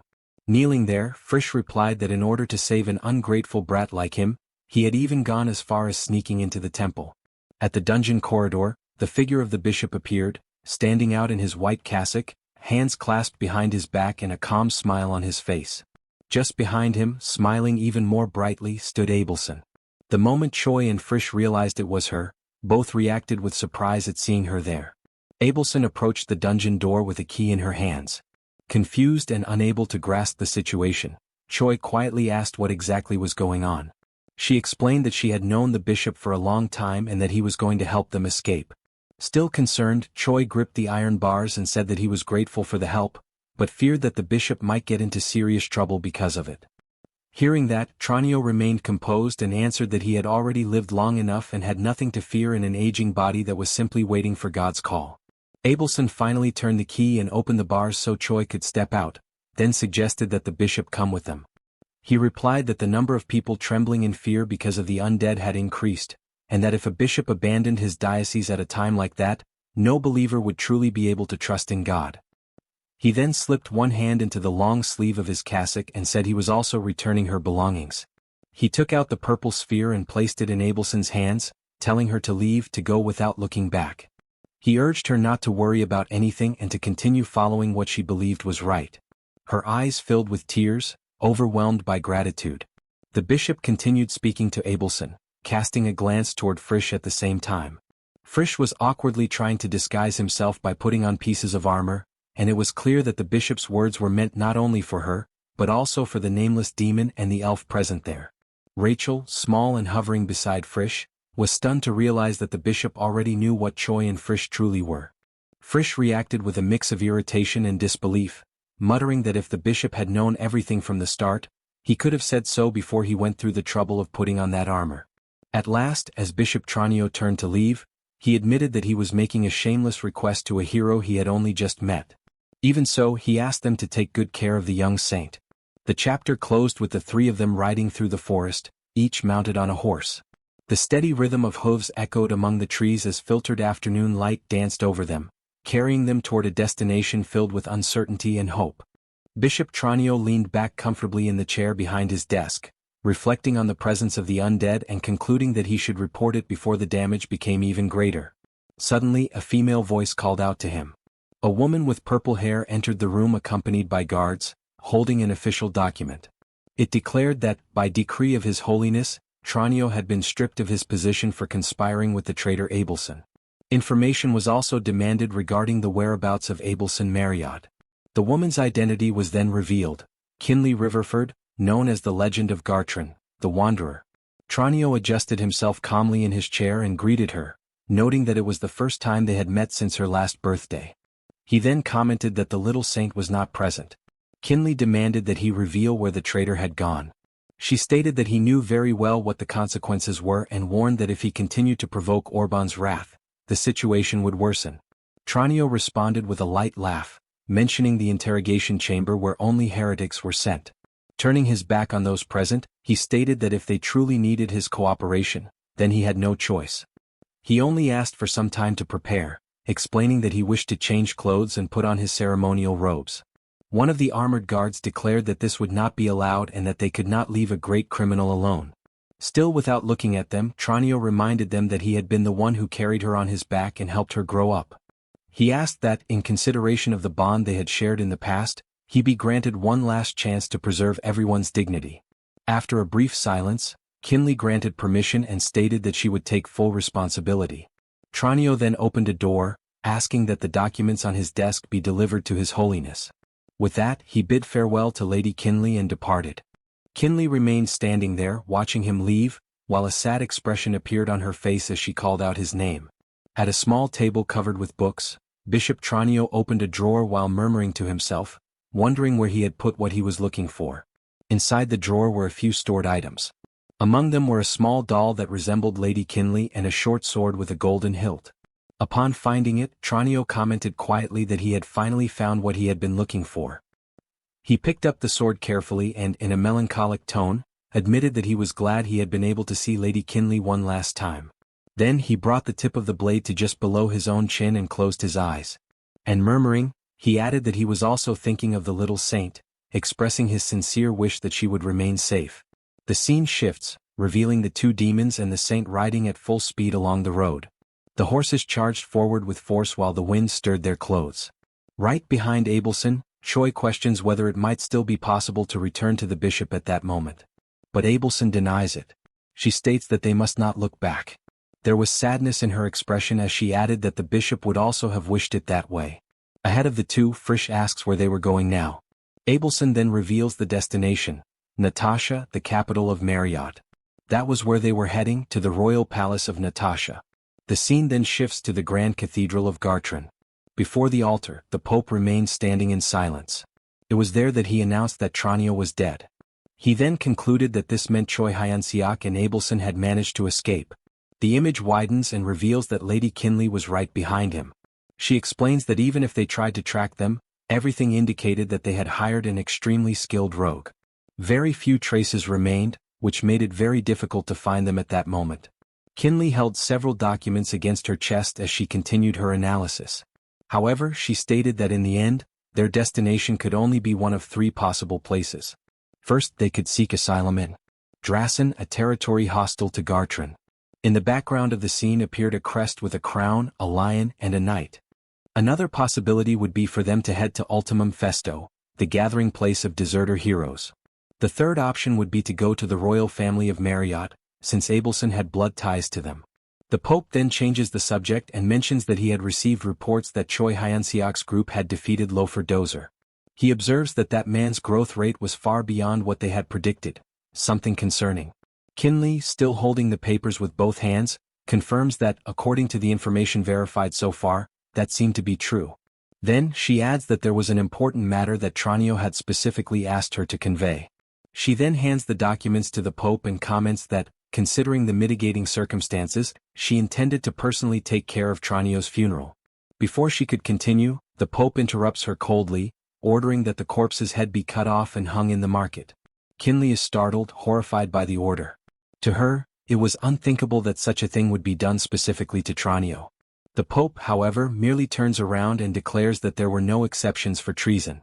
It was necessary to show what happened to those who recklessly helped Choi Hyunseok's group. Kinley reacts nervously, reminding him that Tranio had been the disciple Asahel treasured most, even after his death. She also recalls that it had been the Pope himself who had guided Tranio onto the path of the priesthood and everything he had accomplished in southern Marriott. The Pope interrupts her again, this time with a hard voice as he calls her name. His gaze turns severe as he states that she seemed to forget that quite often lately. Then, in an even firmer tone, he declares that he was the Pope, not her. Faced with those words, Lady Kinley fell silent. Her eyes were wide, visibly shaken by the way he had spoken. A short while later, the Pope was seated on one of the benches in the great cathedral, carefully examining the papers he had received. As he read the documents, he murmured that demonic energy and necromancy were involved, and that, by all appearances, the Demon King had finally decided to oppose him openly. Despite the gravity of the information, his expression remained calm. After a brief moment of reflection, he added that this might be something he could use to his advantage. Park Hyuna was lying comfortably on a large bed, with her hands resting behind her head. Through clenched teeth, she grumbled irritably that it was a pain. The man who had begged for her help had suddenly died, and now she had no idea what she was supposed to do. Reflecting on her own mistakes, she admitted that she should have tested the situation between the Demon King and Hemis more carefully before taking sides. However, at that time she had openly placed herself on Hemis's side, and because of that, she believed that the Demon King was surely plotting something now. Suddenly, Hyuna sat up abruptly in bed. Something was bothering her deeply, it was too quiet. With her teeth clenched, she concluded that with Hemis gone, there should be some kind of retaliation against her as well. That strange calm gave her an unsettling feeling. Beside her head, the imaginary version of a little angel appeared, floating in the air and suggesting that perhaps it would be better to ask Gartran to take her back, to return to the starting point of that other world. In response, Hyuna answered with her head lowered, mocking the idea.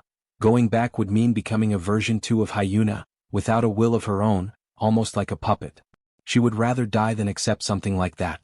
On the other side, another version of herself appeared, this time as a little demon, suggesting another alternative. Switch sides and work for another great empire, Drasen. After all, even Lubu had had 3 fathers, so Hyuna could also serve 3 different masters. But Hyuna dismissed the idea. She had already gone to Drasen together with Sullivan, and there they had made it clear that they did not accept refugees from another world. Trembling, she brought her hands to her face while reflecting that only one choice remained now, the Demon King's army. She thought, in frustration, that if she had known from the beginning that the Demon King and the Holy Empire were merely staging a confrontation, she might have made completely different decisions. Park Hyuna suddenly lost her composure. She brought her hands to her head and burst into a shout, irritably asking whether anyone really thought she would be there if she had known all of that beforehand. If she had discovered the truth back then, she would have simply followed Sullivan's advice and gone to Ultimum Festo with him. As she tried to regain her composure, a sequence of thoughts began to invade her mind. She realized that by the time she finally understood the truth, she had already become a Legion commander. Throughout all that time, she had been suppressing the unease inside herself, convincing herself that no one would be crazy enough to sacrifice a Legion commander. But, in the face of the current situation, that certainty began to waver. Standing still, with her eyes wide open, she began to seriously consider whether she should start withdrawing from that place while it was still possible. At that moment, knocks echoed at the door. A voice announced that it was Onyx, the vice commander. When he entered the room, he was carrying a glowing purple sphere in his hands. He explained that Red Run from the 3rd Legion had something urgent to discuss with her. Hyuna looked at the sphere with suspicion, questioning what it could be at a moment like that. Right after that, the sphere began to emit a message. The voice that emerged from inside it stated that it was an important matter and asked whether there was anyone else in the chamber besides her. Hyuna replied that Vice Commander Onyx was present. The voice then asked for everyone to leave the place. Without arguing, Hyuna ordered Onyx and the others to leave the room. As soon as the door closed and she was alone, the message continued. The voice declared that it was a message from Choi Hyunseok. According to him, Hyuna should not trust anyone. The only person she could trust was herself. Hyuna raised an eyebrow, surprised. She asked why Choi Hyunseok's name was suddenly appearing in that situation, and what exactly that message meant. The sphere in her hand then began to crack. The voice explained that it did not know the details either, only that the information was urgent, but before the message could finish, the bedroom door opened abruptly. Several demons stormed into the room at once, pointing their swords directly at Hyuna. At the front of them, a hooded figure announced that they had been forced to move the operation forward before the date originally reported to the Demon King, but that there had been no other choice. In the next instant, the demons raised their weapons and shouted in unison a clear order to kill the human traitor. Faced with that situation, Hyuna began to laugh nervously. Cold sweat ran down her face as she murmured, frozen in place, that ominous premonitions never failed. The scene then shifts to Natasha, the capital of Marriott. Under a bright blue sky, a colossal and extremely luxurious palace rose up. In the middle of the busy streets of the capital, Choi's hooded figure moved through the crowd. As he walked, he commented that they had finally arrived. At his side, Rachel looked around with obvious enthusiasm. The capital was a true metropolis with busy streets, shops everywhere, and a constant flow of people. Following the main avenue, the group passed beside a luxurious carriage pulled by several horses. A little farther ahead, Frisch asked what the next item on the agenda would be. Right behind him, Abelson replied that they were going to meet her father immediately. Even so, she commented that, since they were finally in a real city, perhaps they could take the opportunity to try one of the place's famous restaurants. While she was speaking, the carriage that had just passed continued moving along the street. For a brief moment, the figure seated inside it became visible through the window. It was Lady Hemis. The instant the carriage passed by Choi, a strange feeling arose.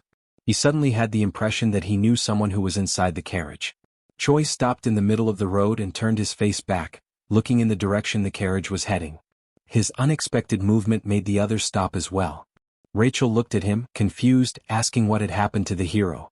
Without taking his eyes off the street, Choi asked if she had not seen that. Rachel, still confused, asked what exactly he meant. After a few seconds of watching the direction where the carriage had disappeared, Choi murmured that it was nothing. The three walked until they stopped before the immense gates of the Marriott Royal Palace, at the main entrance. The high walls and monumental gate made it clear that this was the heart of the kingdom's power. The guards escorting the entrance reacted immediately when they saw them approaching. One of them raised his voice firmly, declaring that this was the royal palace and that the entry of unauthorized people was forbidden. He then demanded that they state their purpose and identify themselves. In response to the order, Abelson raised a hand to her hood and pulled it back, revealing her face. With a confident posture, she introduced herself as the second in line of succession to the throne of the Kingdom of Marriott, Abelson Marriott, and requested to be taken to His Majesty, the King.